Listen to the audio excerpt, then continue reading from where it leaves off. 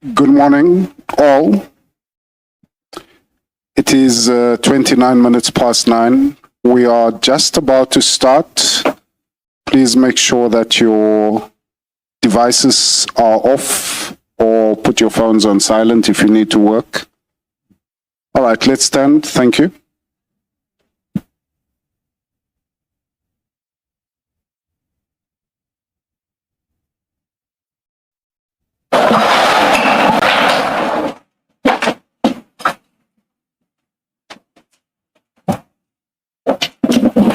Good morning, Mr. Sim. Good morning, Ms. Van den Heever. Good morning, Mr. Matlala. Good morning, Chairperson. Good morning, Chairperson. Good morning, Chair. Chair, Ms. Van den Heever approached me not long ago with a request, which I have no problem with, but I think she should make the request to the Chair. Thank you, Chairperson. Unfortunately, it is so that we as a team have been trying to catch up with all the new things we constantly been given by the Commission, I think since Friday almost. And we're still battling to catch up. Last night, again, we were given new things. Yesterday, we were given new things the day before. So all we need is an opportunity, in fairness to the client. It's not us as lawyers can sit here and say, oh, we're okay with it. We can go on because it's our job. We need to do this in the middle of the night. But the client needs to be given an opportunity to consult with us and ask us if he's got issues, discuss those issues with us. So that's all we need to do, is to deal with it. My learned friend and myself has had an off-the-record discussion also pertaining to a different issue. I am trying to solve that issue amicably amongst everybody, because I do not think it's the place or the forum to deal with certain issues in that regard. And I think that would also give me an opportunity to take an instruction on that, and maybe my learned friend can go back to her team and we can solve that particular issue also in everybody's favour. So I would request that we stand down for an hour, please. If we done earlier, we're quite happy to let you know we're ready to proceed if we are done earlier. I think you already said request you have no problem with. Do you want to say anything else? No, Chair, it's up to you. All right, thank you.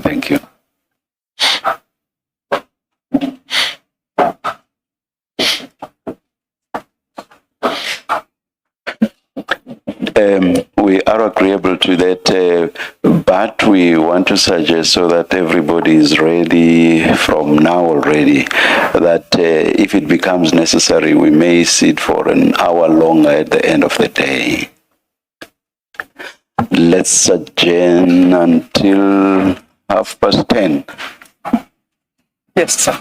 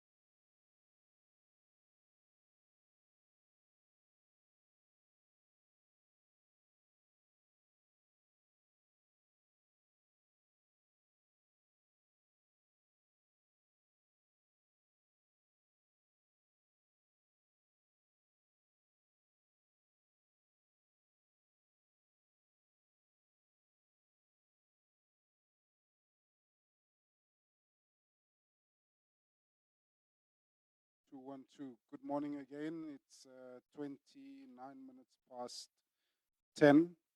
Please make sure that your phones are on silent or switch your devices off. We are ready to resume. Please stand. Thank you.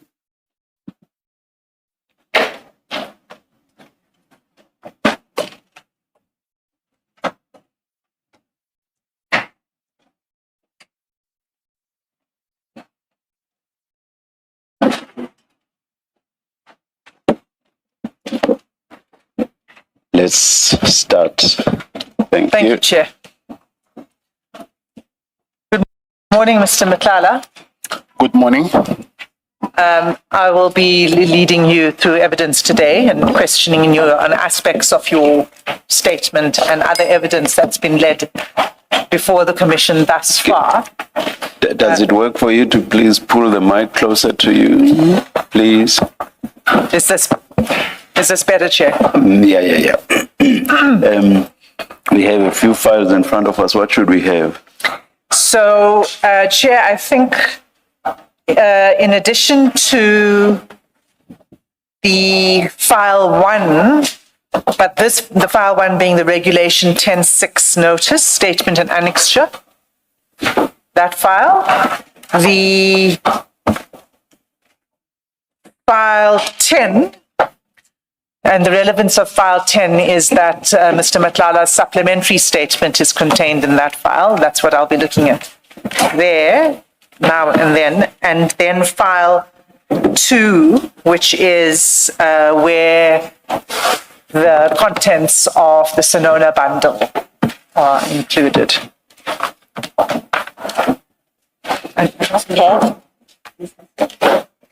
Yes.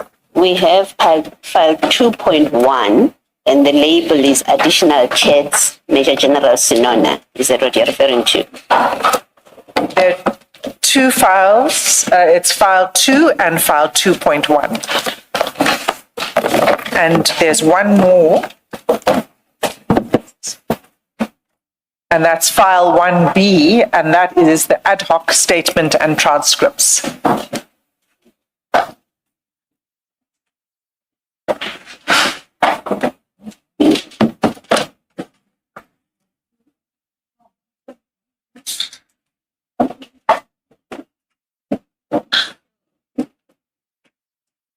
Just to make sure we're looking at the right file. So file 2 is evidence bundle, witness C, Sonona, witness I, Shibiri. Is that the two? That's file 2. Okay. We'll be looking at the Sonona part.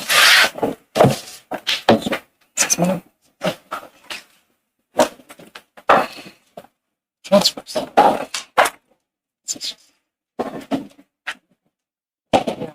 1A.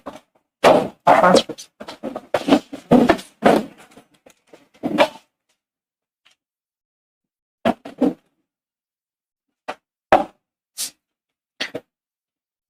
Mr. Matlala, do you have those files? Yes, I do.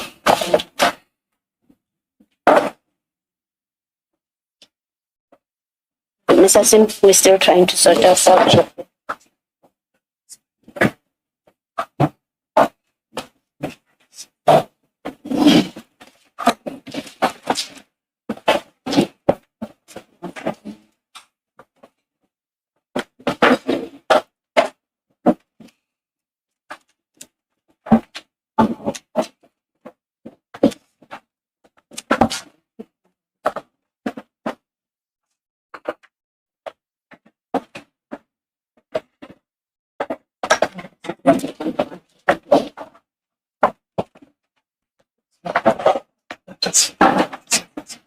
Yeah.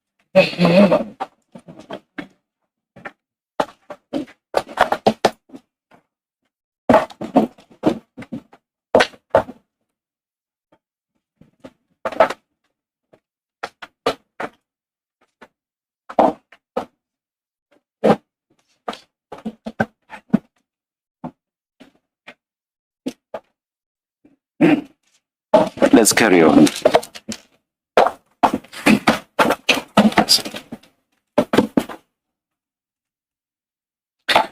Okay, Mr. Matlala, what I want to begin with is you recall on the 2nd of August, you provided us with a statement in response to the Regulation 10.6 notice, right?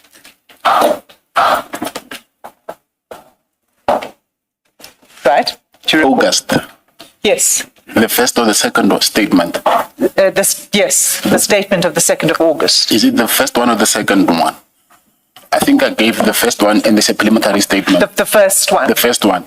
So So which file will it be in? that will be in file 1, and the file is described Regulation 10.6 notice. Yes, I have it. You've got Yes, that, right? So that was in response to the Regulation 10.6 notice that was sent to you on the 8th of June. You've already gone through parts of it with my colleague, Advocate Sello. You recall she took you paragraph by paragraph, comparing the questions in the notice to your answers. Do you remember that? Yes, I do. Now, what I would like to turn to from that notice is the question that was put to you at 2.2.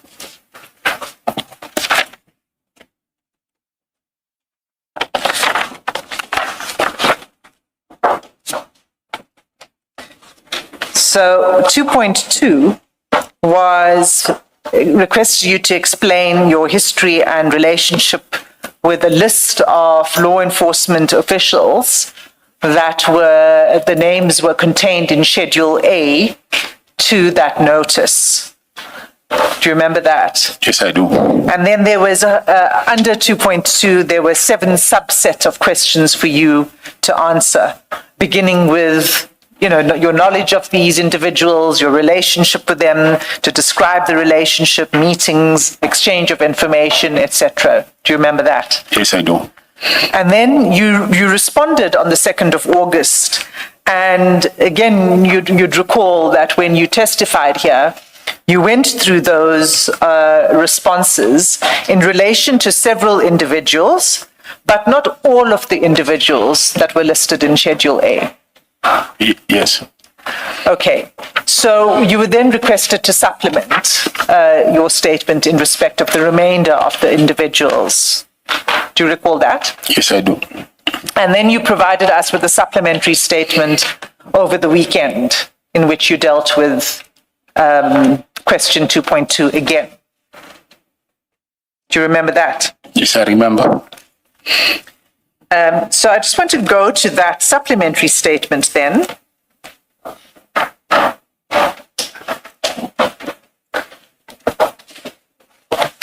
And that's in file 10 of the file marked application for immunity. And your affidavit begins at page 3 of that file.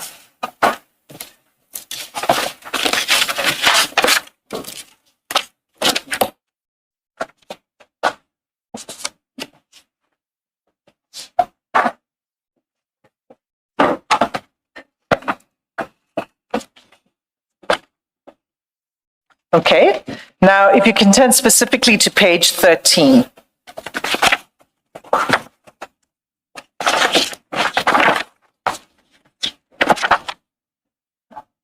Paragraph 68, are you there? Yes, I'm there. And you say, I deal here under with each of the listed law enforcement officials set out in Schedule A, attached to the notice in terms of Regulation 10.6. And you say, insofar as it is relevant, you will refer to the subparagraphs, those questions that I was referring to in 2.2.1 and 2.2.7. Right?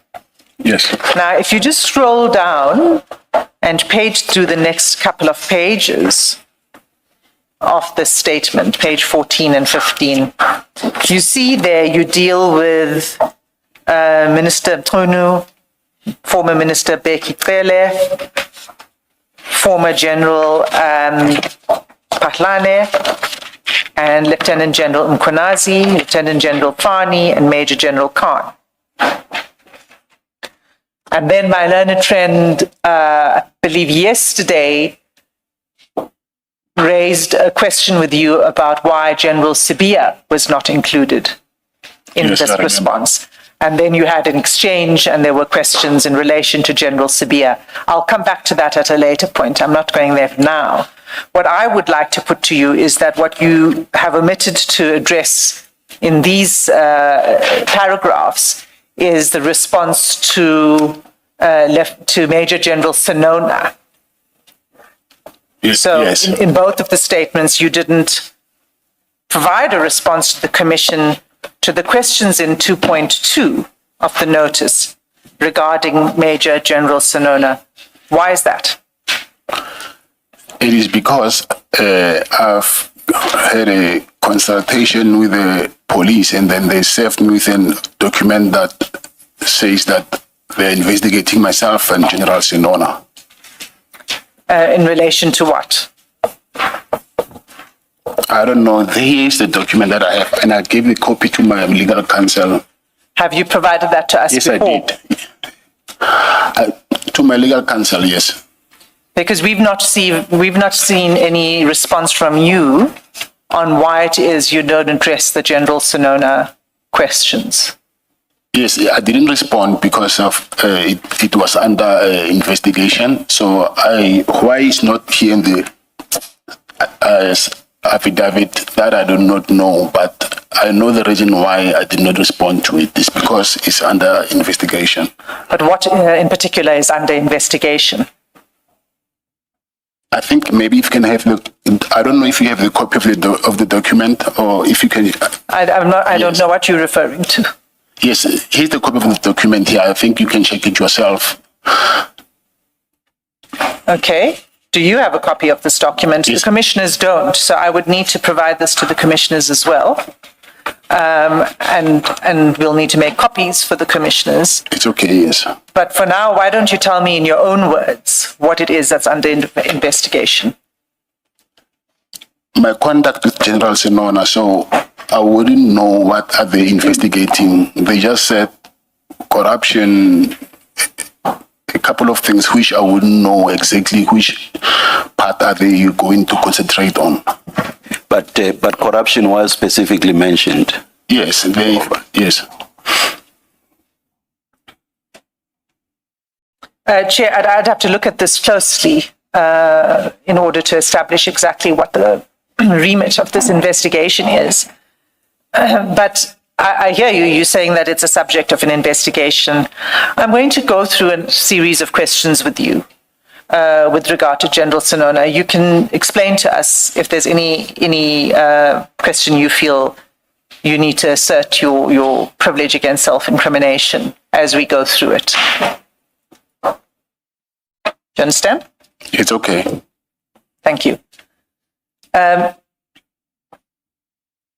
You have been provided with WhatsApp exchanges between you and General Senona. Is that right? That's correct. And you've been provided with the statement of General Senona and transcripts of his evidence that have been provided to the Commission. Yes, that's correct. Okay. And have you read those documents?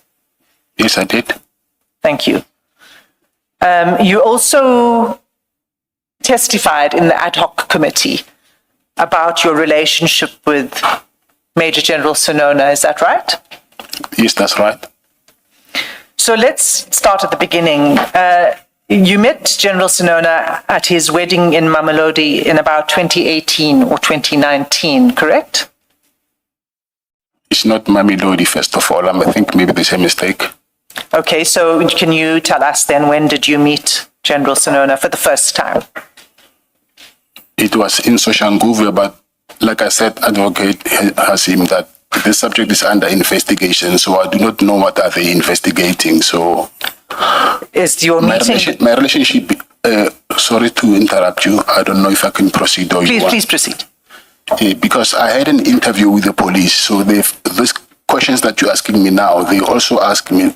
They came to CMEX to consult with me, and it's a good thing because of you are investigators. It's easy for you to verify that because they are the Matlanga tax team investigators. You can verify with them yourself that they've consulted with There's me. no such thing as the Madlanga Trust. Tashkok commander. Takchok. Yes. Okay, this investigation team, tax team. Right. So yes, those same questions that you're asking me now, I've been asked about from when did I meet the first time when I met him, any gratifications, a lot of things they've asked me about, which I think I rather wait for them to see how far are they with their investigations. So Those people were from SAPS. Yes, I even know their names and All right. yes. All right, thank you. Mr. Matlala, you would have heard the exchanges we've had over the last few days regarding the assertion of your privilege against self-incrimination. Yes. And I understand that you wish to assert your rights, but it's not permissible for you to assert your rights against an entire category or entire subject matter. So there are some questions that I'm going to put to you that although they are within the broad engagement of your relationship with General Senona, may not implicate you in any way.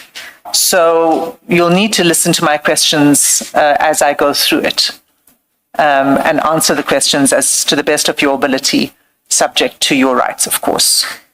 So the first question I'm asking you is, when did you meet General Senona? Your answer to that question, are you saying just by answering that question, you will be implicating yourself in a criminal offense? Yes, I will advocate. So that's why I'm choosing the right to remain silent, because the same question. So I don't mind you asking about General Senona, but I will refer to if this is questions which I was not asked by the investigators, it's okay. But those questions, I think they've got notes, and then you can verify with them, because like I said, they are the police. They will tell you yes or not or no. But this, like the first question that you just asked me now is the question that they also asked me. When was the first time that I met with him? So I do not know why are they asking me that question. They might want to use it to build their case regarding that question. I don't know that. So I rather choose to remain silent because I do not know what is the intention of that question. Just a moment, Ms. Hassim. Ms. Matlala, I went through this with you when we were discussing General Sibiya. And I thought we had moved past this because in relation to General Sibiya, although you did say that there are aspects of your relationship with him that are under investigation, you accepted that you could tell us when and how you know him. But on those aspects where answers you give might expose you to criminal investigation or to charges, you will assert your rights there. We're sitting here as a commission of inquiry, and the difficulty I have is that we have a lot of questions for you. Many witnesses have come before the commission to testify, and they have made certain allegations against you. And you coming here is an opportunity for you to give your side of the story. If you elect not to give your side of the story, having been invited to come here, the only evidence we have as the commission is the evidence of those people who implicate you. But you are within your rights to say, I assert my privilege, but I have serious difficulty with you saying, I can't tell you whether I know General Senona or not, and whether I met him at a wedding or not, when nothing about the wedding is the subject matter of any criminal investigation. If it's background information, and I'm sure the investigators, when they first spoke to you, they wanted background information. Do you know this person? How do you know the person? But that has nothing to do with whether you are involved in criminal activity with him. It's simply background information to understand whether they should even ask you any further questions about the person. Because if you say, I don't know the person, then that's the end of the inquiry. So you can imagine that when they first engage with you, they will start with, do you know this person? How do you know this person? Before they get to the substance of what they want to ask you about. So it will make our job very difficult if the entire subject matter is off the table, because to be honest with you, most of the questions that I intended to ask you, I know that they touch on issues that you intend to assert privilege on. But it can be that in respect of everything, you assert privilege, because then we're not going to make any progress. I had understood you that you accepted that in relation to General Sibiya, how you knew him. You even testified about the 4 occasions, including the party at his house and the engagement party. So if you could answer those questions, I'm not sure why in relation to General Senona you cannot answer the same questions. So I would expect that the question that was asked, you will answer it, because answering it does not impact on your Section 35 rights or, your privilege arising from the Commissions Act and the regulations. To add to that, Mr. Matlala, just two things. One, I would understand if, for example, your first meeting with General Senona was about criminality. Take this example. The two of you have agreed to pool the greatest cash in transit, highest in South Africa, and you say it will be quite discreet if we meet at my wedding. Nobody will suspect anything, but you and I will steal a moment and have a discussion about the highest, do our planning. So there I would understand if you don't want to come anywhere near a discussion of your first meeting with General Senona. I'll be surprised if you want to suggest that that very first meeting already concerned any possible or alleged criminality. For you to be refusing to answer any questions that relate to that very first meeting between the two of you. Then, secondly, I want to disabuse your mind of any possible apprehension about this so-called Madlanga task, what team? Yes. That entity was wrongly or incorrectly named. It has nothing to do with Madlanga. It's SAPS that chose to name their task team, which they as SAPS are using to investigate matters that emanate from issues that were debated before the commission, or in respect of which the commission made referrals. That's SAPS 100%. All the commission would have done in certain instances would just be to make referrals. So it's SAPS acting as SAPS, and at that level, after the referrals, the commission has no role to play whatsoever. So you kept saying to get answers, because I was already asked questions of this nature by this Madlanga task team. You can get the answers in that regard from the task team. They are not the commission. The commission has its own mandate and it wants to establish facts for itself. So you cannot refer the commission to that task team, which is SAPS, and which the commission has nothing to do with after it has reached the point of, we are now referring these matters to SAPS. SAPS then acts as SAPS, not as the commission. I thought I should just disabuse your mind of any possible misapprehension in that regard. Now, having heard what Commissioner Kumalo said, perhaps I will ask Ms. Hassim to repeat her question, and hopefully this time we'll get an answer. I wanted to comment on the. Yes, you may. Yes, you may. Kumalu. Oh, yes, you may. Because he was saying that introduction.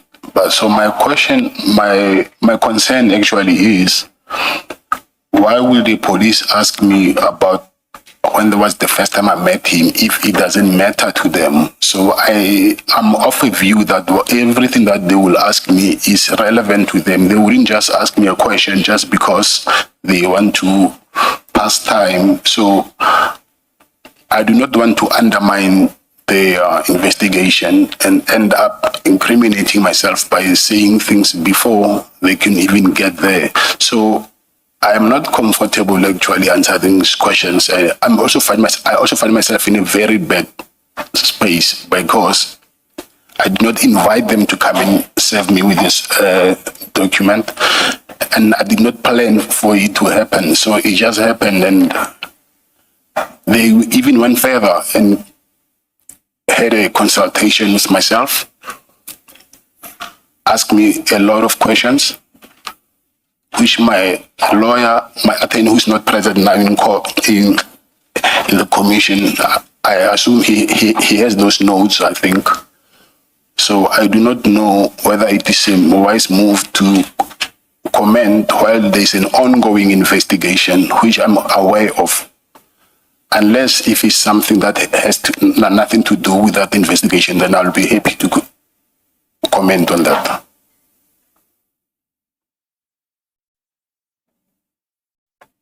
Mr. Matlala, for what it's worth, before the commission, you have only two bases that excuse you lawfully from answering questions. It is it's privileged information between you and your lawyers, and therefore you refuse to answer on that basis.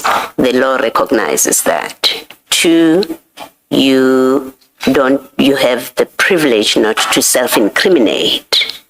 Those are the two legally recognized bases on which you may refuse to answer questions.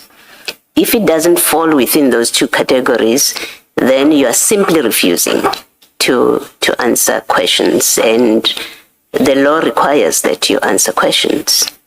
If your position is, I refuse, it's what the commission has to deal with. The law regulates what happens when we deal with a witness who refuses to answer questions on grounds that are not recognized in the law. So it's not open to you to refuse, and that's the end of the discussion. It does have consequences, and I think you should be alerted to that you have an obligation to answer satisfactorily, subject to the two exceptions, and you must place yourself within the two exceptions for you to be excused from answering. Otherwise, you are a witness who refuses to answer questions, and it has its own consequences on you. So maybe you need to be clear. If it's a case of, I don't want to answer the question, then we engage with you, and Ms. Hassim engages with you on that basis. Your legal advisors will also tell you what is the consequence of that. I assume they have done so. But I think be under no misapprehension. Outside of the two exceptions, you are not entitled to say, I don't want to answer a question because I was asked the same question by the police.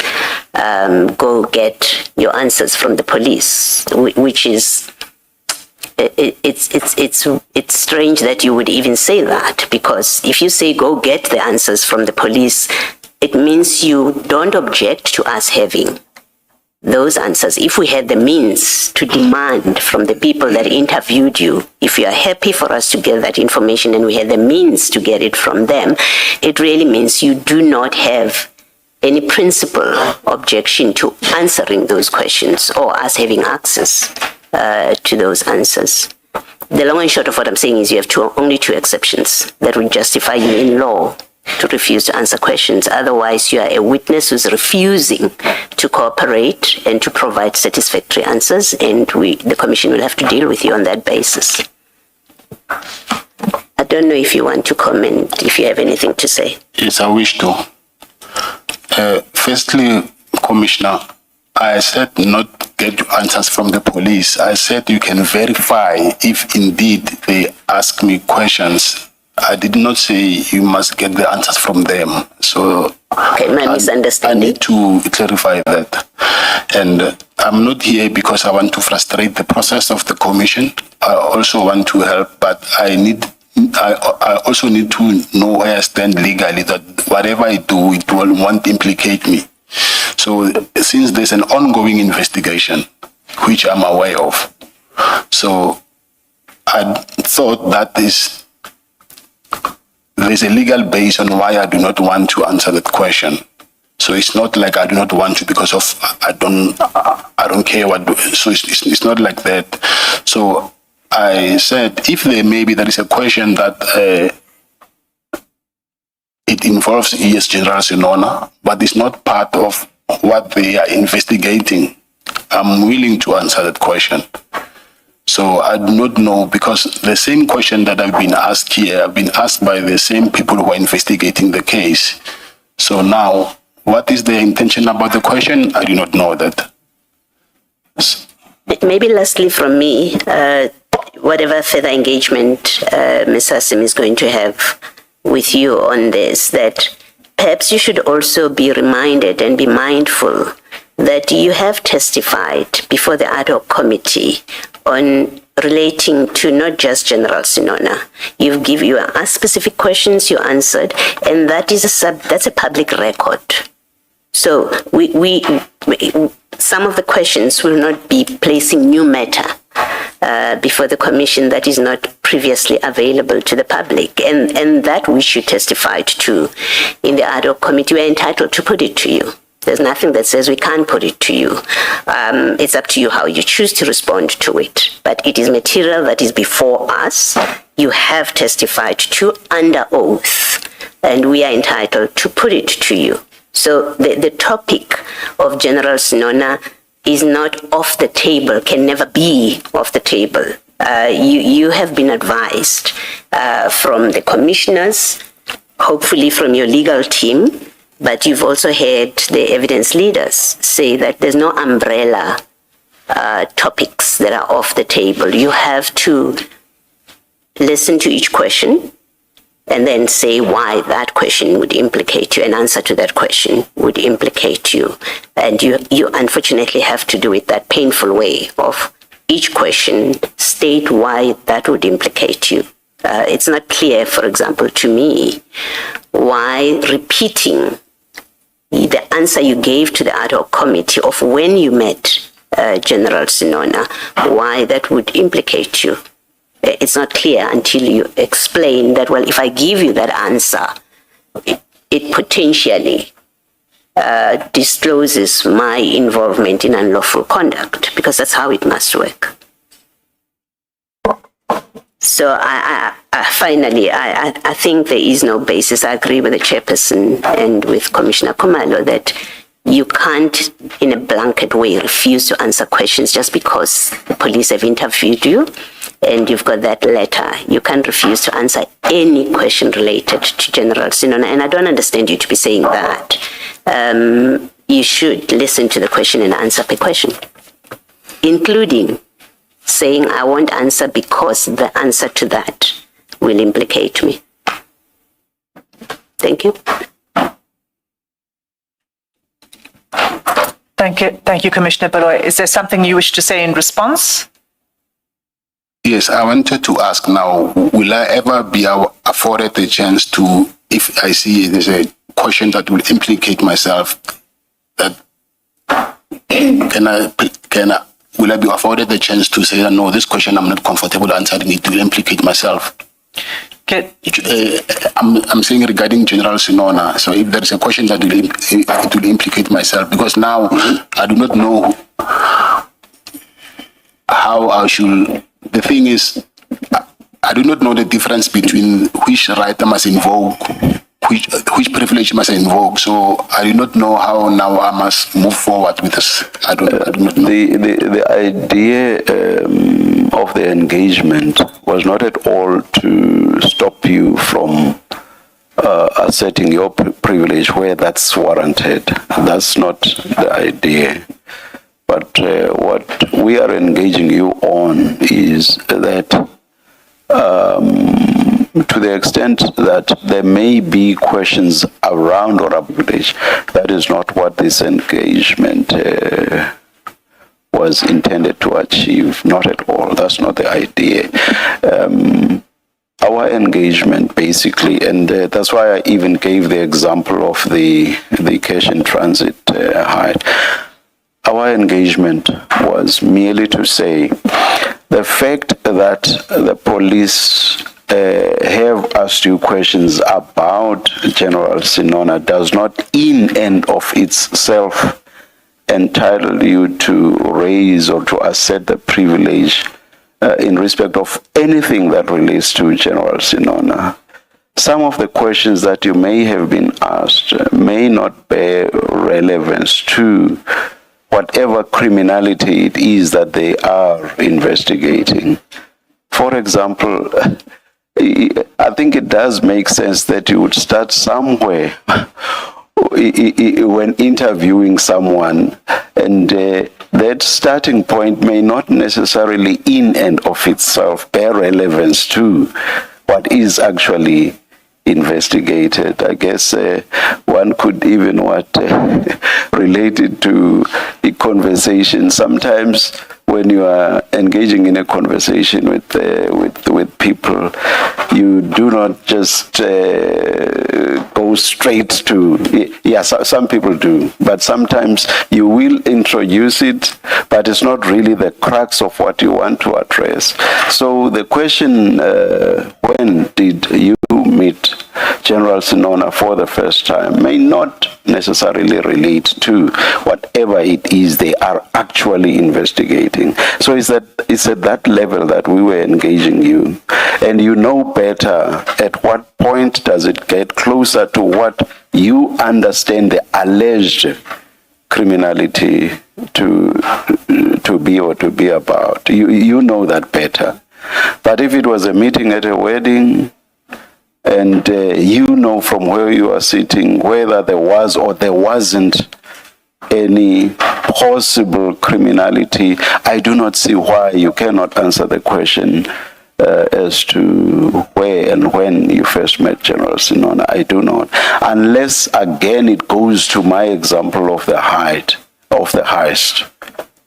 where the very meeting at the wedding would have been intended to discuss the heist. Do you see the distinction I'm drawing?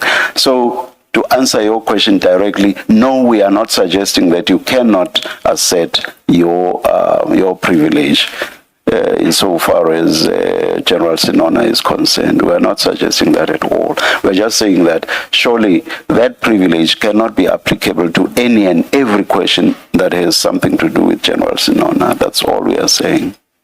I hope that clarifies it. Yeah. Oh, thanks, Chairperson. But the heist was a very bad example. I had to give an example to try to drive the point home, Mr. Matlala. No, thank you. I'll do it when it's time for me to assert my privileges. Yes, thanks. please. Thank you.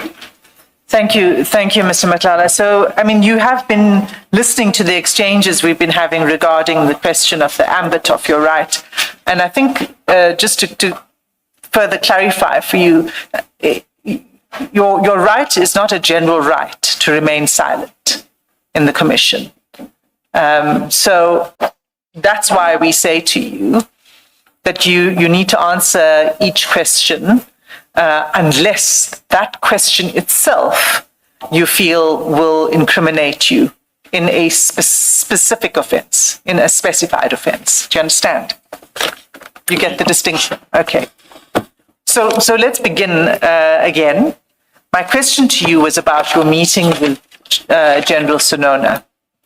And you recall that you already testified to this at the ad hoc committee. Do you recall that? Yes, I recall that. So can you tell us when you met General Sinona and where? Yes, it was in the wedding, but the date I don't remember, but it was before 2020.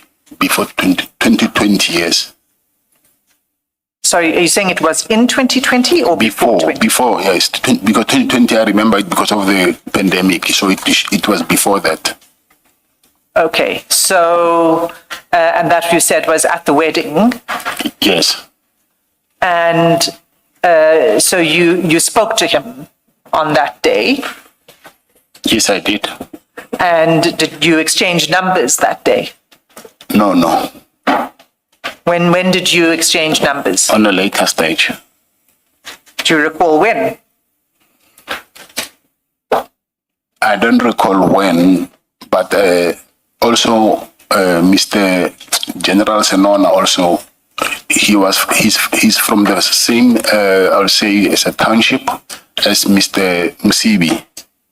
So I knew him because sometimes he will be with Mr. Mutsibi, and then that's how I knew. I got to I would say get closer to him. Okay, so you met him at his wedding, but your introduction, the reason you went to the wedding wasn't because Mr. Mutsibi introduced you. No, it's not. And then you're saying that your relationship grew closer with the assistance of Mr. Mutsibi because he had a relationship with General Sinona. Not with his assistance, because I think it was the funeral of. They are from the same township, so he was at the funeral of Mr. Mutsibi's mother. And then I was sitting after the funeral. I was sitting with him on the same table. Well, after the funeral, we were eating. Then I was on the same table with him. With General Sinona? Yes. Right. So I get that. So you became friends. At some point you exchanged numbers. Yes, so you weren't only meeting him at weddings and funerals. That's my big, not friends, because he's my, I'll say, an older brother. Okay. All right. So you would have seen that in the ad hoc committee, you've in fact described him in Parliament. You said you described him as your big brother, right? I don't remember, but I'll take it, yes. And in your conversations with him in the WhatsApp chats, you describe him as Nduna. I just refer to everybody as Nduna, just not only him. Not just him. Okay. Yes. But you've got a respectful and friendly relationship with him. Yes, I do have. And you communicated with each other regularly. Yes. And so, I mean, can you identify at what point you began to communicate more regularly? So after you'd first met? I'll say maybe after the funeral of Mr. Mutsibi's mother. And when was that?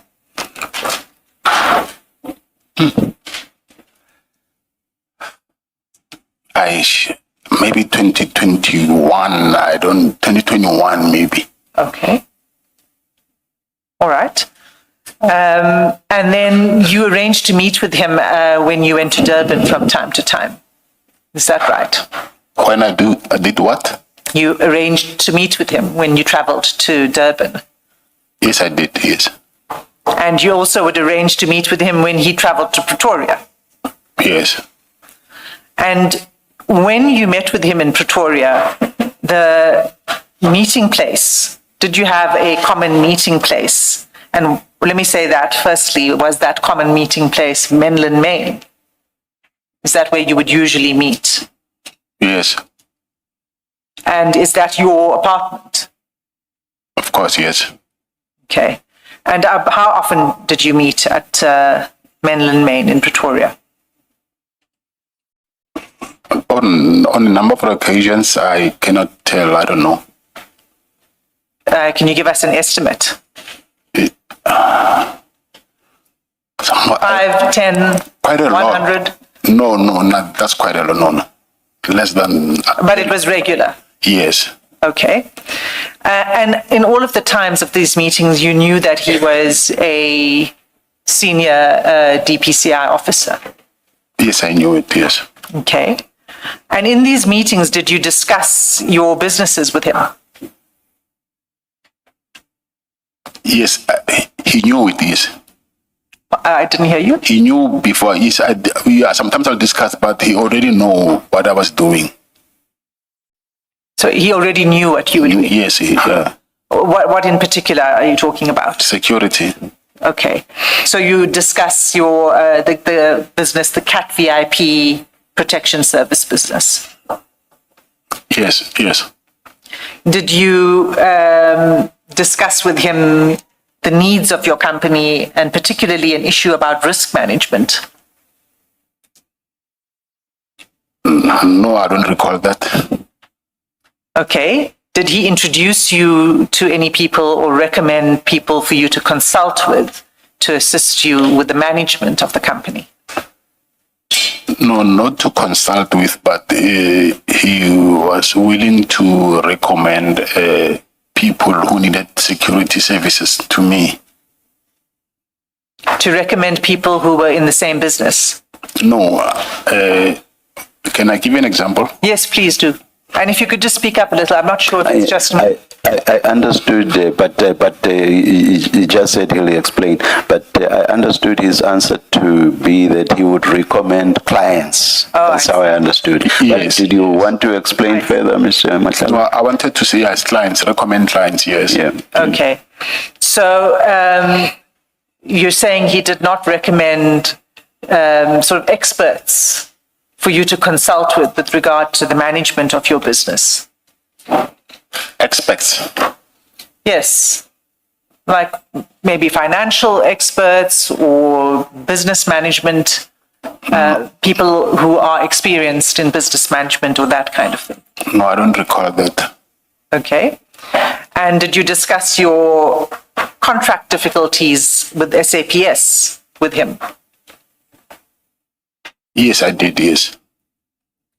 And when was that you discussed that with him?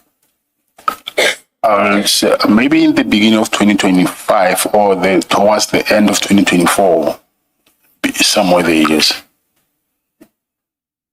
Okay, so end of 2024, beginning 2025. The end of 2024 was also the time at which you had the raid at your place by the GCI Ops team on 6 December, correct? Yes, that's correct. And then there was a second one in December as well. I think it might have been around 18 or 19 December. Is that correct? Yes, that's correct. Did you discuss that police action that was taken against you? Did you discuss that with General Sonona? Yes, I did. And what was the content of that discussion? Let me just start with the first raid. I was worried that I thought I was robbed, but as soon as I found out that they are police who came to do the raid, so I told him about what happened, because he was in Pretoria, I remember. So I didn't need to go to KZN, he was around. So I explained to him what happened, and I think that's it.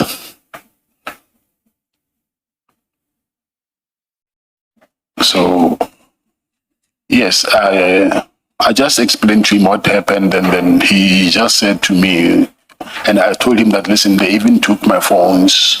I cannot even make transaction. I even borrowed money from him.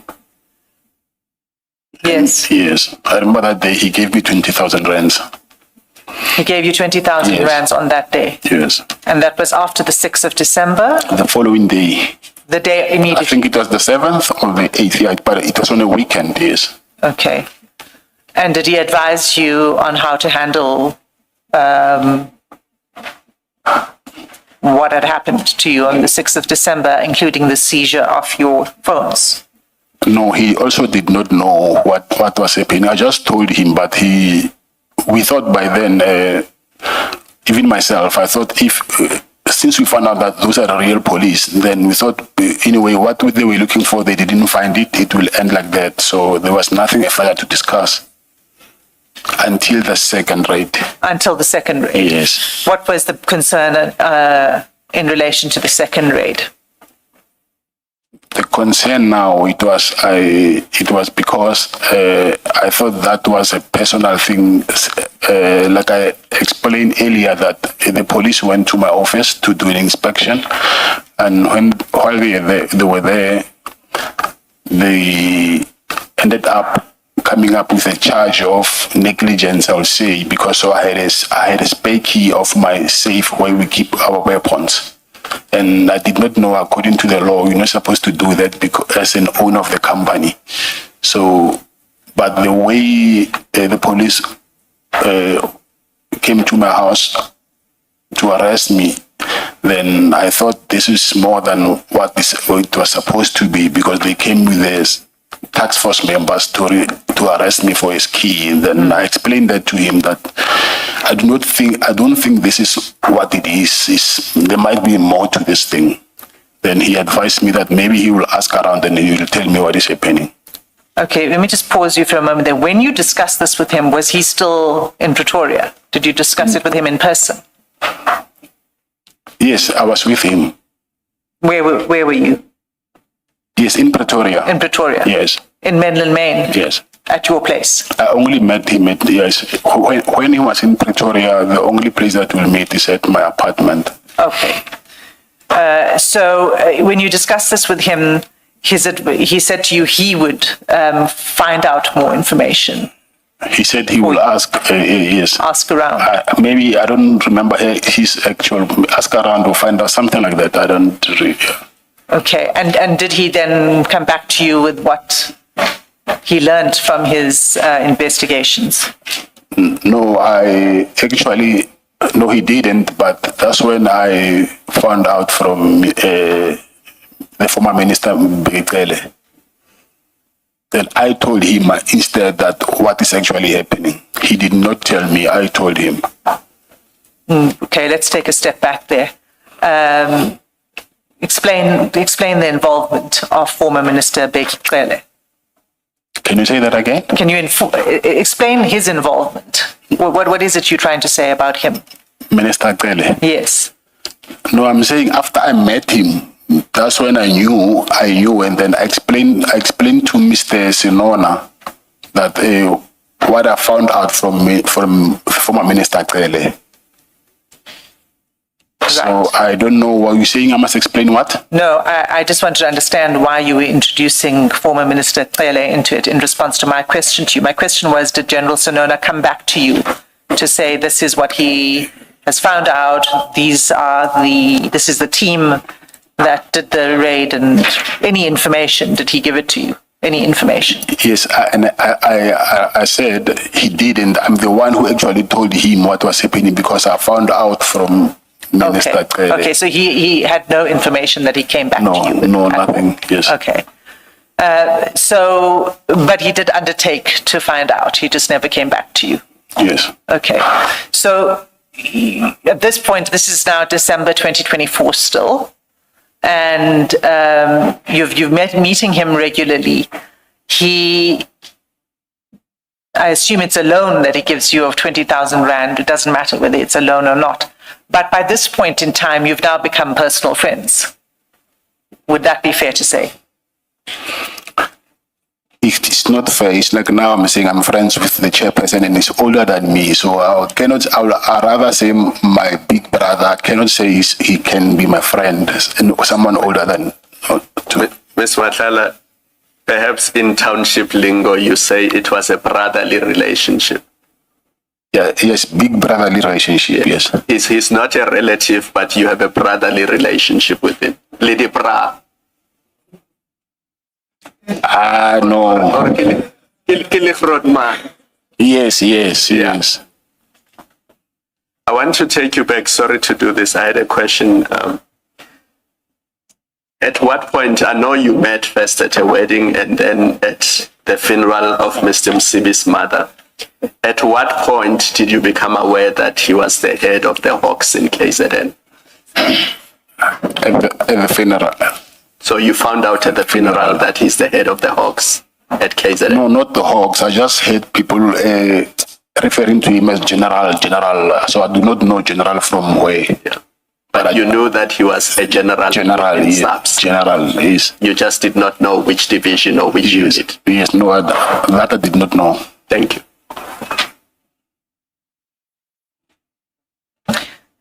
So again, this is December.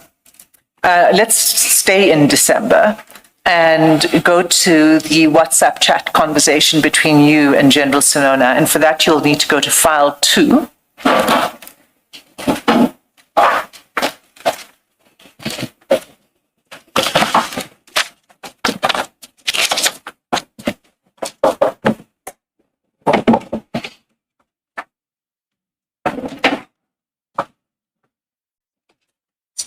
And page 2.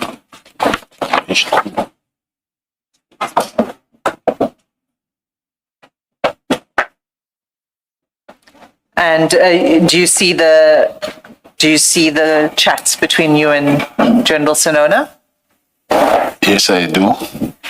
And you see that it's dated 28 December 2024? Yes.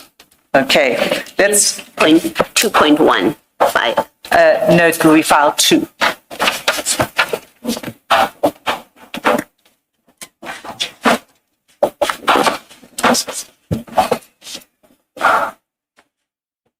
Yeah, my file 2 is different.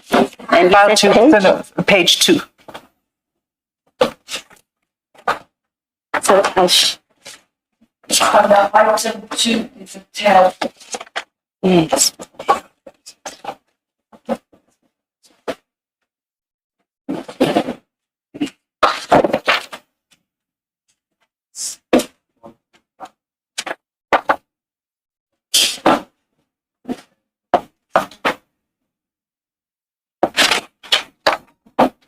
Perhaps the numbering, I'm hoping that your numbering hasn't gone awry, Commissioner Beloya. But if you look at the tab, that's numbered. Yes. Sorry, numbered what? Yes.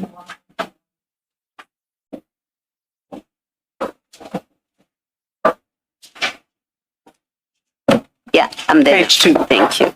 Thank you.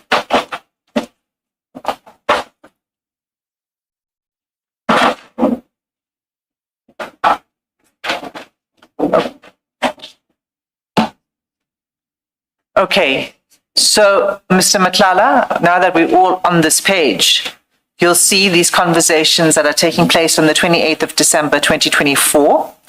You say to him, so the green is you. Do you see that? Yes, I do. You recognize that number? I see the name, but the number didn't, yeah. But I see his name. And your number ends in... Oh, my number is, 413. yeah, yes. Yes, that's your number. Yes. Right. You start off greeting him by saying, morning, Duna. He says, I trust you are fine under the circumstances. Okay. And then you say, the guy I went to see really helped. I will tell you whenever you back this side. Monday, I'm starting with our project. Nothing is disturbing me anymore. What were you saying to General Sinona here? Let's begin with who is the guy that you went to see? Yes, the guy I was referring to, the former minister. Like I said to you, I'm the one who informed him that the minister helped. Okay, so the guy is a former minister. Yes. Okay. And when you say to General Sinona, the guy I went to see, he knows who you're talking about. Yes. How does he know that? I told him. You told him in advance that you were going to see Minister Twele. Okay. And then you say, I'll tell you whenever you back this aside. And then I'm starting with our project. Nothing is disturbing me anymore. What did you mean by our project? Yes, our project is under investigation, so I'll please want to assert my right. not to incriminate myself In relation to the project, to our project, yes. our project. Just to be clear, that's a project between you and General Senona. Yes. Okay. Is it a project that is unrelated to Medicare 2024? It's a project that is under investigation, Advocate Asim.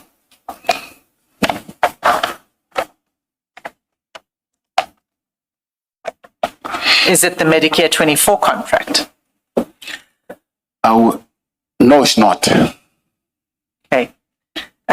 So when you have this exchange with him, he says he's coming back. If you turn over to page 3, I'm coming back that side tomorrow a week. And then he tells you when he arrives. 2 days later, or 3 days later, because it's December. Did you then meet with him when he arrived back in Pretoria? I think I did, but I don't remember. Maybe I did, yes. You don't recall, is that what you're saying? I met him a lot. Chances are I might have met him, but I don't recall. Okay. I think this church will assist me to see maybe. Okay. Yeah. So if you look at that page 3, he says on the 30th of December, my brother, I am in Pretoria. Is he saying that to let you know that he's available to meet? It looks like it. Okay. And if you turn to page 4 of that same file, and at the bottom of that page, you'll see 2nd January 2025. General Senona says, I'm around and we can meet once you are available.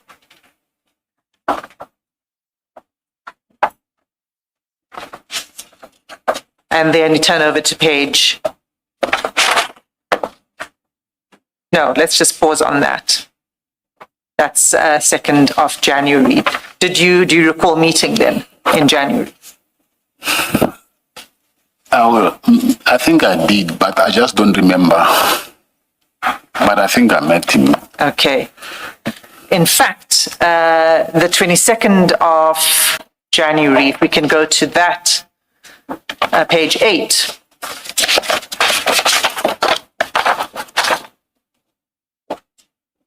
You'll see on page 8, he says again, now he's back in Pretoria. He says, good evening, brother, I'm around in Pretoria. Do you see that? It will mean he's around for the second time now. Yes. Yes, I see it. And then you say, let's meet tomorrow if you're available. And he says you'll be available around this time tomorrow, which is in the evening. It's about 6:37 p.m. that he sends this, right? Did you meet then? Yes, I think I did. Okay. And what was the subject of your meeting then? It's the same thing that I'm saying is under investigation. And did you have further meetings in January? Yeah, we had quite a few meetings, so, but I don't know. It's not only in January. Not only in January. Yes. You met in February as well? I met him a lot, so I think maybe I'll say each and every month I met him from what I can remember. When did the meetings with General Senona stop? They never stopped until I was arrested. Until you were arrested, Yes. They continued. And there were regular meetings. Not regular, because sometimes his office was in KZN, so he'll be at work most of the times. Okay. I'm saying regular, I'll say only when he was around in Pretoria. Oh, did you not meet him in Durban? In Durban, yes, I met him. Okay. I'd like to take you to a chat that's on 15 January. I'm just trying to find the right page because it doesn't seem to be in my file.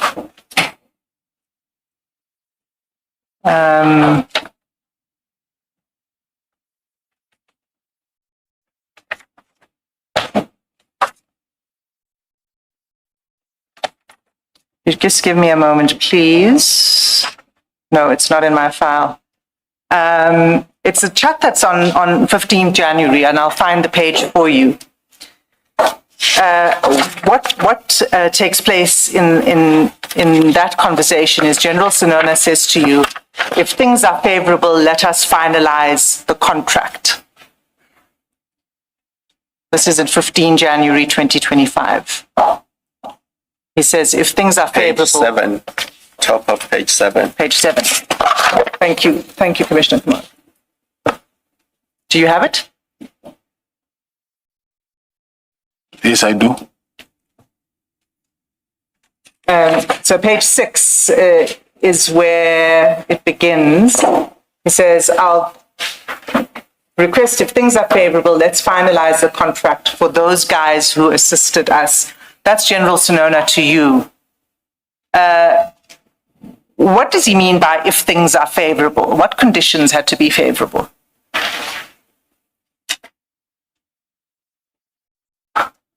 I don't know whether he was referring to when, maybe my availability, I don't know. And which contract was to be finalized? It's the same that I said, it's under investigation. This is the other project that you're referring to outside of Medicare 24. Yes? Yes. And who were those guys who assisted us? Yeah, they are under investigation, advocate. Those guys are under Yes. investigation. And this is linked to the contract, of course. I thought you nodded very slightly. Do you want to vocalize the response?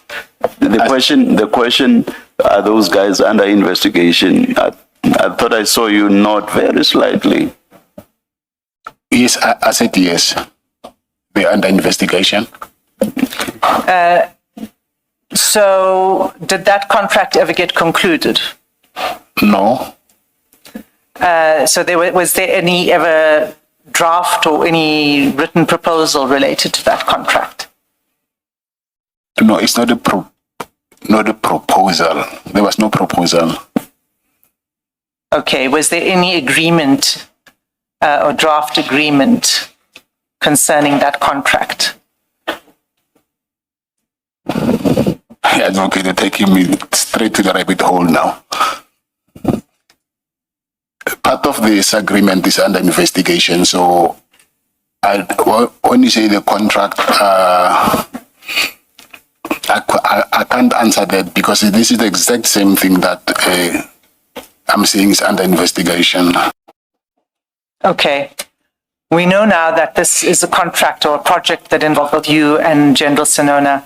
Did General Sinona receive any fee or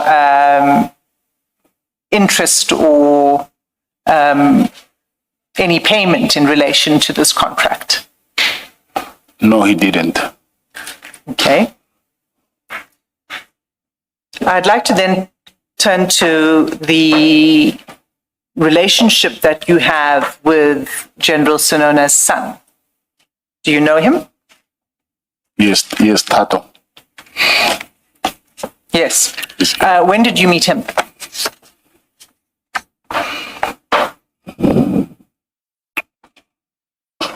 Recently, I don't know when, but recently. Maybe 2024. Yes, recently. In 2024? Yeah, it's recent because 2025 I was arrested. Yes, 2024. Yes, 2024. Do you have a rough estimate about when in 2024? And we're not holding you to it. We understand that you don't have any records in front of you. But if you have a rough estimate, that would assist. Maybe in the middle of 2024. I don't remember the date, but... Okay. And what were the circumstances under which you met Tato Senona? There is in Pretoria, next to the township, next to Mamelodi, there is a project that is going on there where there is a, what is it called? Ford, the company Ford. So it's so there's a lot of construction that is going on there. So Tato wanted me to help him through his father. His father introduced him to me, and he wanted me to help him to get a job there because he was also into construction. So to get a job at the Ford Motor Company? Yes. And how would you be able to assist him to get a job?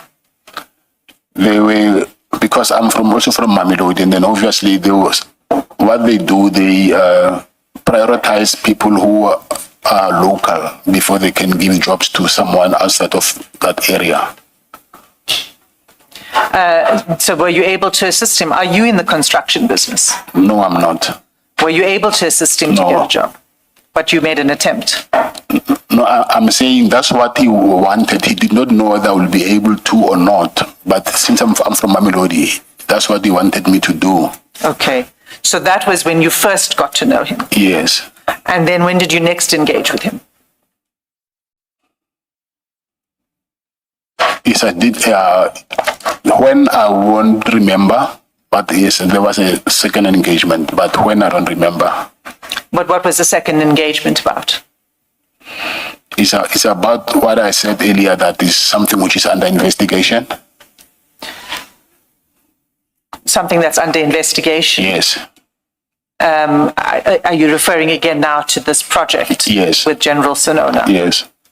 So his son, Tato Senona, was also a part of that project? Yes. See. So you meet with him again to discuss that project? Go ahead.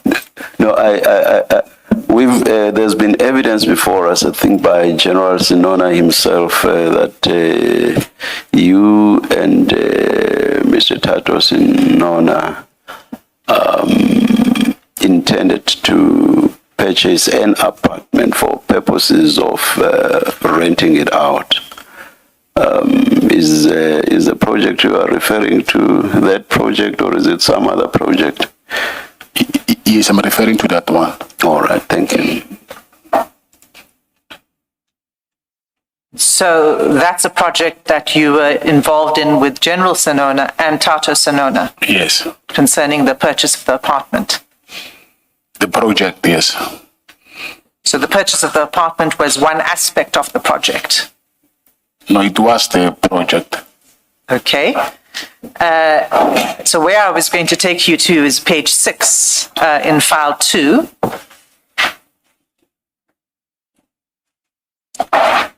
On 9 January 2025,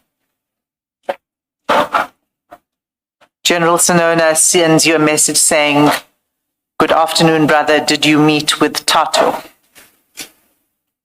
And you say, "Tomorrow, I'm waiting for offer to purchase first." So this is the project, the offer to purchase an apartment that's being referred to here. Yes, it is. And did you purchase an apartment? No, I didn't. Can you say where the apartment was? Where it was? Yes, where was this apartment that you were planning to purchase? In Main Lane. In Midrand? Main Lane. Oh, Menlyn. Apologies, Menlyn. And what was the purchase price? I don't remember, maybe, but I don't think it was more than 3 million. Say that again, please. I'm saying I don't think it was more than 3 million. 3? No, I'm saying between 2 and, I don't remember the exact amount, but it should be 2.4 to some, between 2 and 3 million, somewhere there. Okay. And who is going to pay for the purchase of the apartment? That is part of the investigation, Advocate Hasim. Were you going to pay for the purchase of the apartment? No, I will choose not to answer that question. Was Tato Sinona going to have some ownership share in the apartment? I don't know that. You don't know that, or you're not answering that? Yes, I don't want to answer that question. Was General Sinona going to have some ownership or beneficial interest in that apartment? Still, I do not want to answer that question.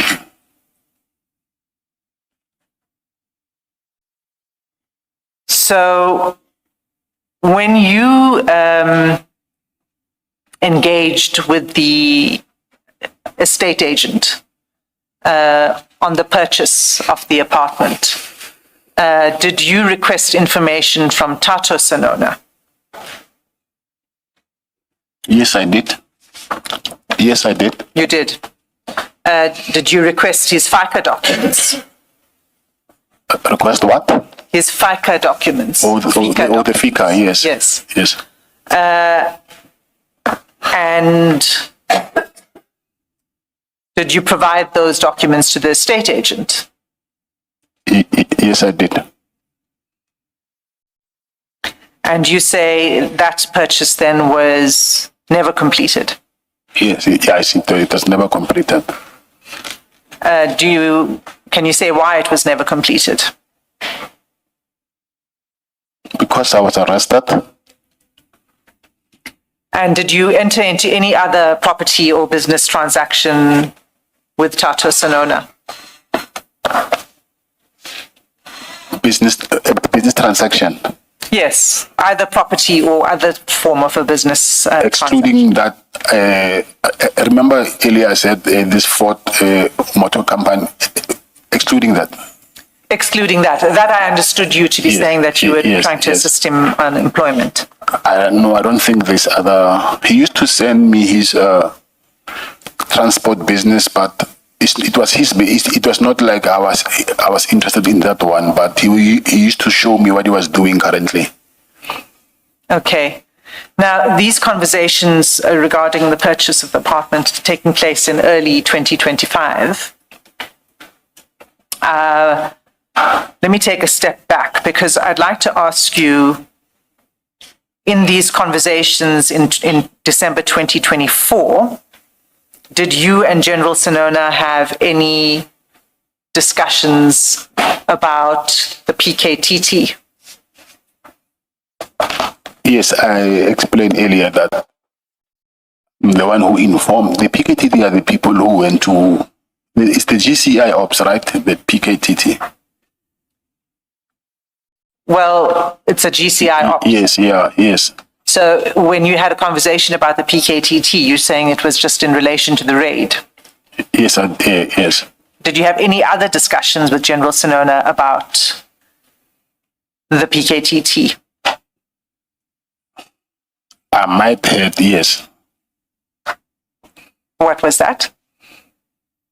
On top of, I think everything that was happening after the raid, I was telling him everything that was happening. So it was in relation of what was happening at that moment. Yes, but I thought you said you spoke about other things other than the raid. I will have to, yes, I do not want to say I didn't, but I just don't remember, but I think I will remember what I said. Yeah, but there's quite a lot that I said, so maybe you can, if you can advise what but your concern that you were expressing to General Sinona was in relation to the raid and the seizure of the firearm. Yes. And that's how the PKTT came into it. Of course, yes. Okay. So, and that took place in December. And then on 2nd of January, General Sinona... Can I interrupt your line of questioning? Sorry to do this. Did you believe that it was the PKTT that raided your house? Did you hold that belief in December 2024? You mean before or after I met the former Minister No, Cele? during 2024. So there's a raid at your house, and after that, there's a raid at your business premises. What was your belief? Did you believe it was the PKTT? Who did you believe raided your house? I did not know until I met Minister Cele. And then when you met Minister Cele, what was your belief as regards who raided your Yes, he told me, yes. He said it was who? Yes, the PKTT. He said it was the PKTT. Yes. So at the end of December 2024, you believe that the PKTT had raided your house and your business premises? Yes. Thank you. Thank you. So, on the 2nd of January, if you look at file 2, page 5,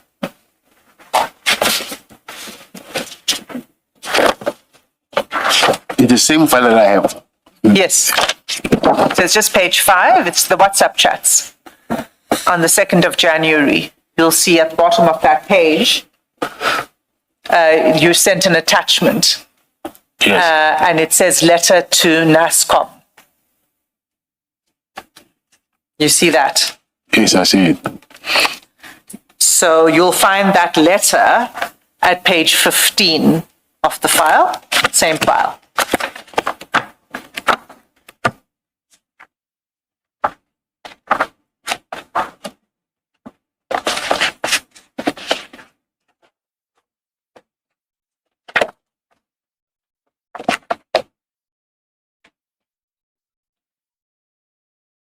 Do you recognize that letter? Yes, I do. So this is what we've become to be called the PKTT disbandment letter. Yes. See that? Did you ask General Sinona to send you that letter? No, this letter got it from Brown Mukhotsi. You received it from Brown Mukhotsi? Yes. Okay, but you may have received it from Brown Mukhotsi, but in this chat, General Sinona sends it to you.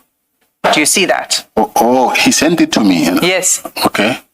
I thought I sent it to him. Okay. Look at page 5.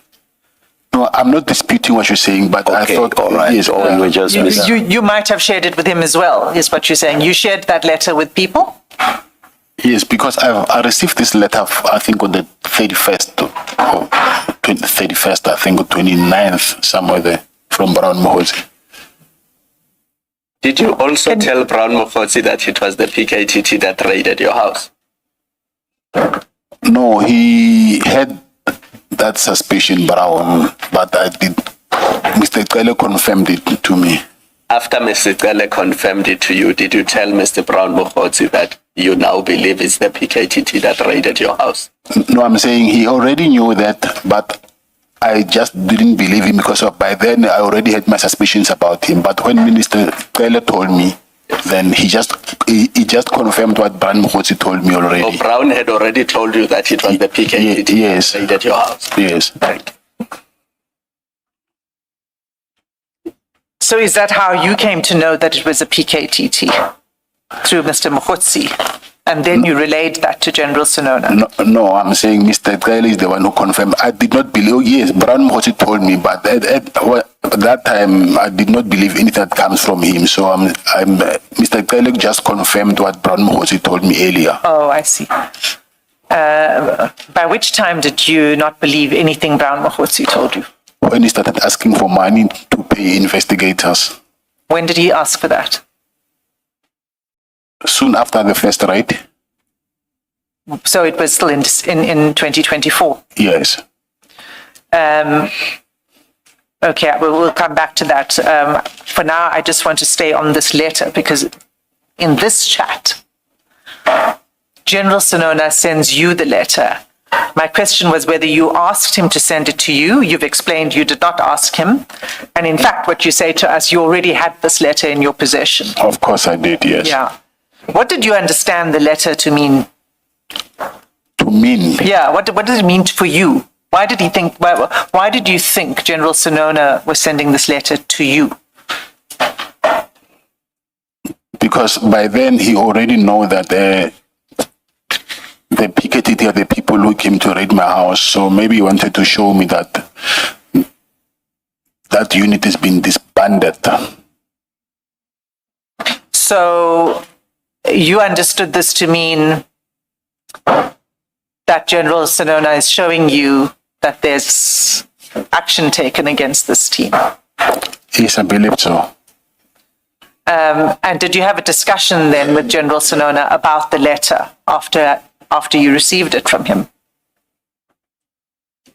I won't say no, but I just don't remember because I already received it before, so it was not relevant for me anyway. So maybe yes, we had some, but I can't remember what was it. So you're saying you may have had a conversation about the letter. So remember, this is 2nd of January. The earlier chats I took you to, you saw there were a number of meetings that you had with General Sinona. So in those meetings, would you have discussed this letter? It seems like it's quite an important letter. Important to? Well, it's certainly important enough for General Sinona to send to you. He thinks you would have an interest in this letter, correct? Yes, but like I said, I already received the letter before. Sure.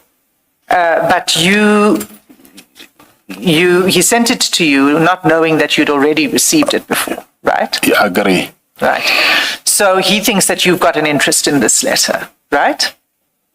I agree, yes. And then you met on a number of occasions after the 2nd of January, after he sent you the letter, correct? Yes. And you're saying that you could have discussed that letter in those meetings. Yes. Do you recall anything about what you would have discussed? That's why I'm saying I could have, because I do not remember the contents of the discussions. Okay. So you could have discussed it, but you don't remember the contents of the discussion. Yes. Okay. Did you ask General Sinona at any time, now not about the letter, but about the team that was investigating you, that had conducted the raid in December? Did I ask him what about the team? Did you ask him any information of the members of the team that was investigating you? But you mean by the 2nd of January 2025? Yes, after the 2nd of January. I wouldn't ask him because I know who these people were. Because he told you who they were? No. Mr. Mokotsi, sorry, told you. Mr. Mokotsi and Mr. Kele told me. So did you have any discussions with General Sinona about the team that was investigating you? Like I said, about the team, like I said, I might have heard, yes, because we wouldn't just ignore, you can't just send me something and then nothing has been said about it. Hence I'm saying we might have said something which I don't know or recall. Okay. So in all of this period of time, in January, and in your communications with General Sinona, he was obviously, as you said, it was a brotherly relationship. You were obviously very close, and he was supportive of you, right? Yes, right, yes. And he remained in support of you and close to you until your arrest, correct? Yes, that's correct. I'd like to take you to a chat on the 13th of May. It's also should be in file 2.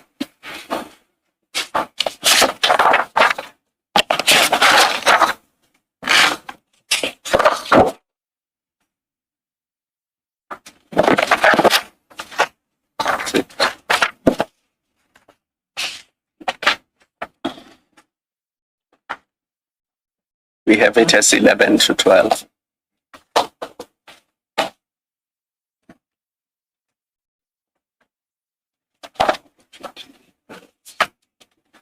We're looking for May. Yeah, that's 13th of April. Let me tell you what it is, because it doesn't seem to be in the file. On the 13th of May, you'll recall what was happening at that time. That was when your contract had just been cancelled. 13th of May. Yes. Yes. 2025. Yes. Ms. Hassim, we have another additional chat, Sinona 2.1 on page 20. That's the May. Thank you, Commissioner Kamani.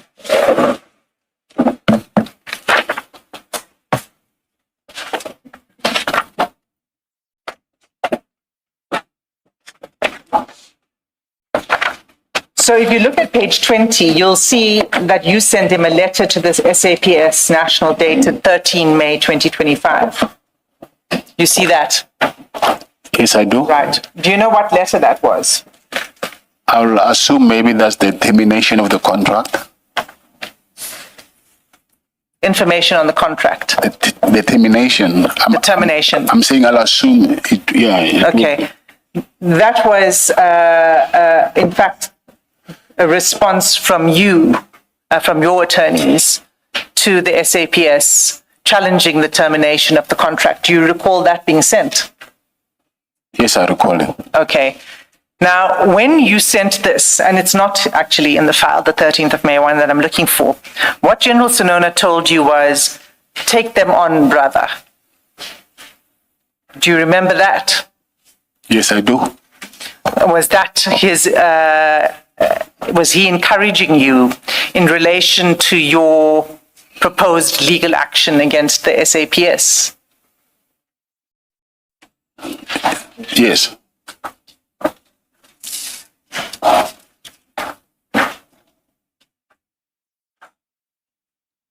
It was. Yes. My learned colleague to my left has just pointed out it's on page 19, so it could be a good idea for you to have a look at it.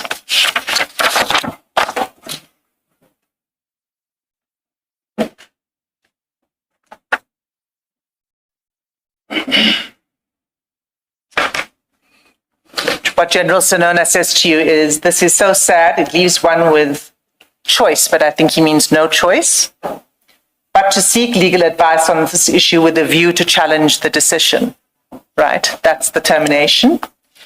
You respond, true, my advocate advised I should make an interdict within 48 hours. And then he says, take them on, brother. And you say, I am on it. So that confirms that it's in relation to the termination of the contract.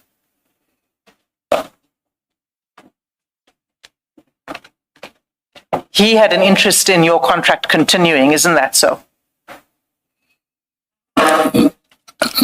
He had an interest, maybe I think, not, I will not say contract, but I will say in my project. In your project? He had an interest in your project, is that what you said? Okay, the project is a contract, yes, but I will say, I'm saying his interest was not in seeing the, whatever works for me, but there's nothing for him to have an interest in the contract. I will say but he knows that I need the contract, so that was his advice from him to me. So he had an interest in you. In my best interests, yes. So you're saying he was looking after your interests. That's how you're describing his involvement, if I can use a different word. Okay. He had an interest in your welfare. I will say that, yes. And so did General Sinona receive any benefit other than just wanting to look after your well-being? Did he receive any financial or other benefit as a result of your exercising your performance in this contract? Advocate Hassim, those benefits or whatever they are is under investigation. So I'll choose please not to comment on that. Okay. At the end of that exchange... Sorry, just so that there's no confusion, when you say those benefits, under investigation? You mean that question, that very Oh, issue? yes, yes, yes, The financial benefits. yes. Thank you. At the end of that exchange, General Sinona sends you Minister Cele's contact details. Do you see that? What page is it? 21.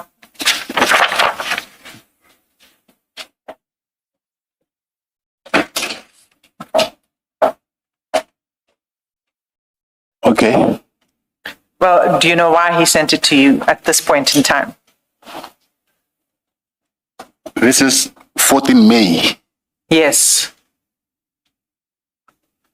I don't know because I had Mr. Cele's number. Maybe, I don't know what, maybe it was a mistake, I don't know, but I had Mr. Cele's number. Okay. You didn't request it from him. I don't even think he was sending this to me because I don't think, no, it can't be because I had Mr. Cele's number. No, he was sending it to you, but I accept your answer that you already had Mr. Cele's number because, in fact, you had met him earlier in the year, as you've already explained. Yes. Yes. Okay. Did you ask General Sinona at that point in time for any assistance in relation to the contract? He couldn't help me in relation with the contract with General Sinona. In relation to the termination and assisting you on that, he couldn't provide any assistance? No. Okay. So before that, then, before the termination, when you were having difficulties with the contract, when you were having difficulties with purchase orders, do you remember those difficulties? Yes, I do. And you raised those difficulties with several people, isn't that so? Yes, I do. With several people within the SAPS, isn't that so? Of course. Sorry, please don't forget your line of questioning. There's a question, I hope I did not misunderstand it. I thought Ms. Hassim asked whether you requested General Sinona to assist with the contract, and I assume that's in the context of its cancellation. And your response was he could not assist. But did I understand your question correctly, Ms. Hassim, or did I? That is, you understood it correctly. Yes. So the answer that he could not assist does not answer the question directly. Had you requested assistance at all? No, I'm saying I didn't because even if I did, he was not part of the supply chain or anything that could help me with. That's why I said he couldn't help. So you did not because he could not. All right. It's just that you did not articulate the part that you did not. What you articulated was he could not. Please continue, Ms. Hassim. Thank you, Ms. Matlala. I understand your response in relation to his inability to assist you at the point when the contract was terminated. My question to you now is about a period in time prior to the contract being terminated. And I raised with you your difficulties with receiving purchase orders, and you confirmed that you were having those difficulties, and that you raised these concerns with members of the SAPS, and you confirmed that. Do you still confirm that? Yes, I do. And General Sinona was one of the people with whom you raised your difficulties, isn't that so? Yes, but I was doing it as my big brother, not because he was part of SAPS member. Not because he was an SAPS man. So in your personal capacity, you were sharing with him your grievances. Yes. And in that context, did he provide you any assistance?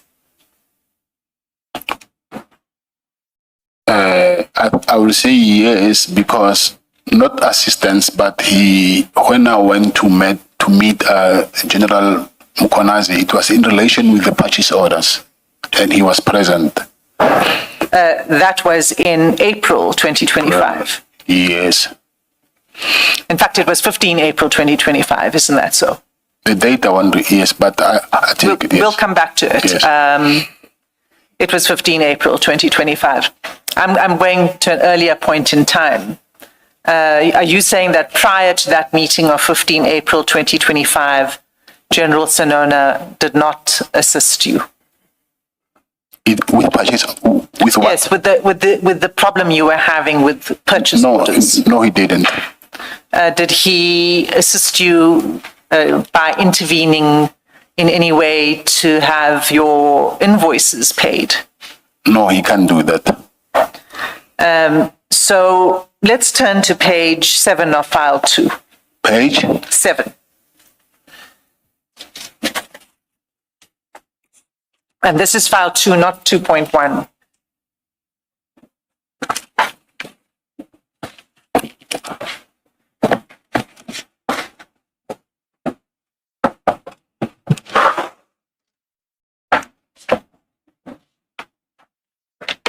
Now, we've been at this page before for the purposes of the message that's right at the top of the page, but we've dealt with that now. We understand that that is a separate project, not related to Medicare 24. But what I'd like to put to you from this next on this page is the screenshot that you sent him on the 15th of January at 8:03 in the evening. Do you see that? Yes, I do. What is that screenshot? I think it's the to show the progress of how far is the payment from SAPS. So this is an internal SAPS software system. Yes. And where did you get this from? I get this from my the head of operations. Your head of operations? Yes. In Medicare 24? Yes. And who's that? James Murray. So this he captured the screenshot, or was that sent to him? There was someone from SAPS, but that is another investigation from within SAPS, but that's another part of investigation from the Medicare contract. There was someone from SAPS, from the, what is it called? The finance department, yeah, who was sending it to James. Okay, so an SAPS member from yes, from the finance department sent him this screenshot. Yes. And you forwarded it to General Senona. Yes. Why did you send it to General Senona? To show him the progress of the payment. Immediately after you send it to him, you say, "Let me know when you're around." Was it to discuss this issue of the payments? No, this I was showing him how far is the progress of the payment. Yes, but what is it? What does it say? What are you trying to show to him? What type of progress? Lack of progress? No, that I'm waiting for payment, but to go deeper, then I'll have to invoke my rights because it's part of investigation. Because it will take us now to that project that I was talking about, so I do not want to go there. Okay. You'll see on that screenshot it says invoices to be uploaded. Yes. Okay. So it doesn't really tell you much about the progress on payments. What it's saying is that the invoices have not yet been, it's just saying the invoices to be uploaded, right? Of course, yes. Okay. And did you then discuss this with General Senona after you met with him? Because you say, "Let me know when you're around." I don't think General Senona will even understand the process of the finance system from SAPS. But this invoice to be uploaded, it says when we upload invoice, even from their side, they'll have to upload them to their system for processing. Okay. So that is something that Mr. General Senona cannot be part of. Well, when you sent it to him, what did you expect him to do with this information? Okay, Advocate Azim, I think maybe you didn't understand me earlier. I said this is part of the investigation for that project that I was talking about. So the only way for you to understand now is to exactly explain what was this for.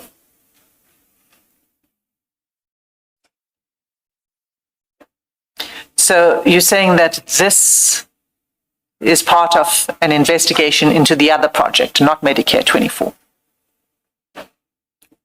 No, not Medicare 24. Okay.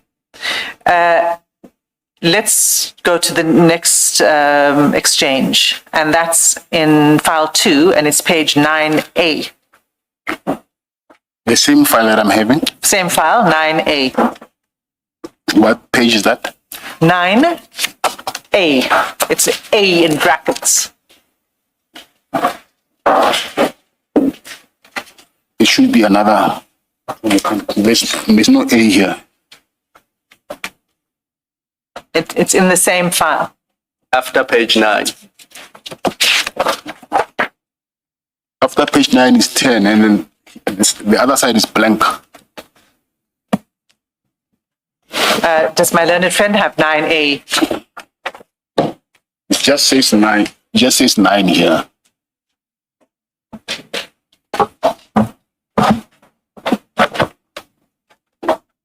Okay. Chair, do you have 9A? Yes, Witness. yes, we do. Thank you. Is it for file 2? It's for file 2, yes.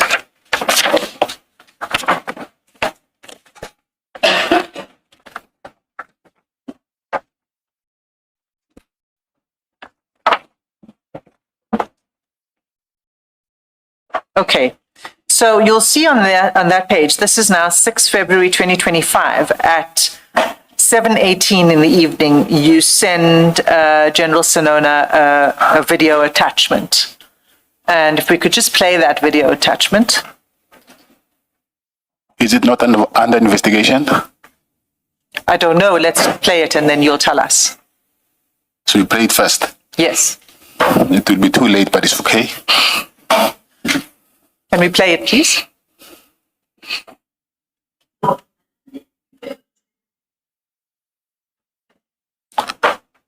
Sorry. This is the investigation of Medicare 24 contract. Okay. But I can explain the... I'd still like the video clip to be played. It has been played before in these proceedings, and we have asked General Sinona questions regarding this particular video, and it's important for me to be able to give you an opportunity to respond to it. You will respond. Or not respond on the basis you will of... respond as you see fit. Could we please play it? Ready to leave the police on the 4th. So by Monday, if we're able to sit anything, we close. We'll rather send members that are short, and that process of the non-performance and the service provider, that process I already directed that we must start. So do you recognize the name of the speaker in that video? Yeah, but this is the core of the investigation. I do, but I don't want to comment on this. I just want to understand it. And as you can see, Mr. Matlala, I'm respecting your rights as you're asserting them and not pushing where I think you are asserting it appropriately. But I just want to question this response now, because I want to understand how mentioning the name, identity of the speaker would implicate you. No, I don't have a problem with the speaker, but I just don't want to go further. The speaker, I don't have a problem to identify the speaker. Okay, so we're taking it one step at a time. The question was whether you could identify the speaker, but you didn't want to answer. So can you identify the name of the speaker if you're saying that that's not the issue, it's just that you don't want to go further? If I'm not wrong, this should be General Nkua. And who is General Nkua? She's the head of HR, I think. she's a member of the SAPS in the HR component. Yes. Okay. She says, well, before we say that, where did you get this video from? It was what is it called? Part of our bilateral meetings. Our meaning who? Medicare 24. I'm sorry. Part of your what? We now and then had meetings with SAPS. Yes. Okay. Bilateral. Okay. Yes. Okay. I did not hear you. Service delivery meetings Progress, everything. Yeah, it's different purposes. concerning the implementation of the contract. Yeah, but by then it was running. I think it was concerning the new recruits.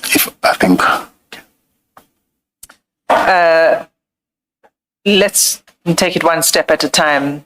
So this is a video that was taken, it's a clip of a meeting that was a bilateral meeting between officers of Medicare 24 and the SAPS. Am I understanding that correctly? Yes, that's correct. Okay. And who from your company was present? It was the COO, Mr. Mare. And he's the person who forwarded this to you? And we know, I think you said that already, but you can confirm it if I can. Yes, I can confirm that. Thanks. So the speaker, who we know as General Nkua, or you say it is, says that if we receive nothing by Monday, we close. So here was she talking about the non-performance of Medicare 24? Is that what she was talking about? Please, Advocate Silo, Advocate Hasim, I choose not to answer these questions. These are part of my questions that I'll need to answer during my trial. Okay. I'll ask you this. Why did you send this recording to General Sinona?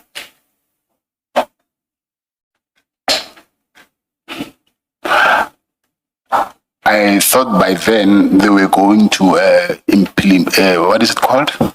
Implement a penalty or something. Then I think I was not going to get any work anymore. So did you expect him to intervene or advise or to obtain information for you? No, it was not about advice. Say that again? It was not about advice. What was it about? It's because I was already struggling with my purchase orders. So I wanted him to hear that because I'm not getting work, and then because the contract has different, I'll say what. It's a very huge contract.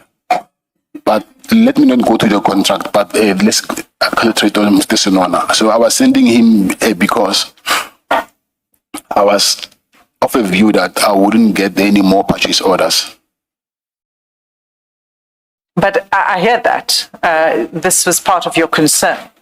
I'm asking what you expected him to do with this information.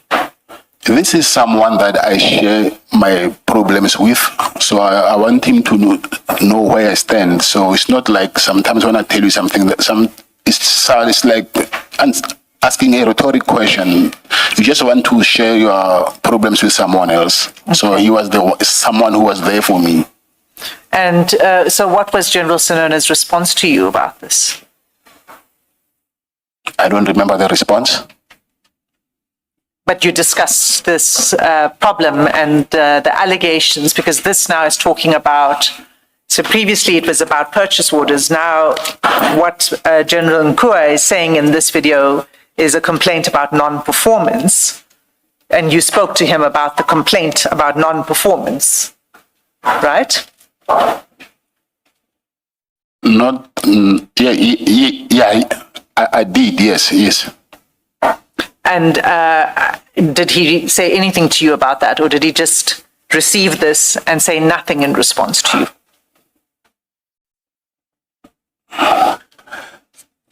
My advocate, Asim, my entire not plan, I was looking for someone who will make General Nko understand what was the delay from our side to SAPS. So I was in the process of meeting someone who can make her understand what was the delay about. So, and the person who was supposed to be part of that meeting, it was General Senona. So I was sharing with him my information. So General Senona was going to be one of the people who could explain to her? No, not her. General Senona was supposed, at the end of the day, he did take me to meet General Mkwanazi.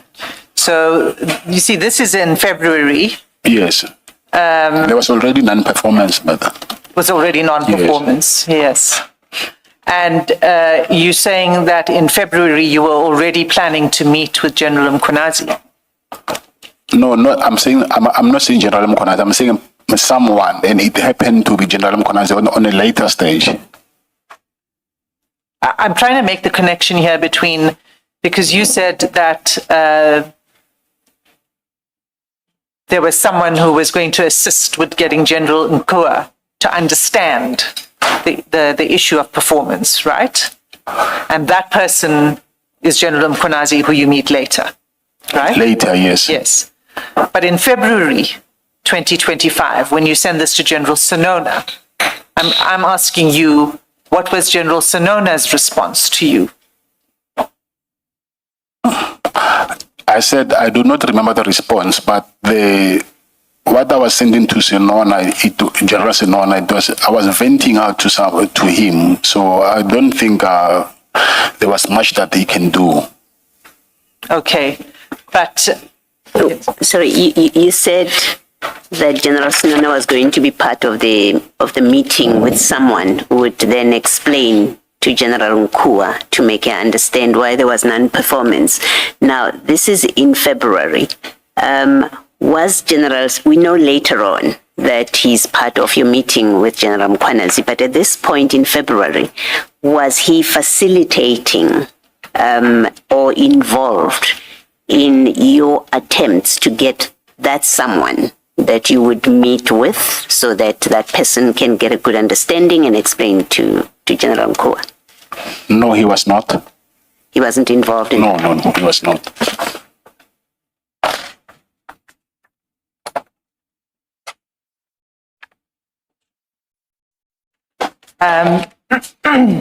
So this was February 2025.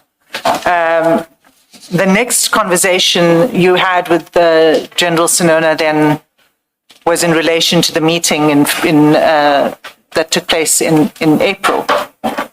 Is that right? Yes, sir. And what was your conversation with General Senona in relation to the 15 April meeting? I asked him to ask General Mkwanazi if he'll be comfortable if I come with him. If he's comfortable to accompany? Yes. Okay. When did you have the conversation with General Senona about the upcoming meeting? The date I don't remember, but it was in April. The date I don't remember. Well, maybe I'll help you to get the dates in a moment. I'm trying to take you through this somewhat chronologically so it helps you to place things in context. So I'm not going to go now to the 15 April meeting, but we will come back to it. Okay? Okay, it's fine. All right. So your relationship with General Senona, to get back to this now, on the 10th of March, if I can take you to your WhatsApp chats again, and specifically page 9D And I'm concerned that if you didn't have 9A, you don't have 9D. I just got 9D now.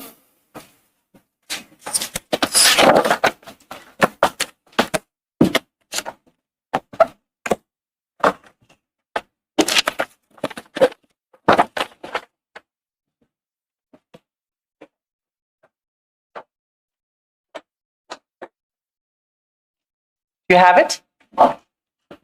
Yes, I do. Okay, so if you look at the third chat on that page, you'll see that General Sinona, this is 10th of March, 2025, General Sinona sends you a document at 9:03 p.m. Okay? There's an attachment. It's called Annexure SEN2. Now, unfortunately, you have to go to another file to find Annexure SEN2, and that's file 2.1. And that will be at page 22.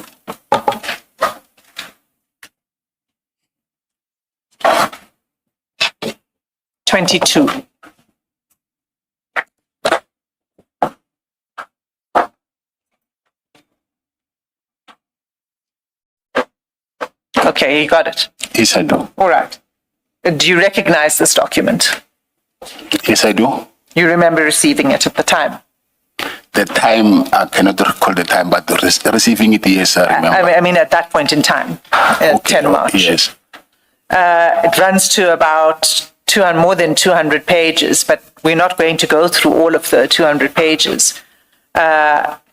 This bundle of documents that General Sinona sends you on the 10th of March concerns a person who's the first complainant in that docket.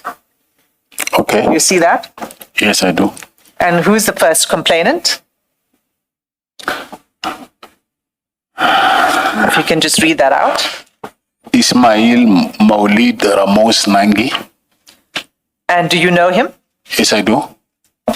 And this document contains affidavits and attachments that are part of this docket. Do you agree that? Do you see that? Yes, I do. And you'll see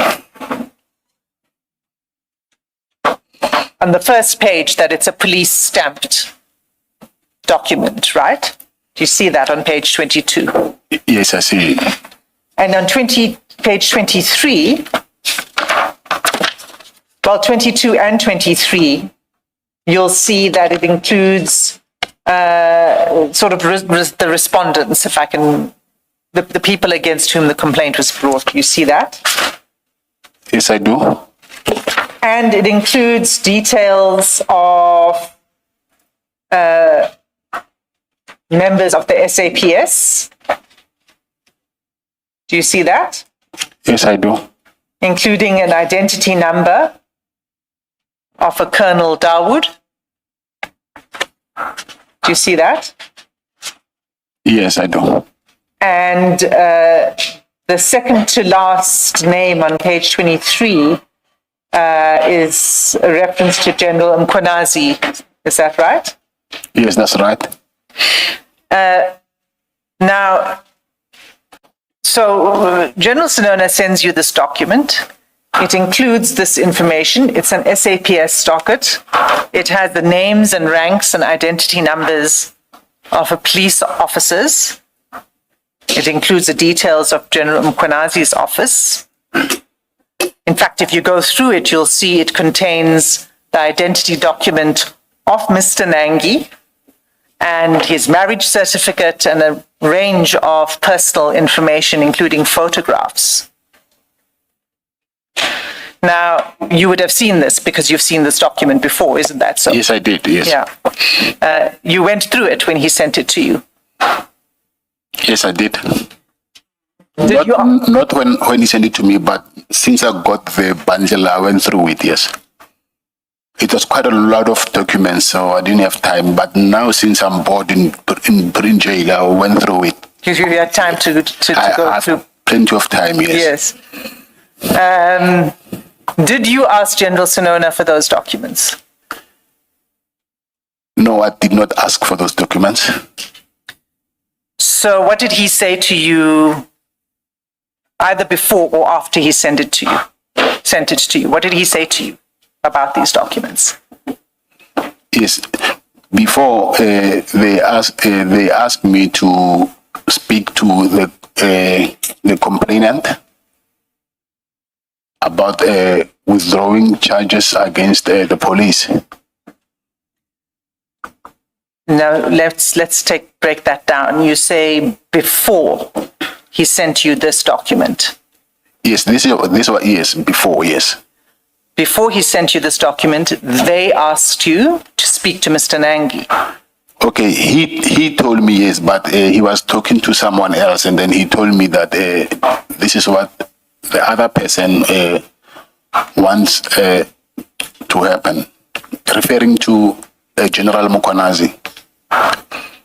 He said to you, so when he sent this to you, he said to you that General Nkwonazi asked him to ask you. No, not to ask me. He asked me, not General Mukonazi didn't, I don't even think he knew me by then. Okay, so it wasn't a request that came from General Nkwonazi. No, I'm saying according to General Senona it was, but not to tell me to withdraw. I think him and General Mukonazi had a discussion about this document to find someone to withdraw the charges. So what did General Senona tell you? Tell me that I must speak to this guy to withdraw charges. Why?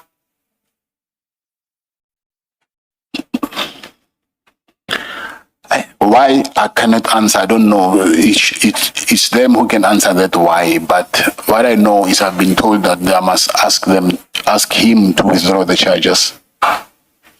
And so did you then contact Mr. Nangi? No, at this time I didn't. I did at the later stage, yes, but not this. Yeah, not when I received this document. So when then did you contact Mr. Nangi?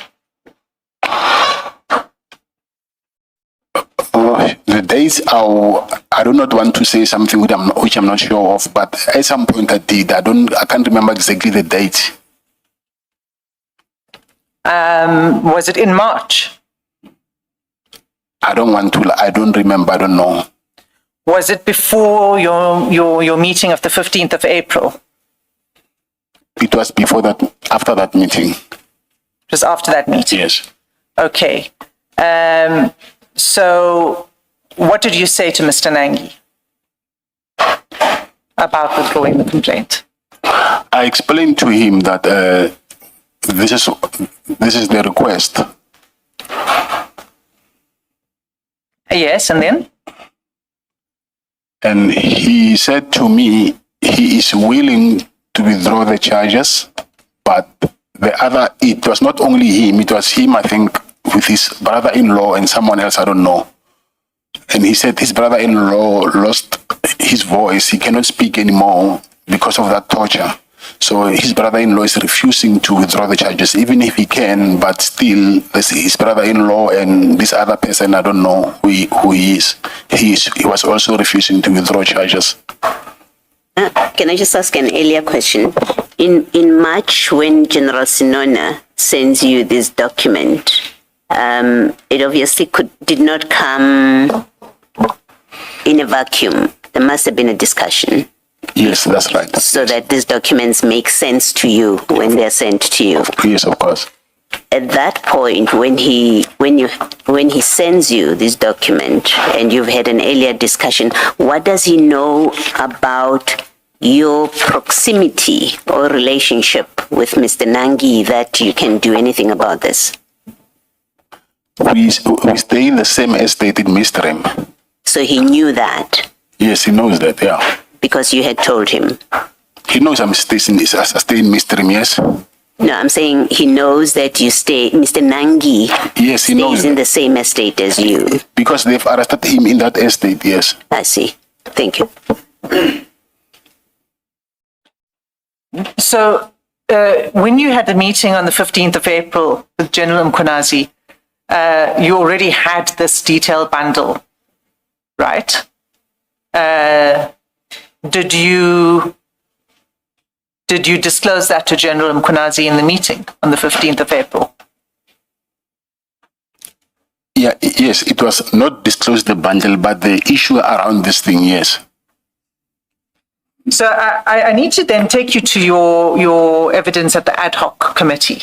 Yes. Do you recall discussing this, answering questions on this issue in the ad hoc committee? Yes, but it's fine. You can just remind me. Okay. Let's start with your statement before the ad hoc committee. In your statement, you did not disclose that you received this bundle from General Sinona. Okay. Why not? I'm not familiar with the commissions and I didn't know what I just disclosed what I think I could remember.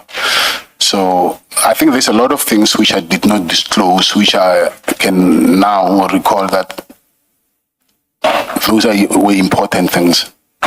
Okay. So you didn't disclose in your statement that you had, prior to the 15 April meeting, that you had this docket from General Sinona, and you didn't disclose that you had any conversations with General Sinona about it. Isn't that so? I didn't. You're saying I didn't disclose that? You didn't disclose that in Parliament, that you had discussions with General Sinona about the Nangi issue prior to the 15 April meeting. I said something but okay, I don't know. I don't remember if I didn't disclose it. Okay, maybe we should go to your transcript. No, Advocate, I'm not disputing it. I'm saying Okay. yes. I'm not saying I didn't. I'm saying I'm not. I just don't remember. Okay. So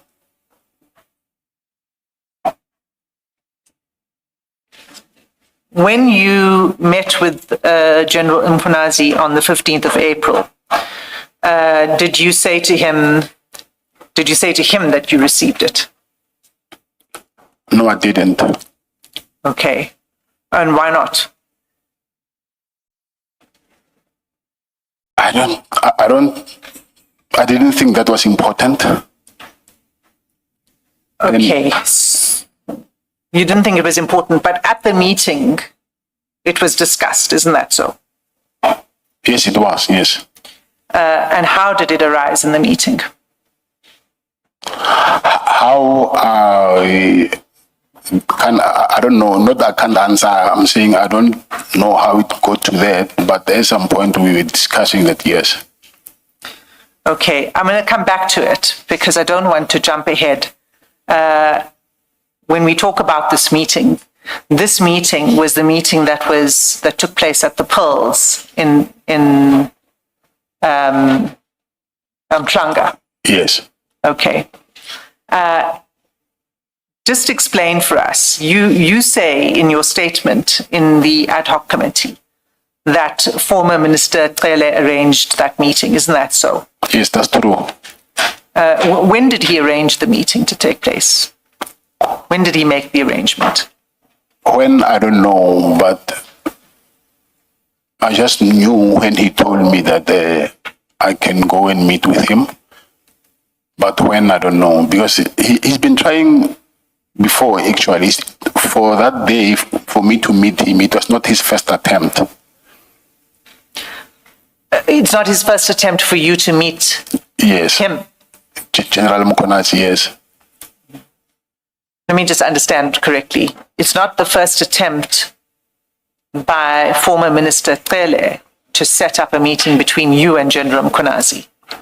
Yes. I see. So when was his first attempt? We arranged first to meet in my house in Zimbabwe, and then... And when was that? The days I don't remember, Advocate Hasim, but I remember he came there in Zimbabwe, in Durban. Who was he? He, the former minister. Mm-hmm. Then when we were there,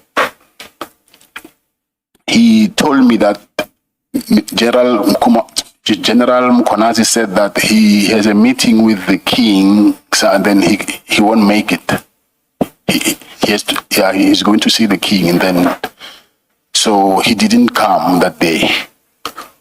But I remember he was supposed to meet in Zimbabwe. Okay. So he then arranged for it to happen in April. Yes. And what did he say to you would be the purpose of this meeting? I was complaining to General to the former Minister Krele about the purchase orders, and he actually is the one who suggested that General Kumalo is very close with General Mkonazi is very close with General Nkuwa. He's the one who can assist. Did former Minister Krele ever communicate with General Sinona about this meeting in your presence? No. Did he ever communicate, that's former Minister Krele, did he ever communicate with General Mkonazi about the meeting in your presence? Former Minister Krele? Yes. No, he didn't. Okay. And so in the build-up to this meeting, and you say the meeting is this concern you had with the General Nkuwa, right? Not with her. She was not present. No. I'm saying the reason for the meeting was because of the non-performance issues that had been raised by General Nkuwa, right? Yes, but I'm saying I was not supposed to have a meeting with General Nkuwa. No, I know, I understand that. Okay. But the reason for the meeting is in order to influence General Nkuwa. Isn't that so? No, not to influence. To seek assistance from General Mkonazi to influence General Nkuwa. No. That is not influence. To speak to General Nkuwa on your behalf. Okay, yes. Okay. So if you go to file 2, page 13.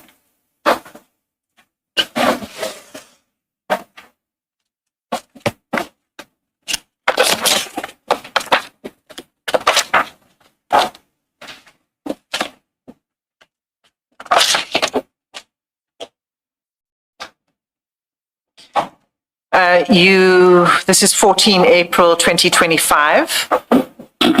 At the top of the page, it says, "Oh, Nduna, please don't forget to ask our brother about that lady who's stirring problems." Who's the lady that you're referring to there? The lady is General Nkuwa and the brother is General Mkonazi. Okay.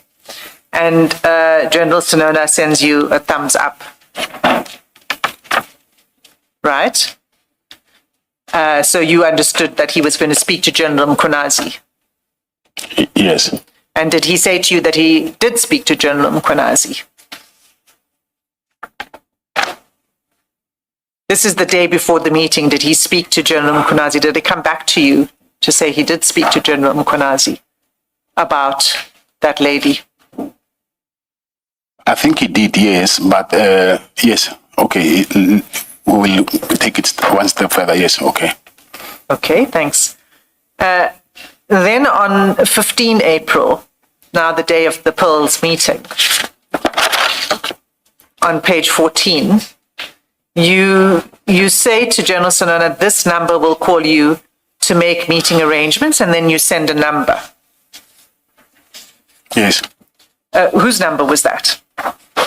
I think my battery was dying. It's my wife's number. I was with my wife. Why was your wife making the arrangements with General Sinona? Or did you then call using that phone? Yes. Okay. Who decided on the meeting place? I will say, I don't know because after I asked Mr. General Msonona to accompany me, he's the one who told me where we're going to meet. So I will assume it's him. So I'm saying I will assume maybe he got the meeting place from General Mkonazi. Okay. So when did you meet General Sinona? When? When on that day? You met him first? Yeah. No, he came to fetch me. Where did he come to fetch you? From the, what is that hotel? The Oyster Box. And he then drove you to the meeting with General Mkonazi? Yeah, but it's just a walking distance, yes. It's walking distance? Yes. But he drove you? Yes. Okay. And that's when you met General Mkonazi at the entrance, is that right? Yes. Okay. So your arrangements with General Sinona was the arrangements that you were making at that time with your wife's number? The arrangements for where he should collect you? Is that what was? Of course, yes. Oh, right. Okay, so he collects you and you go to the Pearls. I take it's an apartment that you entered. Yes, it is. And how many people were in the apartment? There was no one. Inside his apartment, or Yes. not the apartment building.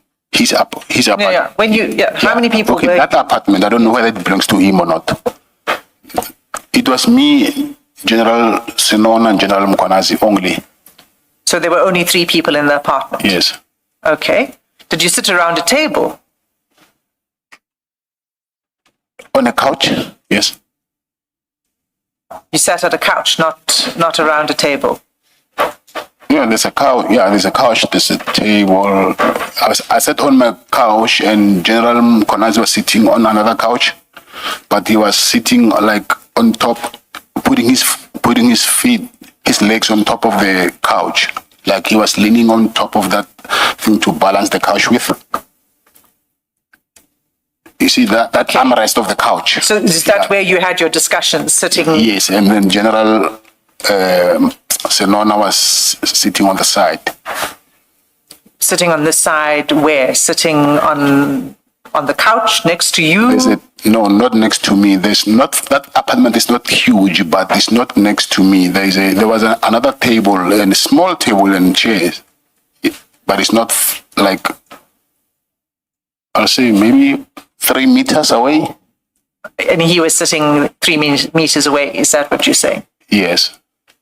And was he present for the discussion that you had with General Mkonazi? Yes, he was. And was he...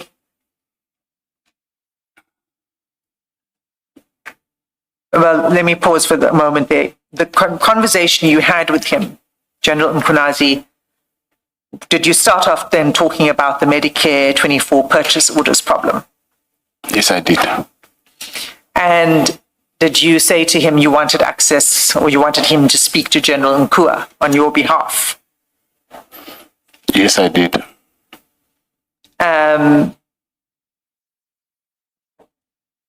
And did you say to General Mkonazi anything else in relation to the contract other than the purchase orders?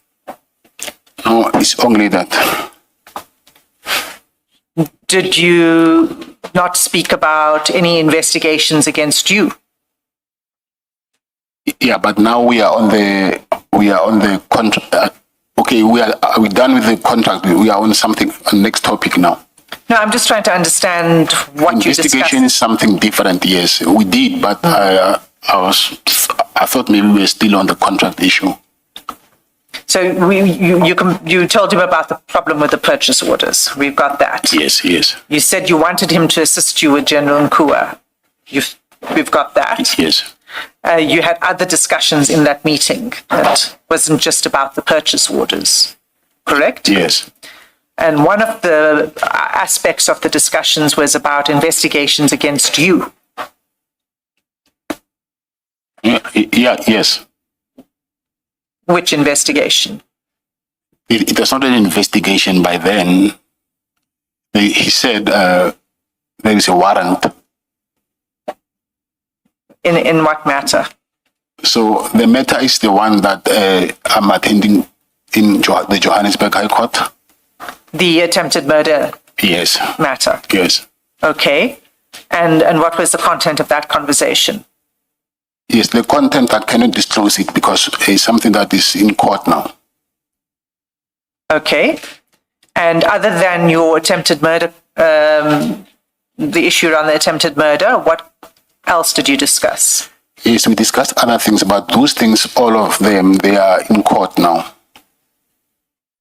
Did you mention your relationship with General Sibia? We spoke about him, yes, but like I'm saying to you, this is part of things that will be, because my discussion with General Mkonazi led to my arrest, so it's part of how we're going to present our case in court, so I would like not to comment on that. Just to understand what it is you're speaking to, the discussion about or that touched on General Sibia, was it about the contract or the attempted murder case? No, neither the two. Okay. Was it about you arranging impalas for General Sibia? No. You did not discuss that. We didn't. Did you discuss any form of payment to General Sibia? To him, from me? Yes. No. Did you discuss a townhouse or any other property associated with General Sibia? I will say, Advocate Asim, yes, with these issues that we discussed about General Sibia, but I do not want to discuss that because it's part of my presentation of my case in court. So I just please not want to disclose it prematurely, please. I understand. These questions are, it's just a yes or no answer. Did you discuss payments to General Sibia? You're saying no. You did not. That's from your me, answer. you said from me.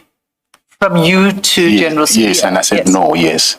And when I asked about whether you had a discussion about you arranging impalas for General Sibia, you said no, you did not have that discussion. Is that right? Yes. Okay. Just a moment. You sought to distinguish between payments by you, and I wondered, did you discuss payments by other people to General Sibia? We discussed payments to General Sibia, yes, but I do not want to. Not from I don't me. expect you to go into what payments. Yes, we did. The discussions involve payments by other people to General Sibia. Yes, we did. Yes. Yes, and you say that you've said what you've had to say about the impalas, about payments by you. I was asking whether you mentioned any townhouse or property associated with General Sibia. Are you asking me a question? Yes. Can You mentioned that to General Mkonazi. mention what? Any information about a townhouse or any other property related to General Sibia? That's a vague question, but partly yes. So You spoke about let's say property, yes, yeah. you spoke about General Sibia's property. Yes. Did you speak about payment from any person I said yes. for that property? No, not for that property. Sorry, I think we're confusing now the townhouse in Senton and another property. So can we maybe... Well, the Is question there is, one property or two? Then the question is whether you discuss property. You say yes. Yes. Okay. Was the property that was discussed a townhouse in Santon? No, I don't want to comment on that because this is what I said. I don't want to comment that prematurely, but I just said it's a property. Yes, I didn't want to seem as if I do not want to answer questions, but I do not want to go deep in those questions because I might as well just disclose my entire strategy than in court. Well, I'm not sure that disclosing what type of property it is incriminates you. You've said you discussed a property. I'm asking if it was the Sandton Townhouse property. I don't need to know further. I was asking yes or no. Was it the Sandton Townhouse property? That is a difficult question to answer because already I'm opening a door which I do not want to. That is, I can't. So, but when you say property, I will agree, said yes, but I do not want to go deep into that. Let's take the adjournment at this stage. Oh, it's 1 o'clock. Thank you, Chair. Let's resume at 2 p.m. Thank you, Chair.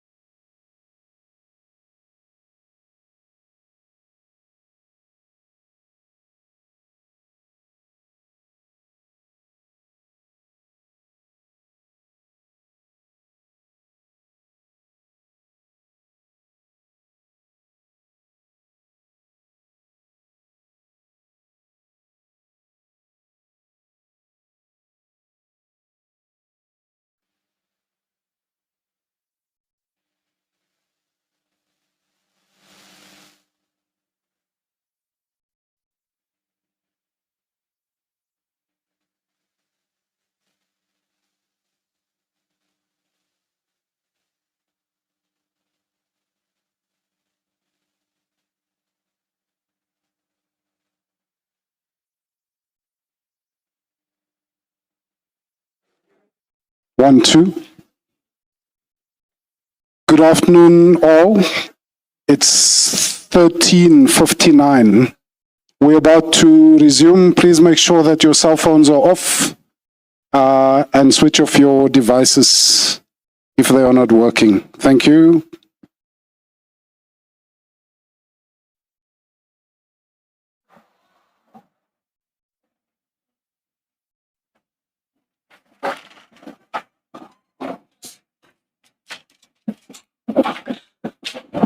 Yes, Ms. Hassim. Thank you, Chair.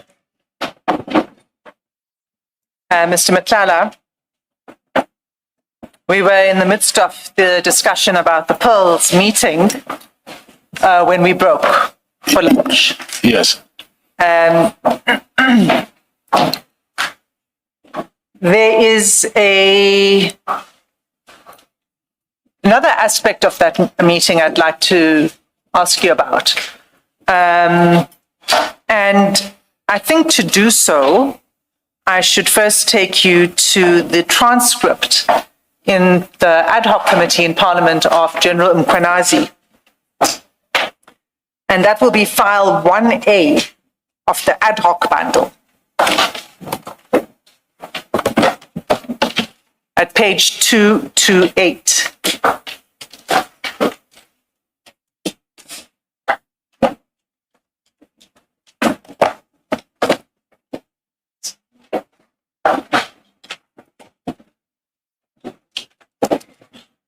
Got it.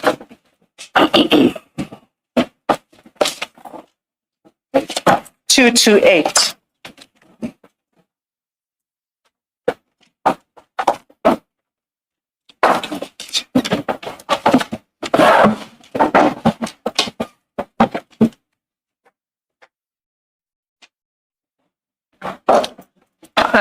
Do you have it, Mr. Matlala? Page 228.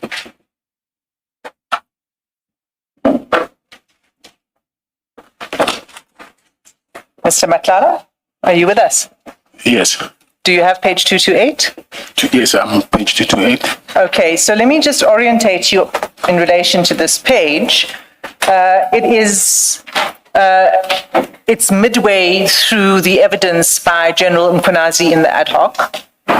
And if you look at page 215, you'll see that's where it begins. And it's dated 18 March 2026. And it begins on that page, the evidence of General Mkhwanazi. Yes. Okay, all right.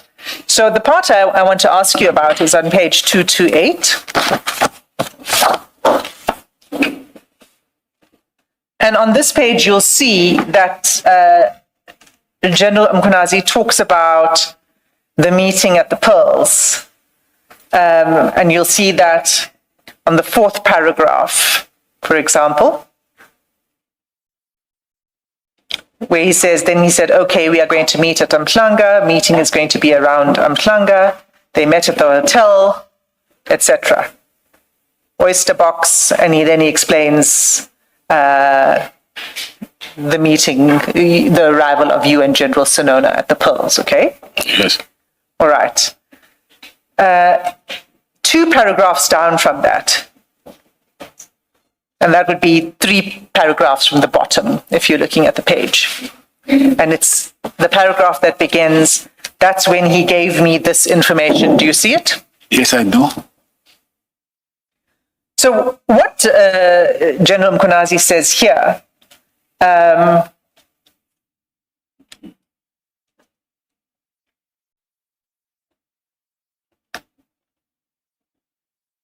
what he says here is in the context of the meeting, of the Pearls meeting.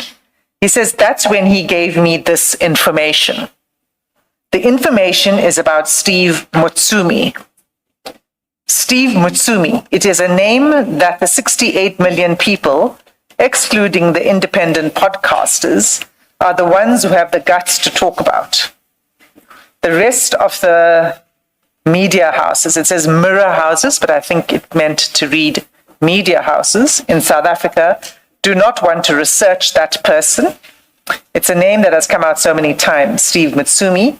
He told me about Steve Mutsumi. He gave me the address of the house of Steve Mutsumi. He told me about the activities of Sibia, how Sibia is collecting money.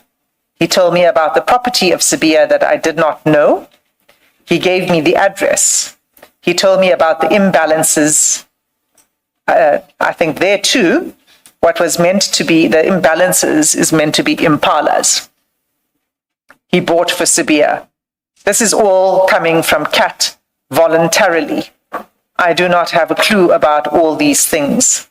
The properties in the townhouse, I think he meant the properties and the townhouse in, and then it says Sentinel, but I think that's meant to read Santon. Okay, did you follow that? Yes, I did.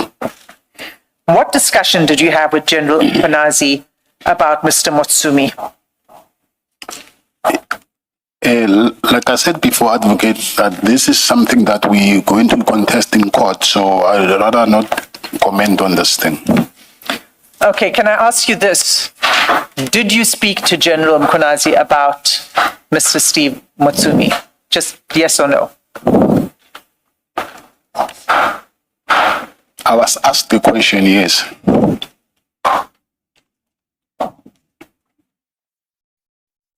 I think his answer was, I was asked a question. Yes. Okay, let me clarify that answer. When you say you were asked a question, who asked you the question? General Mkhwanazi.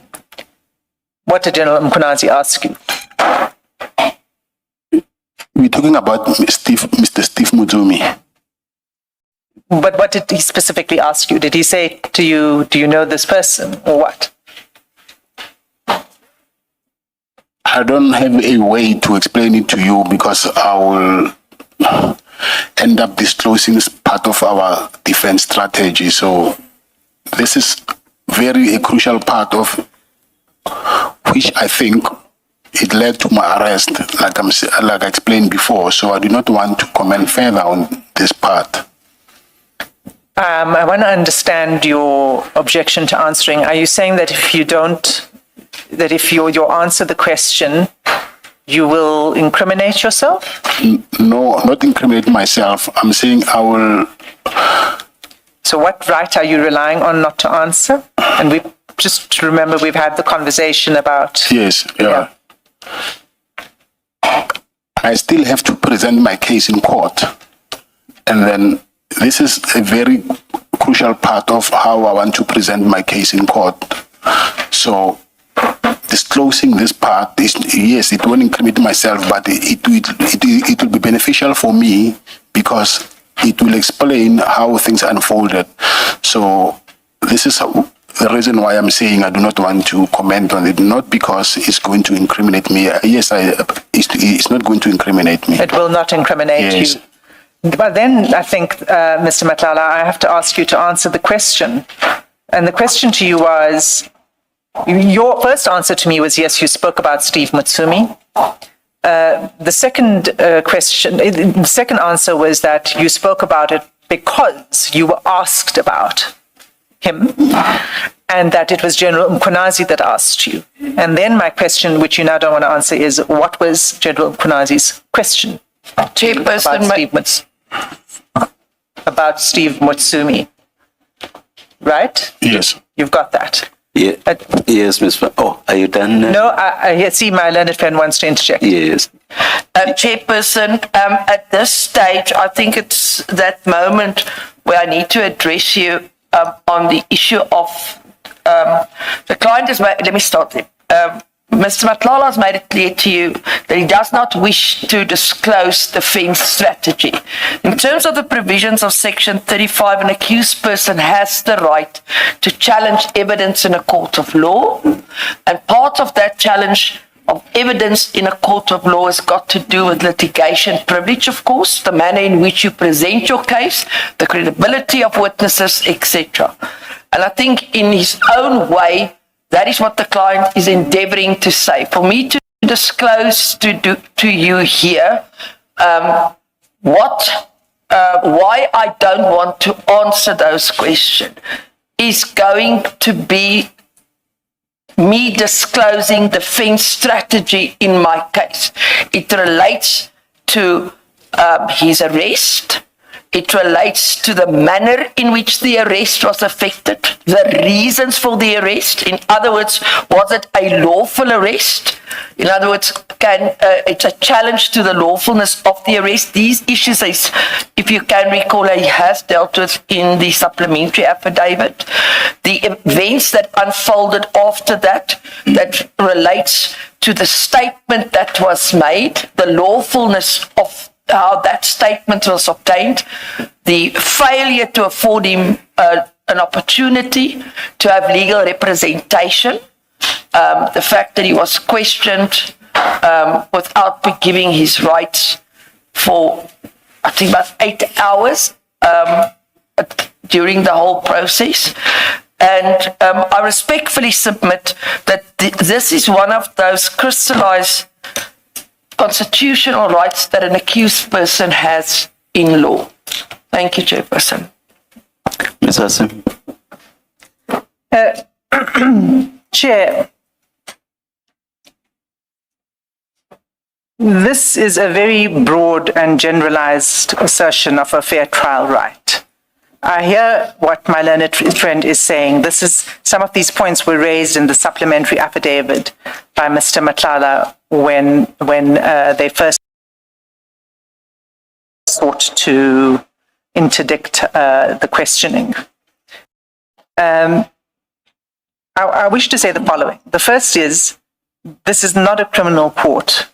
It's an investigative commission. Mr. Matlala, in these proceedings, is not an accused. He's a witness. And an implicated witness must receive a fair opportunity to know, answer, and test material, and for us to be able to test evidence with the witness.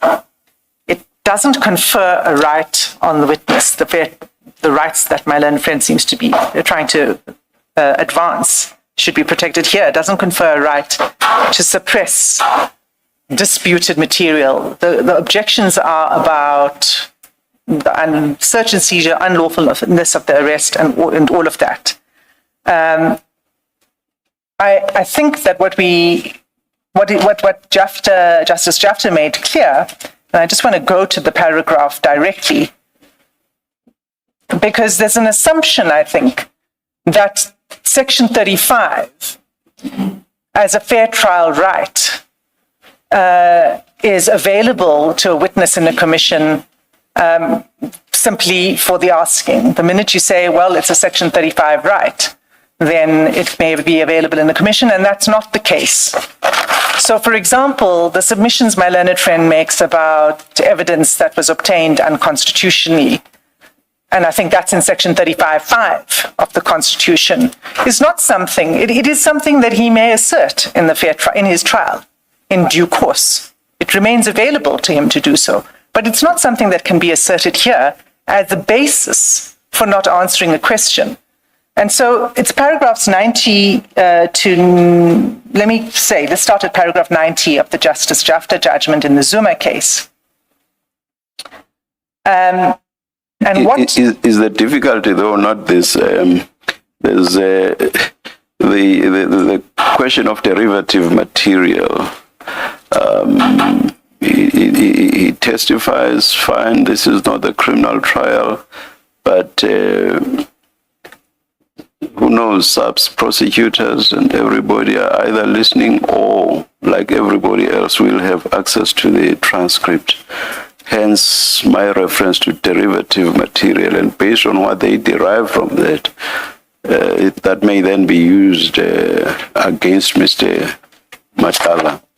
Then hence the argument about the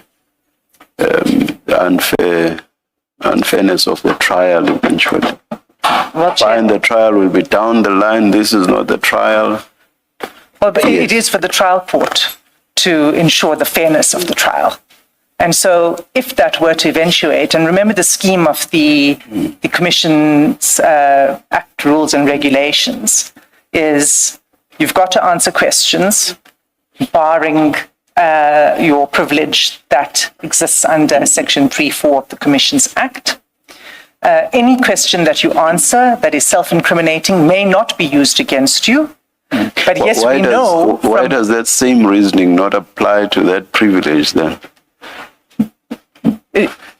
That is, yes, the 1947 Act, there was no question of the Constitution because it was simply not there. But the witness is afforded the right to assert the privilege. Yes. So now that we have the Constitution, why can't a witness similarly say, but I have this right, that bears relevance to the trial, and why you assert the privilege is exactly because it bears relevance to the trial. So my point is, analogously, why is it that you cannot raise your fair trial rights here before the Commission? Well, let me say this, Chair. So the answer, sorry, so I'm very sorry to interrupt you. The answer cannot be that's because it's not in the Commission's Act. No. Yes, No. yes. And I hadn't completed my submissions on that. It's the Commission's Act is a starting point. The Commission's Act has, of course, been interpreted. And that's why the Justice Jafta judgment is so important, because it is testing the provisions and it's in the context of an inquiry. And we know that this is a crystallization of the theme of the privilege against self-incrimination that started with Ferreira versus Levine. But let's not go there. Those were other contexts under the Companies Act. But what we know that the case law has made clear is that you have a privilege. If you answer, can't be used against you.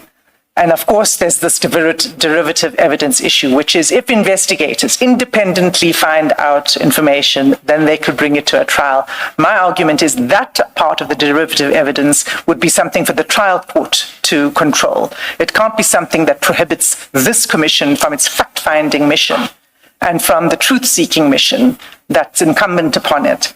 And so the Section 90 of the Justice Jafta judgment it's quite plain. And Paragraph? Paragraph 90. 90. 90.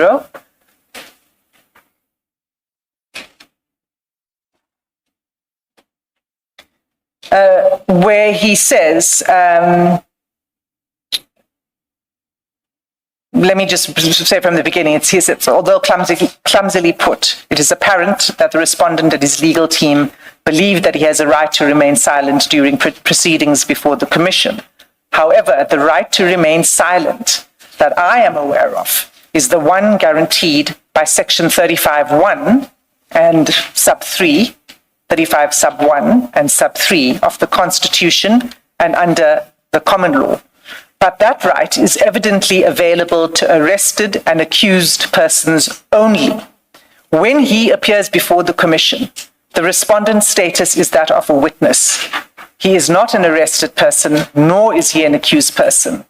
Moreover, a witness in a criminal trial has no right to remain silent. And then he explains why there are cogent considerations that militate against permitting witnesses to invoke the right to remain silent. And really, Chair, that's the point I made. I'm not going to go into and read it. It's there, it's the Magadiwana judgment, but it's the point that I'm trying to make, which is what is the function and purpose of this commission? And the truth-seeking function is why we are here. And the effect of what Mr. Matlala's legal representatives are submitting is that it will close this commission off, and for other witnesses too, who are still to come, from large parts of evidence that you would not have access to. So we have to distinguish between the commission and the proceedings in the commission and the later trials and the duties on the trial judge to ensure the fairness of that trial. I don't know whether, well, let me address it because my learned friend referred to the evidence that was obtained.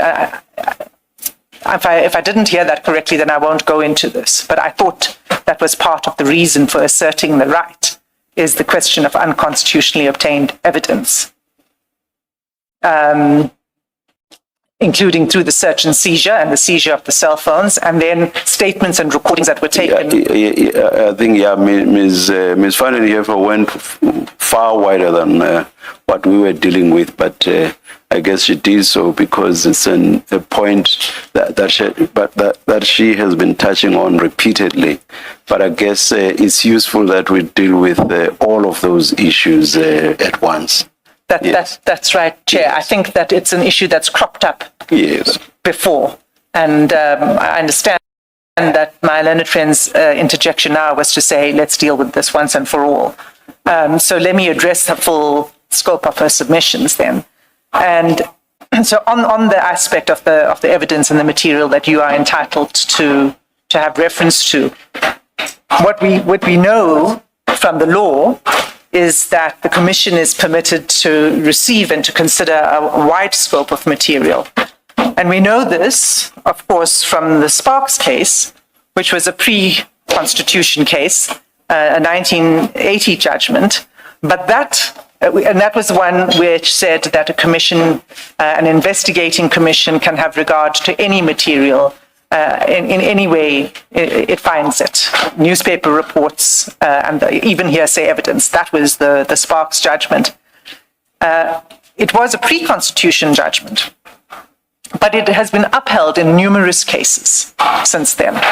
And of course, one of the cases in which it was upheld was the Bongoza case, which you know very well, Chair, because you appeared in that case. And as life would have it, you appeared before Justice Jafta. And if I were to blow my own horn, I was on the winning side. And what Justice Jafta held in that case is that the commissioners are not required to follow and apply rules of evidence as they are applied in courts. The standard is much more flexible, and what is fair to a witness in a commission is not the same as what may be fair in a court hearing. And then my final point on that, and why I think we then get to 6.1, Rule 6.1, because that reflects. While I've heard the Chair's point about the 47 Act. The regulations and the rules. That was just testing your argument, that's all. Okay. I hope I've addressed... No inclination one way or the other, just testing your argument.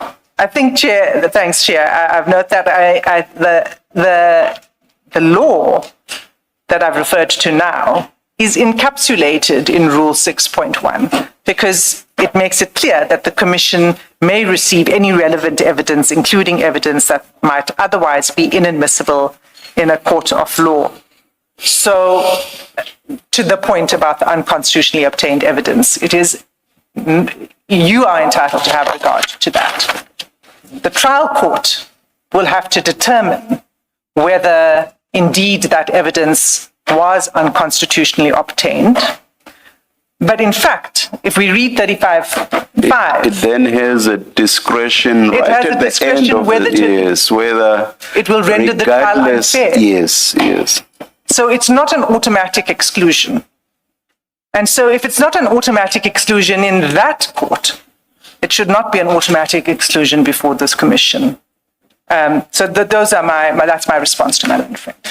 Also, I think in the evidence leaders' written submissions, you make a point which I found quite attractive, which was the Commission does not have to reject the evidence, but rather must assess its cogency, I'm paraphrasing, based on everything, which may even include the very fact of the unlawfulness of how it was obtained, but weighing everything, taking everything into consideration, but not just rejecting on the basis that the evidence was obtained. Indeed so, Chair. It will be probed, it will be tested, it will be weighed, and it will be weighed in the context of volumes of material that are relevant to that question, but also what is relevant to it is what the witness has to say about the particular topic or the particular piece of evidence we're dealing with. That's something that the Commission too should be able to weigh up. Thank you, Chair. Thank you, Ms. Hassim. What's your response, Ms. van den Heever? And please address us specifically on paragraphs 90 and 91 of Chapter J's judgment, which was a unanimous judgment of the Constitutional Court. Thank you. Let me start off by stating the following. At the time this judgment was delivered, Zuma was not appearing at that point before the Zondo Commission, as it then was, as an accused person. So he didn't have the rights of a suspect or an accused person to assert. If you go to, I think, paragraph 111 of the judgment, Justice Jafta makes it clear that the decision that needs to be decided before him, if you bear with me, he says, the real disputes about the respondent's attendance at the commission hearing for purpose of testifying and answering questions lawfully put to him. So his whole issue was that he believed at that point that as a witness appearing before the commission, he could assert purely as a witness the rights that's afforded under the Constitution to an accused person or to a suspect. And the issue of the suspect, of course, we know, I think, it was the judgment. It's in the Gauteng division where Judge Catherine Satchwell made the delivered judgment to say that those rights that's afforded to an accused is also afforded to a suspect. So that is against that background that we need to deal with the Jafta case. I've yesterday touched on the situation where I said to you, I do not believe that that the moment that your rights that's afforded to you under Section 35 as an accused person suddenly cease just because you're called to become a witness before the commission. Because if that were to be so, those rights would be meaningless and would become a nullity down the line.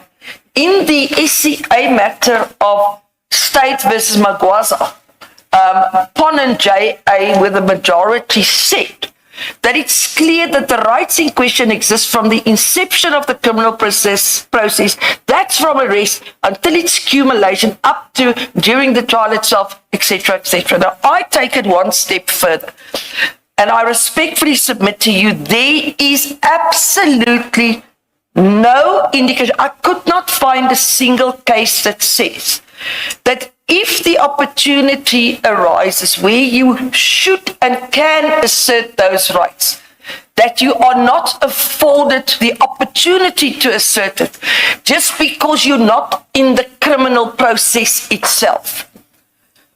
We can, and I think the whole issue, the point that we're trying to make is that we've got certain fair trial rights. And part of your fair trial rights, as I said, it's been crystallized over a period of time, and I addressed you quite a bit on it already yesterday, is that part of your fair trial is your litigation privilege that you hold. It means that you cannot be compelled to ahead of time make disclosures about how you're going to defend yourself, what you're going to, the manner in which, for instance, you're going to deal with certain evidence, etc. That's but one aspect of it. My learned friend has addressed you on the issues, for instance, of the recordings that were made. And what we hold dear about that particular aspect is you want to put a reverse onus on us and by you, again, with respect, I mean the royal you, by saying there's now a reverse onus on you. You now have to assert certain rights before the commission, onus that you would never bear in a process where you are actually accused, to now come up with a reason why you should not answer, for instance, why certain recordings can't be used against you. In a trial, and I say for purposes of this commission, the same point will stand. You've got the right to say that before you can rely on a recording or before you can force me to answer questions about the recording, I'm saying to you that I've got a right to challenge the lawfulness of this recording, and part of it relates to whether my Section 35 rights were adhered to when you made this recording or when you forced me to answer these questions. And part of that goes back to the issue, if you withhold a person his right to a legal representative and you question him for hours on end without giving him food or water, you infringe his right to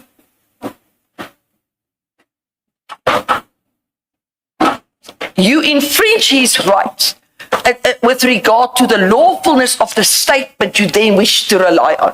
So what we say in that regard is, you want to now force us to answer questions about a statement where we believe we can prove beyond a reasonable doubt that statement was unlawfully obtained. But because it's the Commission and we now regard it as a witness, we now forced to answer those questions without asserting our rights when it comes to that particular issue. I want to go to the section that my learned friend referred to. If you look at what paragraph 90 says, it says, although clumsily put, it is apparent that the respondent and his legal team believes that he is a right to remain silent during the proceedings before the Commission. However, the right to remain silent that I'm aware of is the one guaranteed by Section 35 sub 1 and 3 of the Constitution and under the common law. And then he goes on, he says it's a right to an accused person. Now, I respectfully submit, until such time as there is a judgment that rules to the contrary, I do not believe that the judgment of Zuma and that Mr. Justice Jafta, in the decision that he made then, said that those rights are not afforded an accused person when he appears before a commission, that those rights are taken away from him just because he becomes a witness before the commission, that he cannot exercise those rights before the commission just because he's a witness there.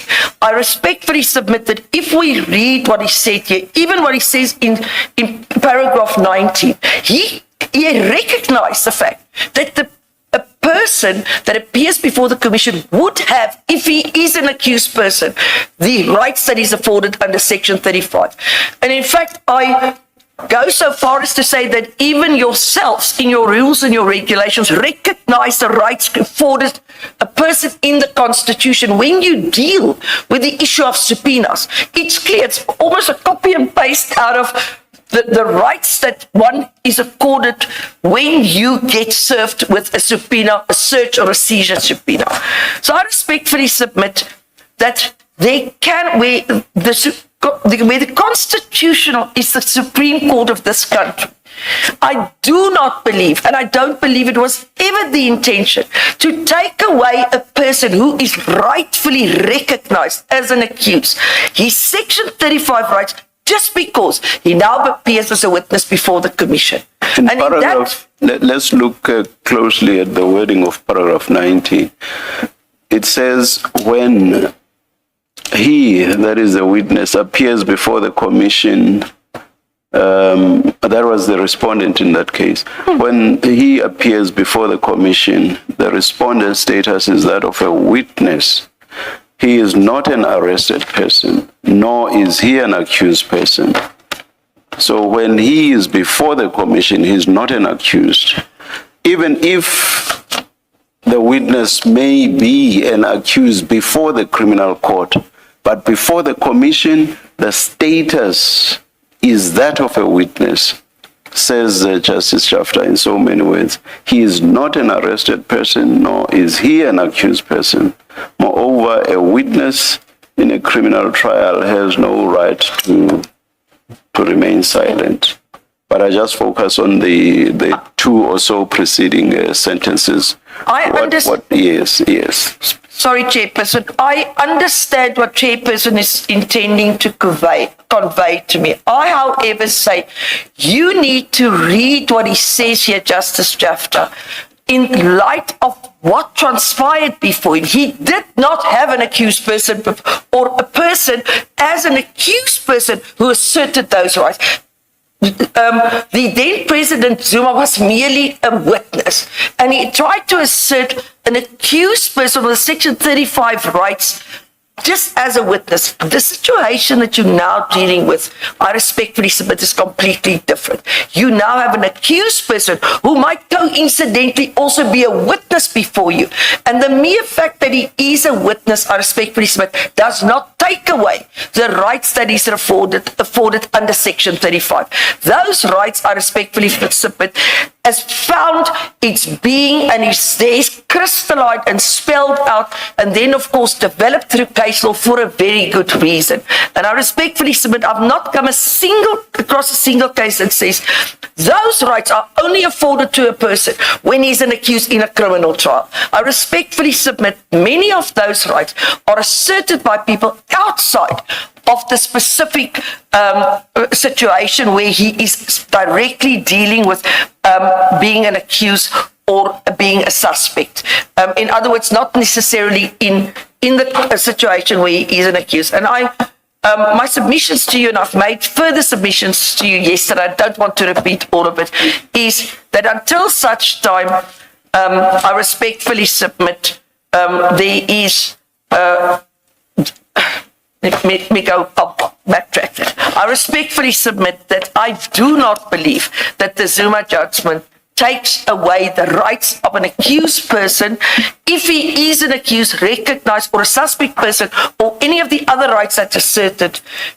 If he can indicate and demonstrate to the Commission that he has those rights because he is an accused or a suspect, or he wishes to challenge that evidence, when he appears before you, even as a witness, I respectfully submit he can assert those rights. Two questions. The first one is in relation to the question asked, which is what did General Mkhwanazi ask? Was that the question? Yes. What is Mr. Matlala charged with in that regard? For your argument to make sense, because you are saying he's an accused. So he's an accused charged with what in relation to that question?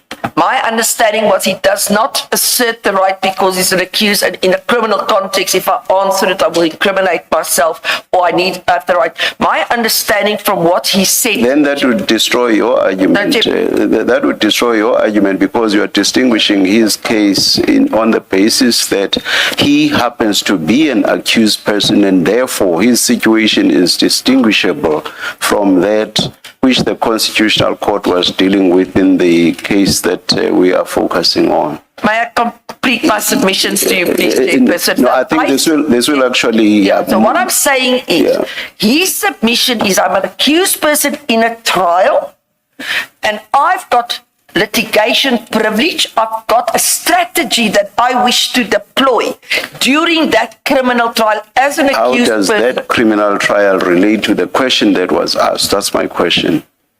What's he an accused in respect of, insofar as the question that was put by General Mkhwanazi to him was? Because otherwise your argument falls flat, because paragraph 90 and paragraph 91 will stand.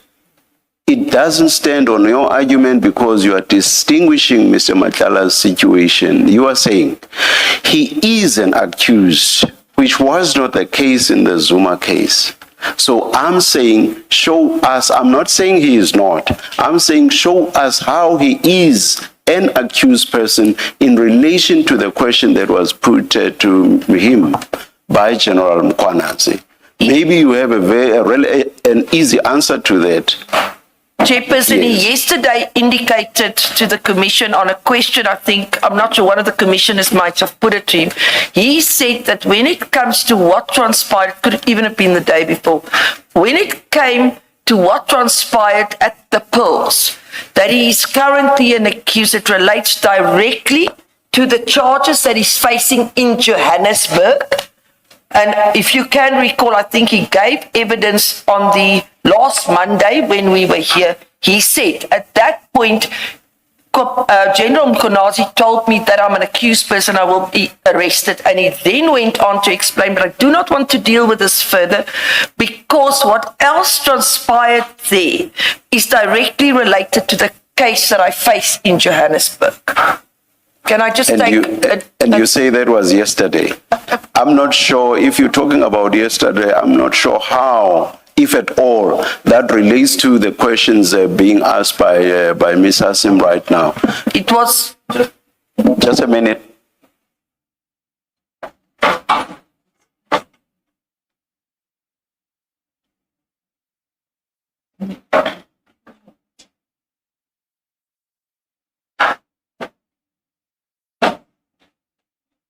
Chairperson, if I might just continue. So you will recall when I was addressing you, I said, and in fact, I addressed you on it the last Monday, and that is when this issue raised. I indicated to you then, part of the whole case that Mr. Matlala is facing in Johannesburg, and that can be objectively established from the day he first appeared there, it was placed on record. He challenges the lawfulness of his arrest. He challenges the lawfulness of his further detention, and part and parcel of that whole arrest is linked up to what transpired at the polls. In other words, why he was arrested and why he's facing the charges that he is facing. Number two, the same submissions, as I said, goes for this, what we submit is an unlawfully obtained recording, as well as the rest of the defenses as it folds out, because it all emanates from the moment of the arrest that what we submit was an unlawful arrest. So everything that happened from there, it's almost, it goes back to I know the Americans like to use it, we don't use it there, but for ease of reference, I'm going to, it's the fruits of a poisonous tree argument, and that is part and parcel of your defense strategy that you've got and that you can use and you can implement. It's part of your rights to challenge evidence and to adduce evidence. And if we are forced, and by we I now mean the royal we, if we are forced to now go and disclose the manner in which we intend to prove why we say we were unlawfully arrested and detained subsequently, and how this whole thing unfolded, we could just as well now, Chairperson, Mr. Mkonazi, Mr. Matlala can just as well now sit back and tell for everybody and anybody to hear exactly what's going to happen in the trial. And this, with respect, it comes back to what you said. It's a derivative evidence rule. It's applied in the Canadian Commission's situation. It's applied in Canada. It's applied in Australia and in England. And we know it's one of the biggest criticisms that there is of commissions is the fact that derivative evidence is very often used to prevent a strategy down the line for people who later on appear in courts because of what has happened before a commission. Do you know what would actually assist us to know if Mr. Matlala is actually an accused, which is the font of your argument or the springboard for your argument? It is this. An answer to the question put by Ms. Hassim, which is, what was General Mkwanazi's question to you? That's going to tell us what all of this was about. And then it gets easier for us to know whether or not he was indeed an accused person. I'm not at this stage. I'm just engaging you on your argument, because you are saying this judgment is distinguishable because there we are not dealing with an accused person. And when I ask you the direct question, okay, tell us what exactly Mr. Matlala is an accused in respect of, I'm not sure that I follow your response. I'm not sure. You are giving us generalized answers which do not say. In relation to that question, which you are putting to Mr. Matlala now, Ms. Hassim, Mr. Matlala is actually an accused person. In relation to that I've not heard you say that. Now, I'm saying, and in fact, I'm going to actually, I'm inclined, let me upfront say that, I'm inclined to overrule the objection insofar as it relates to answering just the question, what was General Mkwanazi's question to you? I just do not see how that can ever affect Mr. Matlala's defense. Thereafter, I have no idea what will flow from the question, in fact, in particular, from Mr. Matlala's response. I just do not see, unless you show me, you show us how that a response to what was the question about, that has nothing to do with the rest of what then flowed or followed from his response to that. I just do not, unless you show me how. And I hope the response will be brief. Yes, Chairperson. The fact of the matter is, the fact that you are an accused person in a trial affords you all the other rights under Section I've heard 35. that. I've heard that. Chairperson, I've heard that. But, Yes. but Chairperson, with the Yes. greatest of respect, Yes. if I'm an accused in a murder trial, I am afforded the right to challenge evidence and adduce evidence. I have the right to challenge the lawfulness of my arrest or not. I don't need to, before you, with the greatest respect, as a witness now say, because I've already indicated I'm an accused person in the Johannesburg case.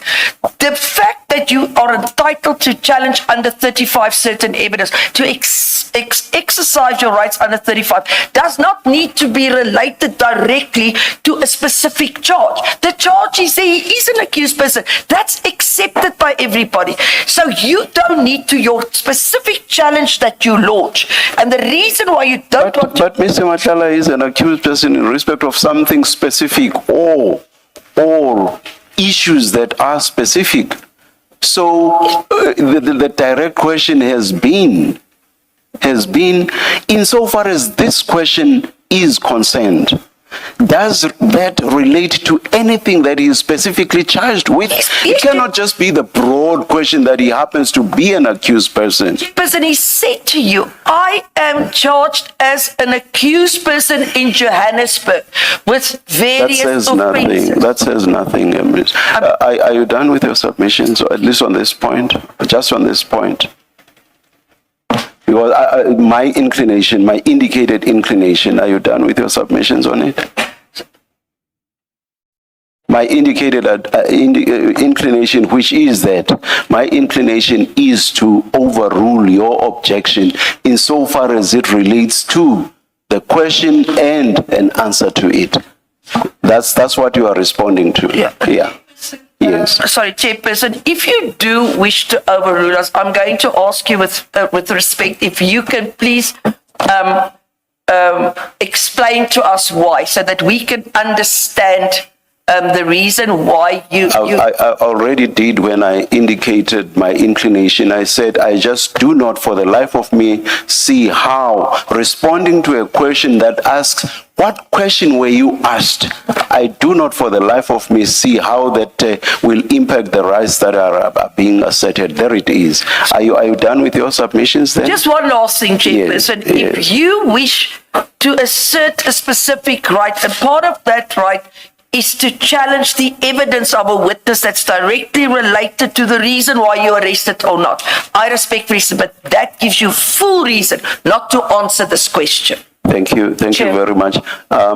Chair, I need to say something because I need to correct something. Oh, all right. And so it's important for me to have an opportunity to address you very briefly. The first thing is on the question of an accused. Mr. Zuma was an accused at the time he was appearing in the Zondo Commission. So it's not correct to say that he was not an accused. The second thing I wanted to correct is that Ms. van den Heever relies on the judgment of Justice Satchwell, and I believe it's in the Sebian case. Yes, right. So what that case assists my learned friend, so she relies on that, but she doesn't tell you that there are other cases that take a different point of view from Justice Satchwell. And in fact, there are at least two cases that take a different point of view. One is the judgment in S versus Ndlovu, where it received not full support, it received qualified support Chair, I'll provide the citation in a minute. And the second is the State versus Langa and others, where the court declined to follow Justice Satchwell's approach in the Sebian case on the grounds that a suspect did not enjoy the rights of an arrested or detained person. There's also this case of the S versus Mtetwa, where the court also declined to follow Justice Satchwell's reasoning. Now, those judgments, I must give you the citations of first. Let me do that first. So, State versus Ndlovu is 1997, volume 12 of the Butterworth's Constitutional Law Report, so BCLR, page 1785, and it's N in brackets, the old N. S versus Langa is 1998, volume 1, SACR, Criminal Law Reports, page 21, in brackets T, the old T. And then State versus Mtetwa is 2004, volume 1, SACR 449, and it's Eastern Cape Division. Now, it couldn't be more clear that there is no authority then for the proposition that Ms. van den Heever, other than Satchwell's judgment, which has differing treatment by everyone else. So there isn't Which is also a High Court judgment. which are High Court judgments. So the law is contested. And let me take it one step further then, Commissioner Baloyi, because it was noted by the Supreme Court of Appeal subsequently, and for that the judgment, Chair, is State versus Makhala, Makhala, and the neutral SAFLI citation is 2022 ZASCA 19, and it's a judgment of Justice Unterhalter, and the paragraph I'd like to refer you to is paragraph 29 of that judgment. And the first sentence of that paragraph says, Justice Unterhalter, our case law has not taken a consistent approach as to whether the rights recognized in Section 35 that are of application to arrested or detained persons are also enjoyed by persons suspected by the police of committing a crime who have not been arrested or detained. And he says that the summary of this is set out in State versus Ori. You can read it in the Unterhalter judgment, the inconsistent approach that our courts in the High Court have taken. And he takes, this is arbiter on his part, where he says any such rights of a suspect cannot derive from Section 35, because Section 35 is concerned with rights of arrested, detained, and accused person, etc. Now, I'm not going to read all of it. That's his view. It's arbiter. For the purposes of this decision, he says he'll assume that the rights apply, and then he still finds against the proposition.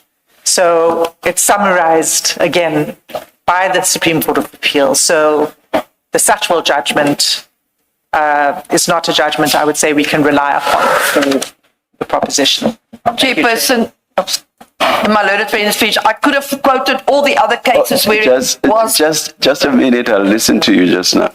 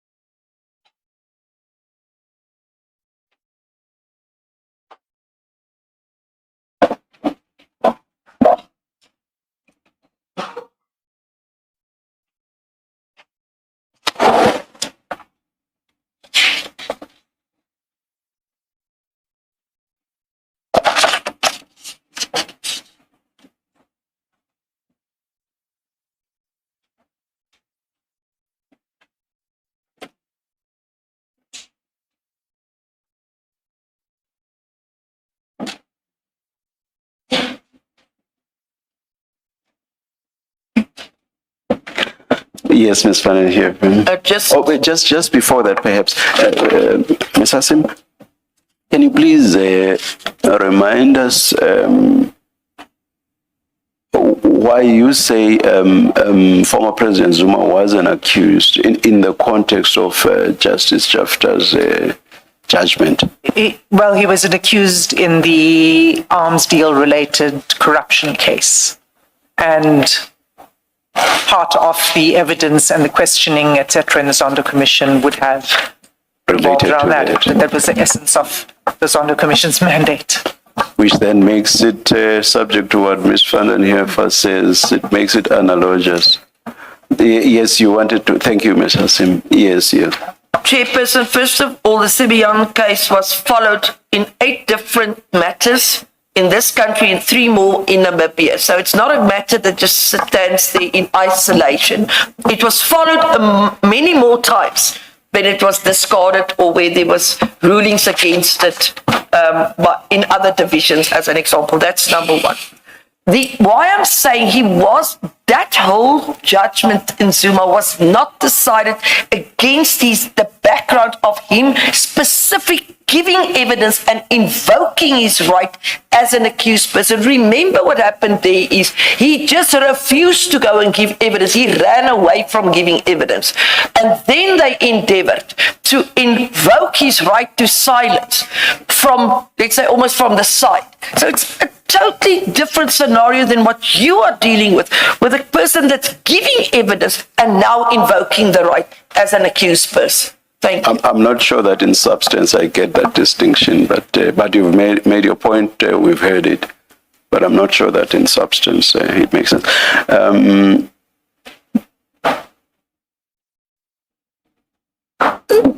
I said I was inclined to overrule your objection. I now do so. I overrule the objection that Mr. Matlala is legally and indeed constitutionally entitled not to answer Ms. Hassim's question. Mr. Matlala, you will have to answer the question. Just a minute.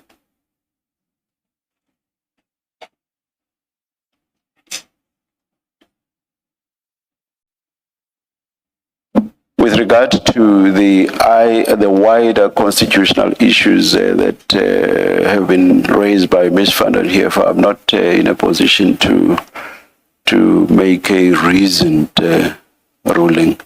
So what I will rather say is let us see if Ms. Hassim is able to ask questions that will not necessarily raise or implicate the sort. Noted, Chair. Yes. If I could just clarify that it wouldn't be or what Friday.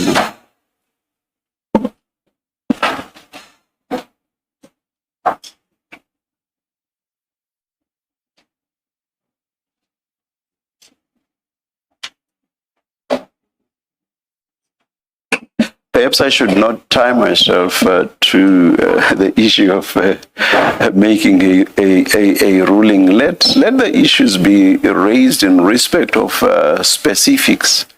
Like, for example, now the Section 35 point has just been raised in relation to an issue on which I believe, hence my ruling, it does not make legal sense at all. So perhaps let me not tie myself to the need to issue a ruling. Let us hear those issues not raised in a generalized manner, but rather raised in respect of specific questions. And we've heard the argument, and perhaps we'll be better placed to deal with them at that stage, as and when they arise. So if you could please repeat your question. Thank you, Chair. Sorry, Chair, before you proceed. Yes. Can I please, after answering this question, can I please just rush to the bathroom and then we'll continue after, please? Let's adjourn. We'll come back when it's indicated.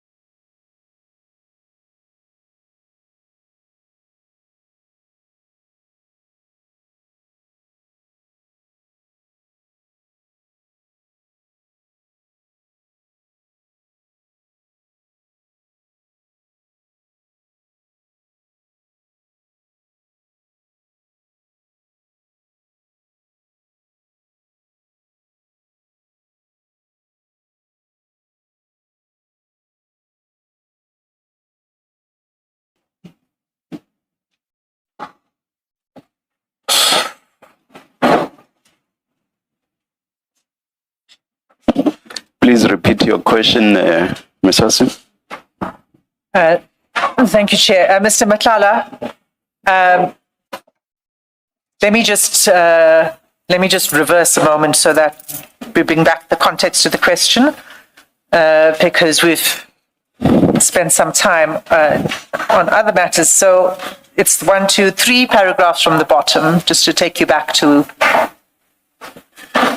the discussion on Mr. Mutsumi, right? And that's where General Mkhwanazi says the information is about information you gave him. This is when he gave me this information, the information about Steve Mutsumi. He gave the address of the house of Steve Mutsumi. He told me about the activities of Sibia, how Sibia is collecting money, etc. You've got that paragraph. Yes, I do. Okay.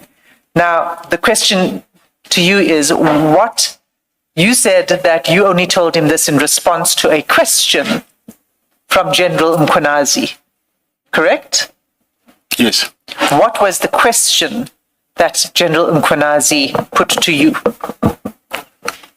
The question was if General Sibia is collecting money from anyone in Gauteng. So that question doesn't refer to General Mutsumi. A question to you that Mr. Mutsumi. Mr. Mutsumi. Yes, I was getting to that, yes. Okay, so I'm sorry, I heard you say that he asked you whether anyone in Gauteng is. Okay? Yes. Is that's not a question that says, is Mr. Mutsumi paying General Sibia? Of course, yes, yeah. Okay, so that's not the question then that General Mkhwanazi asked you. No, he asked me if I know of anyone who General Sibia, yes, is collecting money from in Gauteng. And then I said, and then the following question was, do I know General, oh, not General, do I know Mr. Steve Mutsumi? So when General Mkhwanazi said to you, do you know anyone in Gauteng who is paying General Sibia, did you answer him before he asked you about Mr. Mutsumi, or did he immediately ask you about Mr. Mutsumi? No, Mr. Mutsumi, it was a follow-up question. So what was the answer to the first question? Like the anyone question? Yes. Yes. What was the answer to that question? I said yes. And did you then volunteer names, or did he then immediately say, well, what was his next question? Let me not frame the question for you. Yes, yeah, the next question was if Mr. Mutsumi knows Mr. General Sibia. Was there no follow-up to your response that General Sibia was collecting money from people in Gauteng? Did General Mkhwanazi not seek to know who he was collecting money from? Yes, he did. And did you give him the names? Not the names. This is where I said I do not want to incriminate myself.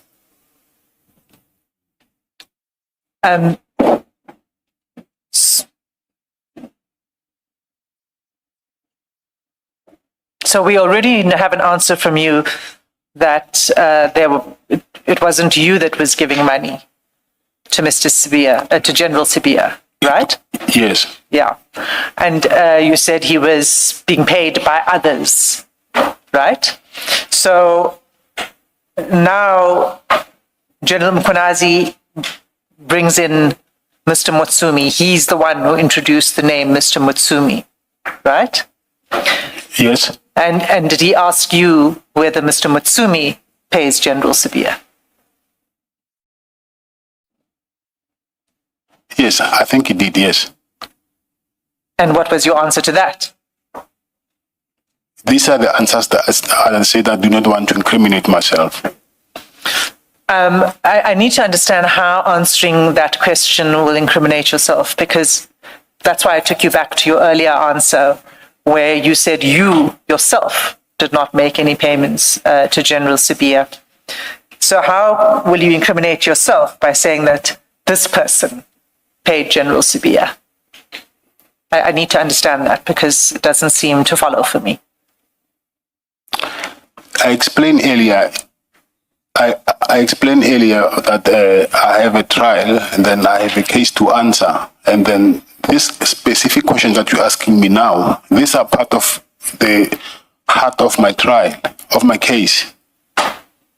Sorry, Chairperson, that relates directly to the issues under PRECA. PRECA is quite clear about that, and I can understand why he then says he doesn't want to answer. Just a moment. Which case is this? Because I had understood that the case in Johannesburg is an attempted murder and weapons and conspiracy related to that murder. Okay, Commissioner, let me just clarify because I see we didn't even have a chance to clarify that.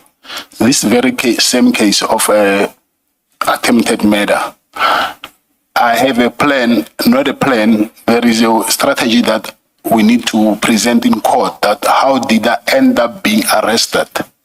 So part of my presentation, it includes my interaction with General Mkonazi in his apartment. And then it includes the very same topic that we're engaging in now. And then because something along my discussion with General Mkonazi went wrong, or someone whispered something in, so I just don't want to go there because now I'm saying things that I don't want to say. But I want to clarify some other things in court, that how did I end up being arrested?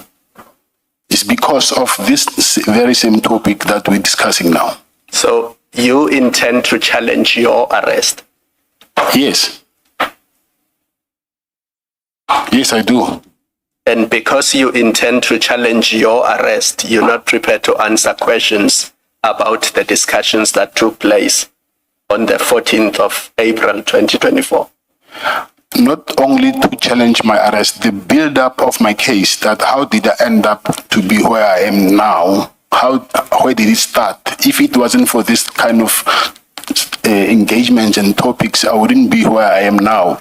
So this is very important to me because if I say it now, I might as so then I wouldn't even have a place to start to present my case in court. I must say I have serious difficulty with that because you told us here that when you first met General Mkonazi that very same day, he told you that there's already a warrant for your arrest in relation to that case. That's how I understood your evidence. Yes. But that warrant has been standing, and then I don't know if maybe I can submit in private, because doing this now is not going to be fair on me, but I can submit it before the end of today now, just for me to explain this. I need to go to the case. There's no other way. I just need to make you understand why I'm saying I want to challenge the build-up of my case, how I ended up being arrested. Yes, I'm facing an attempted murder charge, but even that said warrant, it's been standing, and for it to be where it is now, I think for me to prove it is just to submit to you. And then you can see it first and judge it that, okay, this is where he's going with this thing. But for me to say it now, it will unfortunately spoil my case. Subject to a further explanation by you, Mr. Matlala, I fail to understand how telling us who the Gauteng people, excluding you, because you said you did not pay General Sibiya, how telling us who the Gauteng people from whom General Sibiya received or receives money, how that's going to impact your case adversely, I do not understand. And again, let me upfront say I'm inclined to rule that you must answer the question. But as I said at the beginning, the this is subject to any further explanation you may give. This is only about you to the extent that it's you who's going to answer the question, and who answered the question in response to General Mkhwanazi. But for that, it's not about you. It is about those people that you said, I assume you did say, General Sibiya was receiving money from. It's about them, not about you. So subject to a cogent explanation by you, I do not understand the point you are making. So I do afford you a further opportunity perhaps to explain in the light of what I've just said. Thank you, Chair. The first thing is there are no other names. The person who was just mentioned, it was only Mr. Mutsumi and General Sibiya. But he said people in Gauteng, but he didn't mention any names except the name of Mr. Mutsumi and General Sibiya. So I cannot give names that I don't know, except the name of Mr. Mutsumi and General Sibiya. So so you did not give General Mkhwanazi any name? No, there's no. But your answer was, your response was in the positive. You said, yes, General Mkhwanazi does receive payments or collect money from people plural in Gauteng. Sibiya, General Sibiya. You said that already in response to Ms. Hassim. In plural. So it's those names that I'm asking for.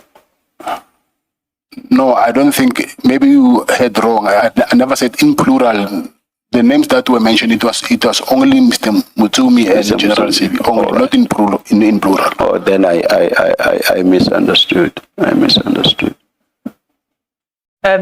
Sure, but it still doesn't answer my question, which is, did Mr. Mutsumi pay General Sibiya?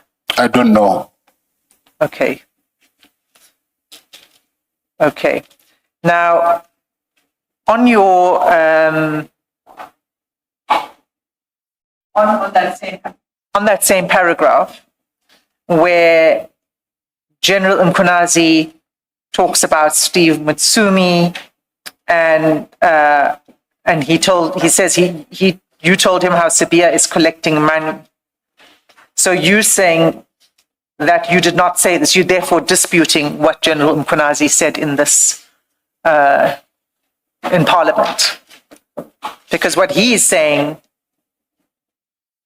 is that he told me about Steve Mutsumi, gave me the address of Steve Mutsumi, told me about the activities of Sibiya, how Sibiya is collecting money, etc.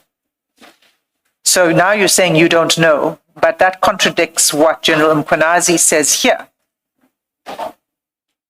which is that you said how Sibiya is collecting money. So it's one of two things. Either you don't know, and that stands, whether Mr. Mutsumi is, but then it raises the chair's question again, which is that there's somebody else then who makes payments to General Sibiya. Do you understand? Yes, I understand, but sorry. No, go ahead. If there is someone, then I wouldn't know. So the first thing is that I need to bring to attention is General Mkhwanazi himself already had information. So he was just asking me if I know about what he knows. So it's not like I went there because of my tendered complaints. So then he asked me about these things. So when he says that you told him how Sibiya is collecting money, that's not correct. You did not tell him that. No, I said to you that for that I do not want to incriminate myself, and I do not want to comment on that. Okay, so you're saying you don't know whether he received money from Mr. Mutsumi. He received money from others that you know, but you don't want to name them. That's your position. Yes. And I need to ask you then, because it's the same reasoning that applies to the question on Mr. Mutsumi.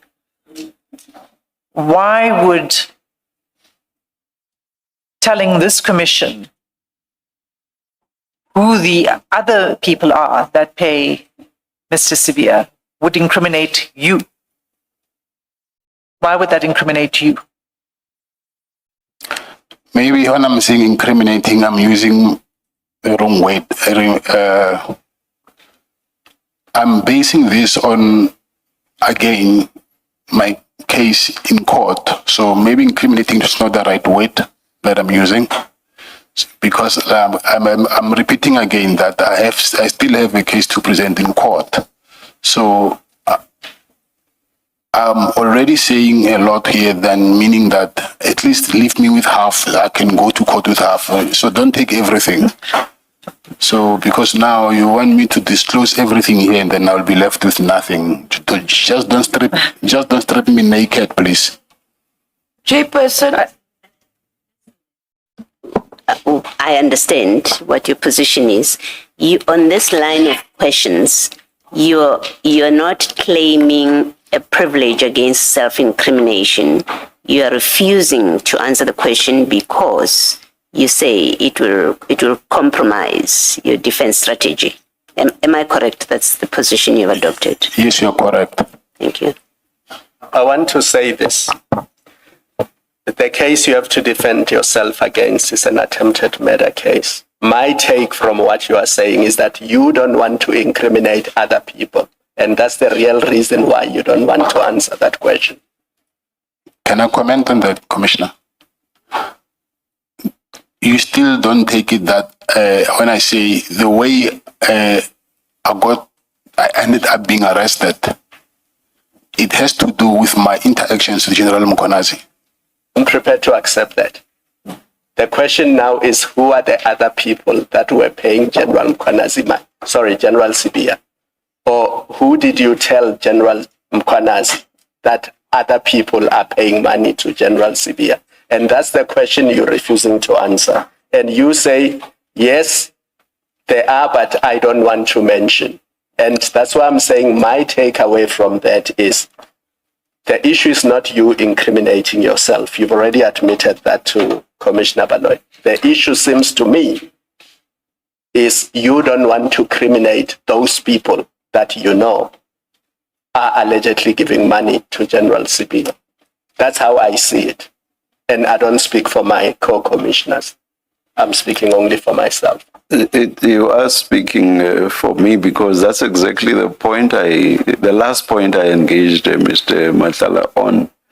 I even said, this is only about you because the answer came from you.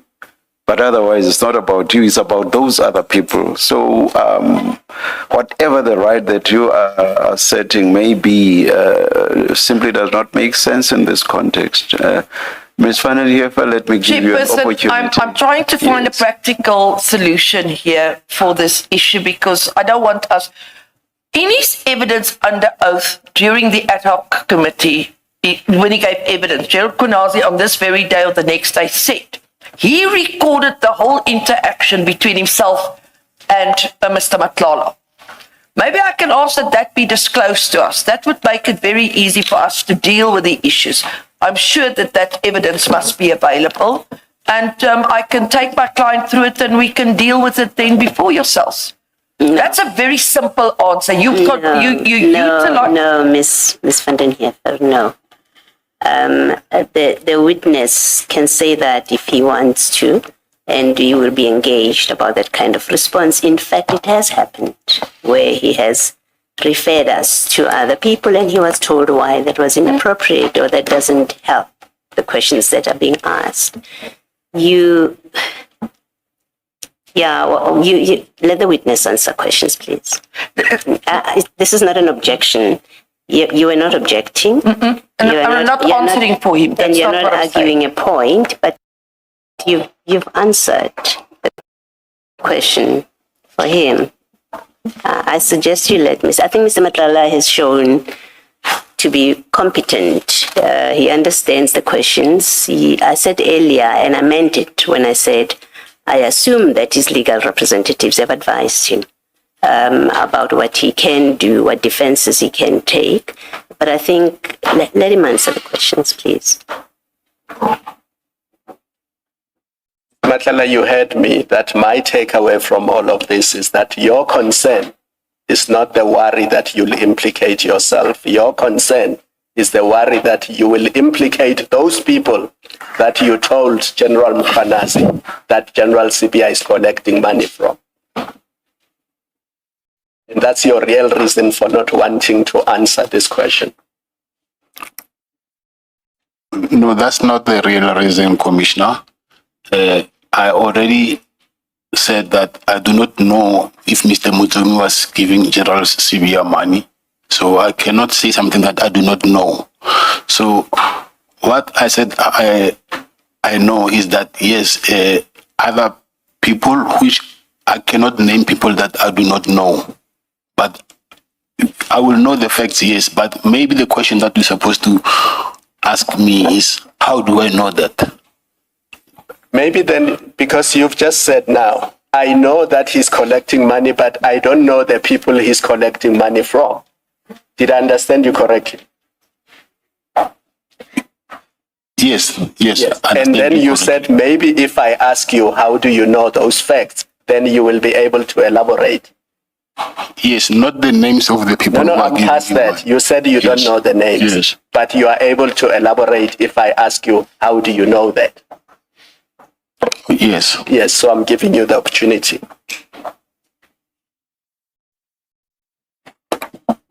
So you want me to mention the name?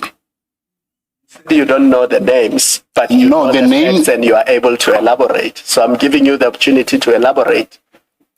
Okay, from a third person, not from him directly. What from a third person? Come again? You say from a third person, but not him directly. Yes. What did you hear from a third person and not him directly? I heard him saying that he went to collect money. Who? I'm saying I heard the third person saying that he went to collect money. Who went to collect money? It's the third person that is saying I'm not willing to mention his name.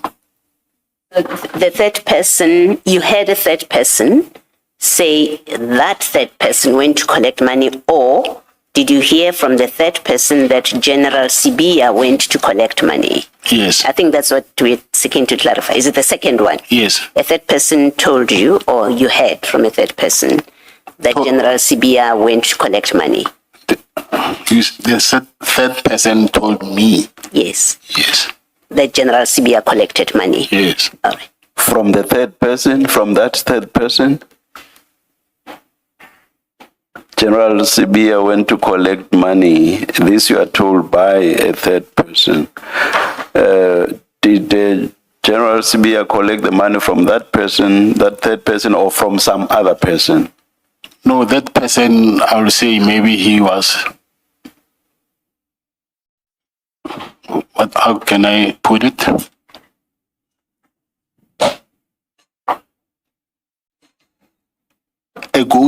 What can I say? Someone, a middleman. I don't know how to mention it. Did you say a middleman? Yeah, let me say a middleman, yes. They were a conduit of money. Come again? That person was a conduit of money between General Sibiya and somebody else. Yes. Is that what you're saying? Thank you. And the somebody else, do you know who that somebody else is? Yes, I know. And who is that person? It's Sergeant Ngosi. Sergeant Nkosi. Yes. I just want to be clear. Are you saying that Sergeant Nkosi is the middleman, or that Sergeant Nkosi is the one who's making payments? No, I said the middleman. The middleman. Okay.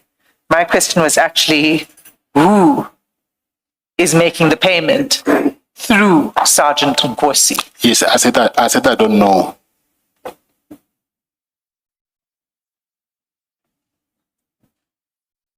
That, are you sure about that? Are you sure about that answer? Because it seems inconsistent with what you've been saying earlier.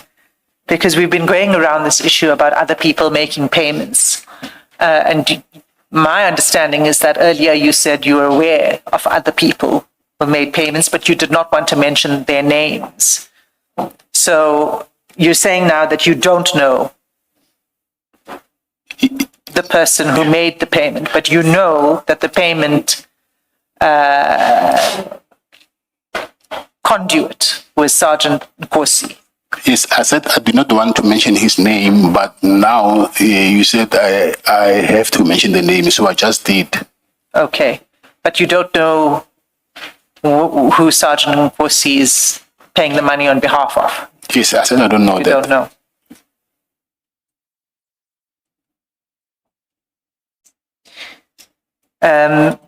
I'm going to move off that particular line of questioning, commissioners, unless you have anything, but not off the issue entirely, because the question of the attempted murder charge, you say that the developments of that case have got to do with this interaction that you had with General Mkhwanazi. If I understood you correctly, that this meeting, you Yes, think, sparked a campaign against you, in other words. yes. And you say, and why is it that you say that, first of all? Why do you say that? Because I just found out after that he even mentioned it that I think he was in, I don't know what was IDOC or here the committee that after I left his place, I went to, I don't know to who, and then I spoke about my meeting with him.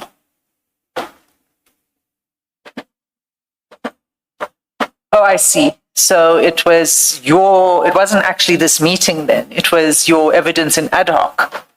Not my evidence. I'm saying I don't remember whether he gave evidence in ad hoc or here, but there is somewhere where I read in this, I think it's ad hoc, yes, where he said after I left his place, he heard, I don't know from who, that I was telling, I don't know who, but because he didn't mention names, that I've mentioned my meeting, the meeting that I had with him, and then I twisted the story. So I think, I don't know, I'm just now assuming that I'm thinking that there's someone who told him something which is not what I think, but I didn't get an opportunity anyway to explain that to him. But obviously someone told him something which is different from what I know. Okay. And you say he said this when he was giving evidence? I think it was at a committee, yes.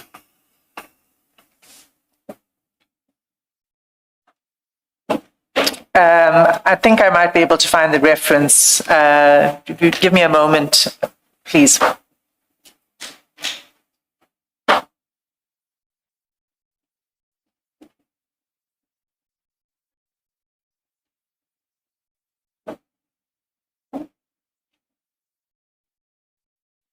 Okay, well, while we look for it, you are the one that introduced the topic of your attempted murder charge at this meeting at the Pearls, isn't that so?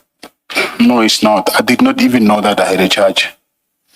You didn't know about it? Yes. Okay, so on the same page, 228, where General Mkhwanazi says, if I can just take you, it's 2 paragraphs from the bottom. And he says, so I take note of all of these things. So now this is the paragraph immediately after the Mutsumi and the payments and all of that. And what General Mkhwanazi says, so I take note of all of these things. And then he asked one thing, but the other one was just a comment, which I could not do much about. The first one was, I've got this contract, I've got so many people I should be paying, but I have not paid, but the police are not placing an order. Can you get General Nkua to meet up with me so we can discuss and get to hear what the issue is? And I said, I will talk to General Nkua, but I do not know anything about the contract, but I will talk to her. The feedback will come to Sinona. That is 1. 2, what is the next thing? The next thing is that I hear that there is an investigation in Gauteng into the attempted murder of his ex-girlfriend. What is happening on that? I said, no, do not ask me that question. I am not in Gauteng, I am here. I cannot even answer any question. If you have issues with it, General Snowden is your brother. I don't think that's meant to be Snowden. The only Snowden I know is a whistleblower, American whistleblower. Maybe it's Sinona. General Sinona is your brother, because we know you've already described him as your brother. Must talk to General Khumalo and establish what the issue is. Now, what General Mkhwanazi is saying here is that you asked him about this investigation in Gauteng into the attempted murder of your ex-girlfriend. So is he not being truthful here when he says this? Thanks, Advocate Hasim. First of all, what he said to me, even himself, I think they didn't give him full information, because he said to me, my girlfriend from Limpopo. So I said, no, which one? And then he said, the one that she was an actress in Movango. Then I knew that she was talking about the one in Gauteng, not Limpopo. So it cannot be that I told him about that. So it's him who said to me, the warrant now at this stage, it is not being signed even by the magistrate. It has only been signed by the prosecutor. So, but after whatever, I don't know who told him, I don't know what, and then that warrant ultimately went, and then it was signed by the prosecutor, by the magistrate now. But he told me that at this stage it was only signed by the prosecutor, so I did not know that there was a warrant that was standing up. I wouldn't even go confront him. For me, I would think that he might even arrest me. So if I knew that, okay, there was a warrant that he had, first thing that I was going to do is just to hand myself over to the police. So I wouldn't want to discuss something that I know it wouldn't benefit me with anything. Sorry. So you're confirming that he was not being truthful when he said this? I don't know, I'm not saying he was not being truthful. Maybe he's confusing the facts. Okay, so you're not saying he's not being truthful, but you say maybe he's confused. And you say that you did not ask him. That's what you're really trying to say. You did not ask him about the attempted murder investigation. I did not know that it existed by then. Okay. So do you know when the warrant was signed? Yes, I know. When was it signed? On the 13th of May, 2025. Okay. A day before I was arrested. The day before you were arrested? Yes. Okay. So on the issue of let me not go there, because I know you're not going to answer about the contract. Let me go back to the question of the Nangi, which we didn't close, that Nangi docket, which we spoke about. Now, the Nangi issue came up in the meeting at the Pearls, right? Yes. And did you convey, if I understood your evidence earlier, you had not yet met with Mr. Nangi? By then, yes. By then, yes. You had not yet met with him. Yes. So you undertook to speak to Mr. Nangi to encourage him to withdraw the charges, to withdraw the complaint, rather. Yes. Yes. But before that, I explained to Mr. Sinona before we even went to him that my wife and Mr. Nangi's wife are very close, because the kids go to the same school. Yes. Yes. So you subsequently went to speak to Mr. Nangi, and I suppose, and I think you said you don't recall when? Yes, I don't recall when, yes. And So why would you be discussing Mr. Nangi before General Mkhwanazi meeting, and in fact, even before you get these documents, why would you be discussing Mr. Nangi with General Sinona? I explained that earlier, Commissioner, that he told me that they wanted help to convince Mr. Nangi to withdraw the charges. Yes. Yes. Yeah, my question is, for him to speak to you about Mr. Nangi, he must know something about your relationship or your interactions or your dealings with Mr. Nangi, and because otherwise there is no explanation why he even starts the conversation with you about Mr. Nangi and not anyone else in your complex or anyone else down your road. So what is it that gives him an in into discussing Mr. Nangi with you? He is the one who arrested not him personally, but his team. And then they arrested him in the same estate that I live in. And then he asked me if I know him, because at that day there was a lot of police in that estate. And I told him that I do not know him, but I know my wife knows his wife. So I will ask through my wife, and then I'll go to know Mr. Nangi. Thank you. Ms. Hassim, didn't General Senona say when he found out that Mr. Matlala was neighbors with a suspected kidnapper, he wanted to warn Mr. Matlala because he's his friend? Sorry, Mr. Matlala. Wasn't that his evidence? Yes, that was his evidence. Before we go there, Commissioner Khumalo, I just want clarity in response to the question that Commissioner Baloy asked when you said it was his team that did this arrest. Whose team? Mr. Senona. Senona's team. Okay. Commissioner Khumalo, do you have a question about, you can go there. I'm also going to get there at some point, but I'm happy I think you deal with it, because I just saw the transcript that you were in fact leading that evidence, so I'm going to deal with it. I don't have the transcript, that particular reference with me now. So if you have the reference and wish to go there, that's fine. But either way. But I'm not sure if you are able to comment, Mr. Matlala, but Mr. General Senona, in his evidence, when we asked him why he shared the Nangi dossier with you, he said because you were close and he had just found out that a known kidnapper is living in the same complex as you, and he wanted to warn you as his friend about him so that you watch yourself and your kids, I suppose. Did you know anything about that? And then the documents that he sent me? Yes. Yeah. The complaint with the... It was not a warning. It has Mr. Nangi's charge sheet, it has his ID numbers, it has the complaint against the 6 policemen who immediately arrested him or harassed him. Or you saying the documents he sent me because as a warning? Yes. I did not know that, Commissioner. Did he have that discussion with you when he sent you those documents? No. What I know that he asked me, but obviously I knew that arrest when it happened. It is in the estate. I think everybody knew about it. So he asked me. I said, "Yes, I know him." Obviously, the school is the same school as my son and his son. Then I said, "Yeah, through my wife, I can ask that." So that's what I know. So the only issue he discussed with you in relation to Mr. Nangi was, do you know him?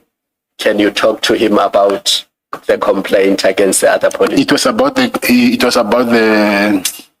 to withdraw the charges. Yes. Thank you. And you say that's why he sent you these documents, in your understanding. He sent the documents because he was giving you this information so that you could speak to Mr. Nangi. Not about the warning. Yeah, no, to drop the charge, to drop the complaint against General Mkhwanazi and others. Thank you.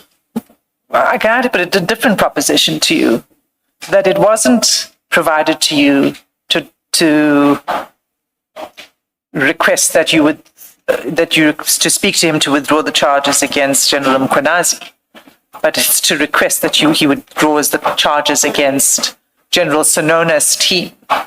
His team, yes. Yes. Whose team? General Senona's team. If you want to have a look, we were looking at it earlier. It's it's file 2.1. I think it's the son.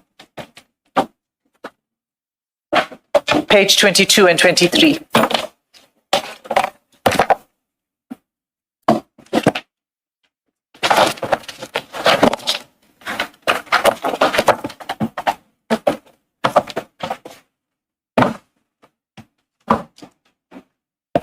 Do you have it? Yes, I have. Okay, so you'll see who the complaint is made against.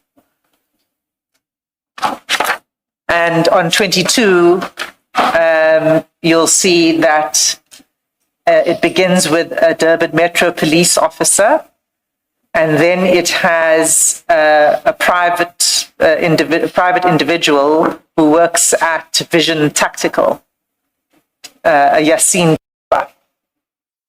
who works at Vision Tactical. And then Yakub Desai also seems to be somebody who works in the private security industry. And then you've got Captain Inop, who is with DPCI KZN. And then you've got a constable from SAPS. You've got Colonel Dawood from the anti-kidnapping unit. You have General Mkhonazi as the provincial police commissioner, and then another Colonel Dina Govender, who is with the DPCI KZN. So you'll see that the provincial Hawks members were involved in this arrest, right? That was General Senona's team. Okay.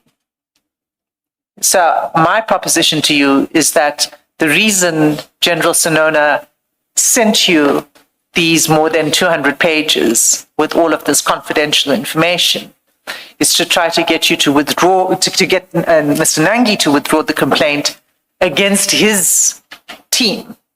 That it wasn't actually in General Mkhonazi's interest that he was asking you to do this and sending you the documents, but in his own interests. Yes, but I wouldn't know that. Okay, so I thought you mentioned earlier that he spoke about his team that was involved. He didn't say to you. Yes, but he also mentioned General Mkhonazi. Okay, but he didn't say to you specifically anything about his team. No, he mentioned his team, yes, and then he said he's not involved. It's his team and General Mkhonazi. Right. So when you met then at the Pearls, remember he sends us to you 10 March. Now you meet at the Pearls 15 April. Did you understand from this meeting, because you say you only met then with Mr. Nangi after this meeting, was this an understanding from you to be a quid pro quo for General Mkhonazi facilitating access to General Mkua for you? Advocate Hasim, I don't understand Latin. What is quid pro quo? Okay. Was this an exchange for him doing you a favor in relation to General Mkua, that you would then ask Mr. Nangi to drop this? Yes, I assume that, yes. You thought it was a quid pro quo. It was a favor. It was an exchange you were doing for General Mkhonazi. Is that what you're saying? Yes, I thought so, yes. So when you spoke to Mr. Nangi, what did you say to Mr. Nangi? I explained to him exactly that to withdraw the charges. I told him that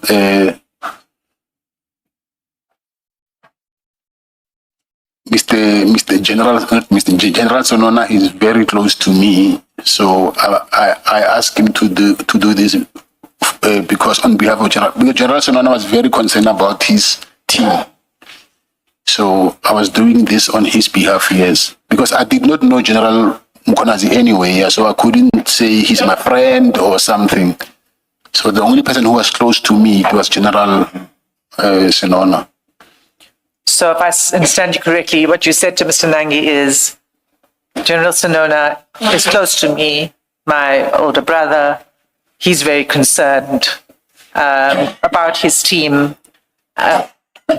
Can you drop this? complaint. Yes. And then what did Mr. Nangi say to you? I think he gave me 2 or 3 days, and then after he came back, he said to me, he can do it, but his brother-in-law and his other, I don't know whether he's a friend or accused or whatever, they refused to do it. And I told that to General Senona. Okay, and then you communicated that reluctance to General Senona, isn't that so? Yes, I did. And how did you do that? Say that again? How did you communicate it to him? I don't remember whether I called or I saw him, because I saw him a couple of times, like I mentioned, so I don't know whether I called him or we met. Okay, so in your ad hoc, if I could just jog your memory, it's at page 27.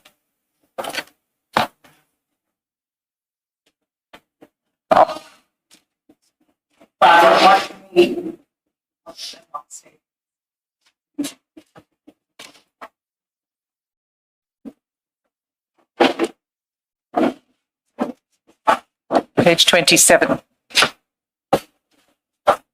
Yes. But I can see You can see it on the screen. Yes. Thank you. All right. Now it's quite small, and there are no line numbers. So I'm going to try to direct you there.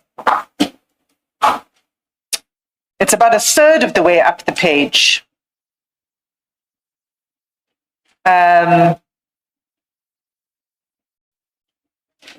There's an exchange between you and Mr. Arendse. You see that, Advocate Arendse? Yes, I do. Okay. And he asks you this question, and let me know if you can find it. He says, then you say you communicated Nangi's reluctance to Lieutenant General Mkhwanazi via General Senona. Do you see that? Yes. And then you say, can you repeat that? And then he reminds you in the draft statement, you said you communicated it to General Senona. You see that? Of course, yes. And then he asks you, how did you do that? And you say, I called him. And then Advocate Arendse confirms, you called Senona to tell him that you spoke to Nangi, and he was not prepared, and your answer to that is yes. You see that? Yes, I see that. Okay, so you called General Senona. Okay. Well, it's not for me to say, okay, you agree that you called him. No, yes, I called, yes, I can see now here from the transcripts that I called him. Okay. Now, when General Senona was here before this commission, he said, and maybe we should go there, it's file 2, page 85.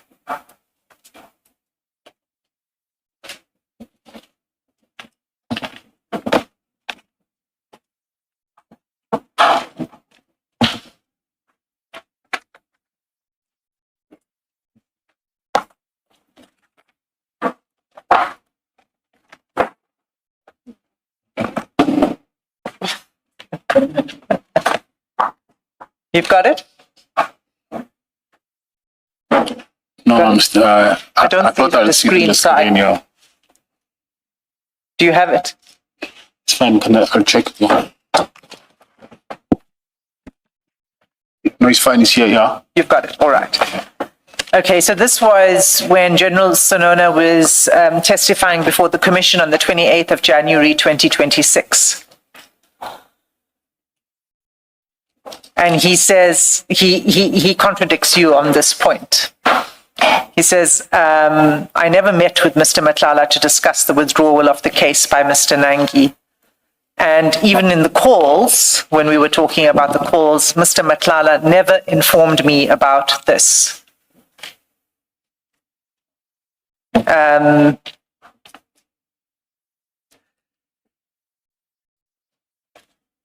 So he is denying that you called him. So is he not being truthful here when he says that? What I see here is he's saying that he don't have a recollection of that thing happening. He don't recall it. So meaning maybe he might have forgotten that I called him. No.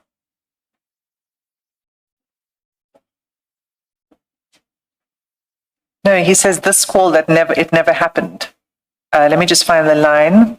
If you look line 20. Even line 10. 21. I think, okay, 21.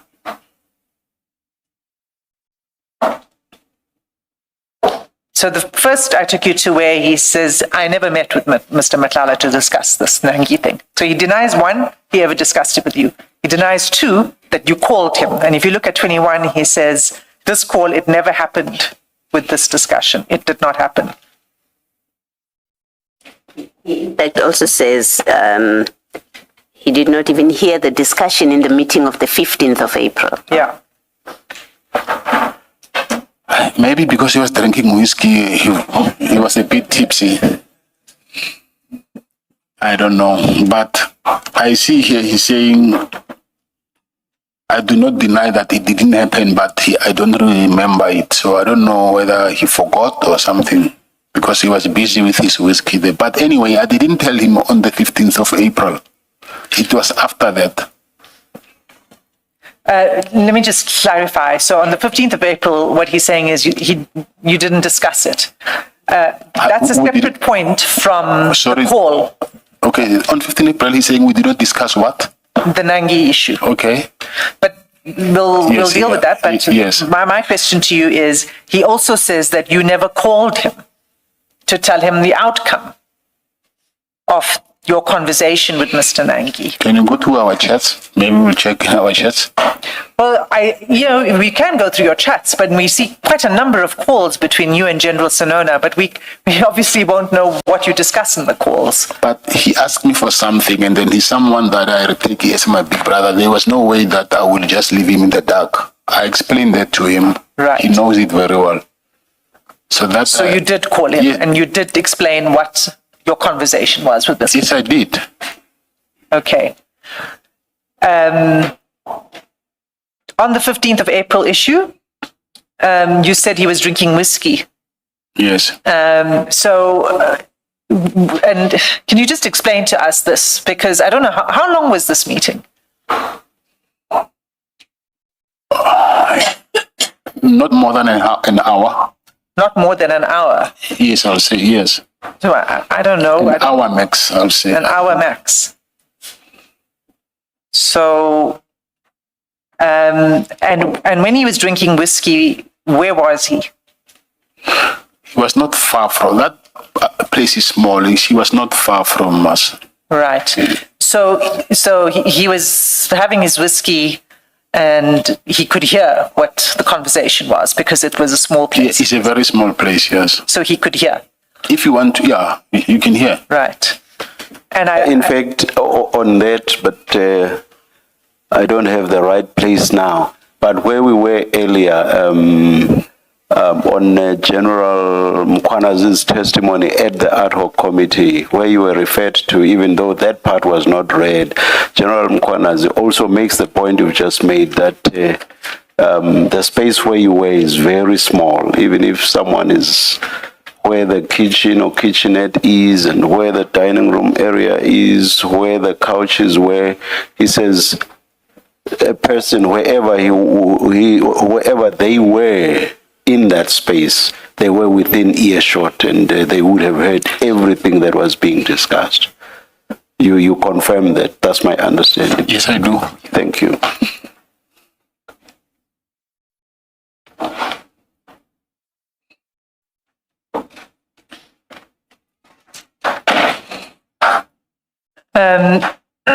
Okay, and that's fine. Thank you. I'm going to leave that topic. In your conversations with General Sonona, we see that you share a lot of information. There's another batch of information that he shared with you. I'd like to take you to, and that was 13th of April. So if we could just go to file 2.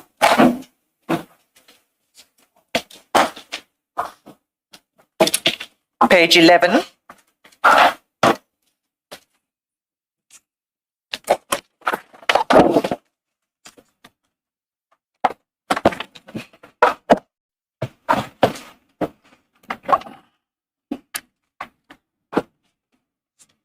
Is it the same file too?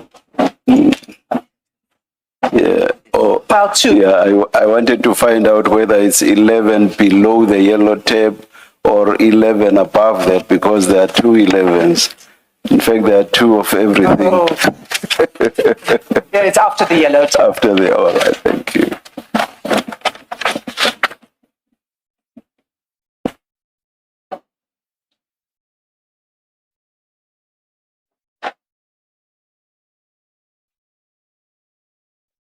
So that's page 11, and if you see at the bottom of that page, and this is 13 April 2025, there's a document that's sent to you.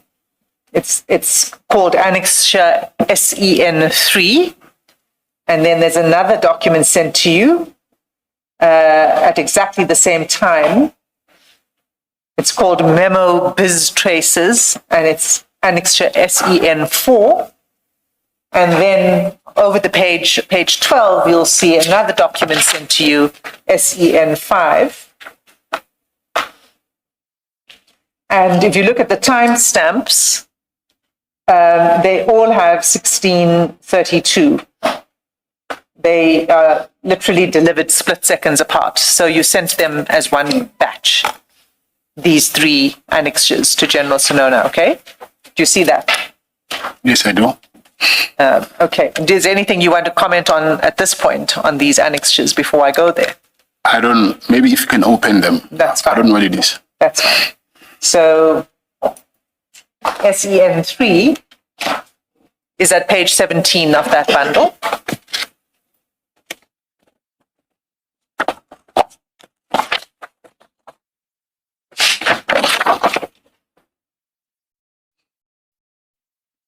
Do you have it?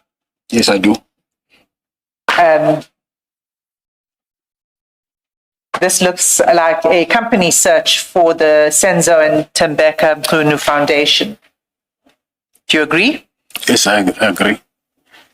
And it has the usual information on it when you do a company search. So why did you send this to General Sinona? This thing is forwarded. I received it from someone else, and then he said I must send it to him. Who did you receive it from? From a guy called Kelvin. He's a forensic investigator. What's Calvin's surname? Rafadi.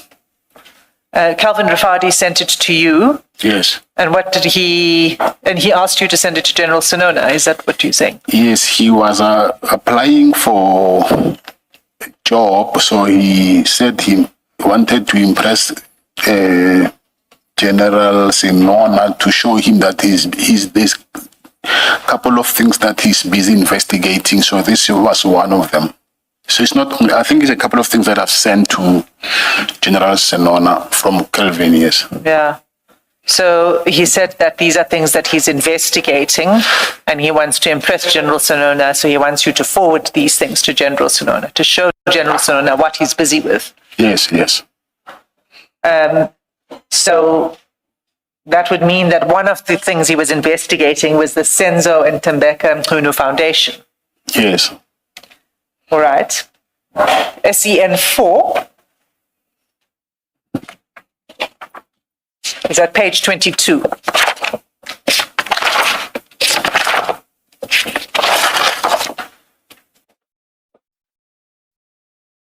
So, and this is a memo, and it's the subject of the memo is the confidential information concerning the honorable identity of the president.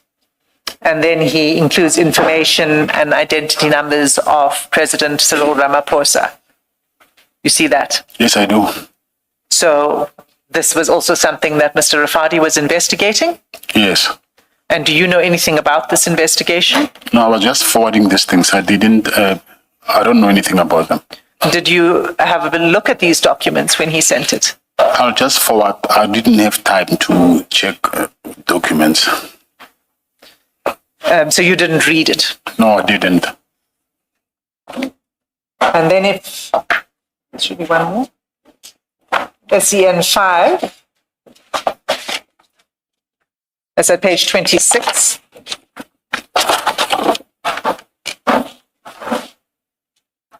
And that is a newspaper article. And it concerns reported corruption in the Rustenburg municipality. So I presume your answer here will be also that this is something that Mr. Rafadi was involved in. Yes, of course. Yeah, I think if you can go to my cell phone, you'll see all of these things are from him. They were just forwarding them. Okay. So did you read this? You didn't read this either, this document? I'll just forward it to Mr. Sonona. Okay. And when you forwarded it to General Sonona, what did you say to him? Every time I forward them, I'll tell him that I'm sending you a staff from Kelvin. But by then he knew that this guy wanted the position. He even applied for the national, because actually he applied for, what is it, to be head of DPCI nationally. But he thought because of he's not from law enforcement, he didn't have that hope that he will get that opportunity, but he thought maybe if General Sonona can get it, because even General Sonona applied for that, maybe General Sonona can squeeze him to the provincial post, maybe. So you're saying General Sonona had applied for the position of the head of the Hawks, national head? Yes. And Mr. Rafadi? He also applied also. Also applied for head of the Hawks, yes. nationally? Yes. But he was not confident of his chances of his application succeeding. So he wanted General Sonona to assist him with some other position in the Hawks. Yes. If he gets that position, maybe he can hire, because of what he's doing, maybe he can hire him somewhere. Okay. And are you close to Mr. Rafadi? Yes, I am. What is your relationship? What's the nature of your relationship? Mr. Rafadi actually is someone that I was supposed to hire in my company, but for forensic investigations. But he was furthering his studies, and then I was also helping him to pay for his studies so that at least I know that when I hire him, he'll be an asset. But at some point, he was a researcher from UJ, I think it's UJ or VETS. I forgot between the 2 years. Yeah. But he was a criminal researcher for crime or something there. Okay. Yes. And how did you first meet him? Calvin. Yes. We are from the same. He's from. I know him from a long time ago. Maybe more than 25 years, 30 years. I'm known from long time ago. Okay. And so do you meet him regularly? Yes, I did. And do you still meet Mr. Rafadi?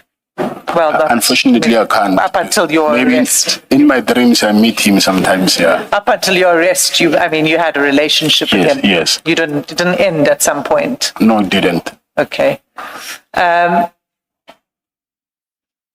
There's one other issue that arose again in relation to the evidence. I think it was in the ad hoc by General Mkhwanazi, where he says that General Sonona said to him that he was involved in some Lesotho project, or there was an interest that you and General Sonona had in a project in Lesotho that had to do with security services, and that he was interested in taking up a position in this project or a position in your company, and that he was considering even resigning from the SAPS in order to take up this position. Do you know about this? What's your comment on that? Yes, I do know about it. Okay, can you tell us about that? Yes, it was, I won't say presidential protection because he's Prime Minister in Lesotho. So I've registered a company in Lesotho for VIP protection for the Prime Minister. And so I was in negotiations with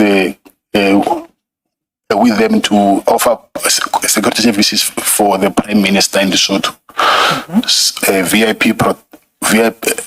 Let's just say presidential, same as presidential protection, but because there's a Prime Minister outside. So that's why General Senona wanted to also come on board. And what position would he have held if he came on board? I will choose whatever I want. Okay.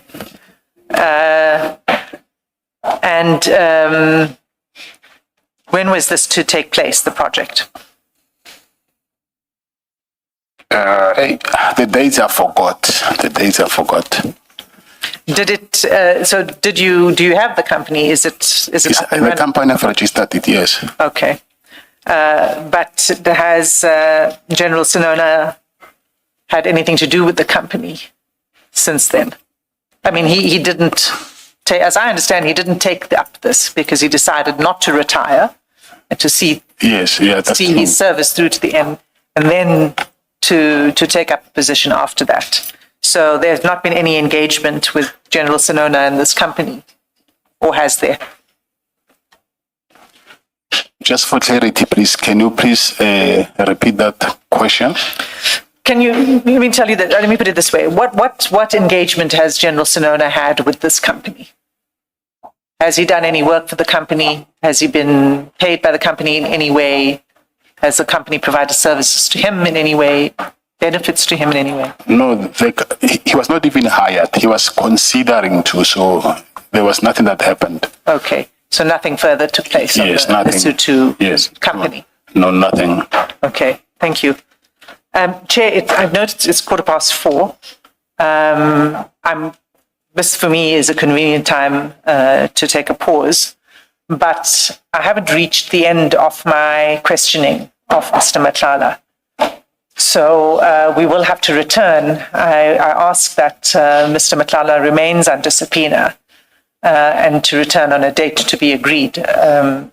We'd have to discuss it with Ms. van den Heever. That's in order, Ms. Van den Heever, especially if the date is one to be arranged between council. Yeah, Chairperson, the date will have to be discussed.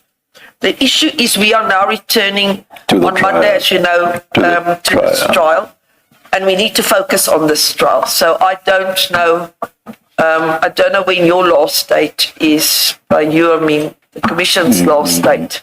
But at this point in time, for the foreseeable future, this is where we're going to be busy doing the trial.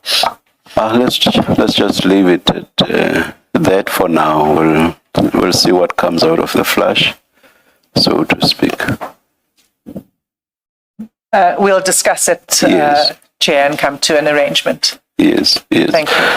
Mr. Matlala, the hearing of your testimony is postponed to a date to be determined. Let's adjourn and resume at 9:30 tomorrow. Yes, Chair.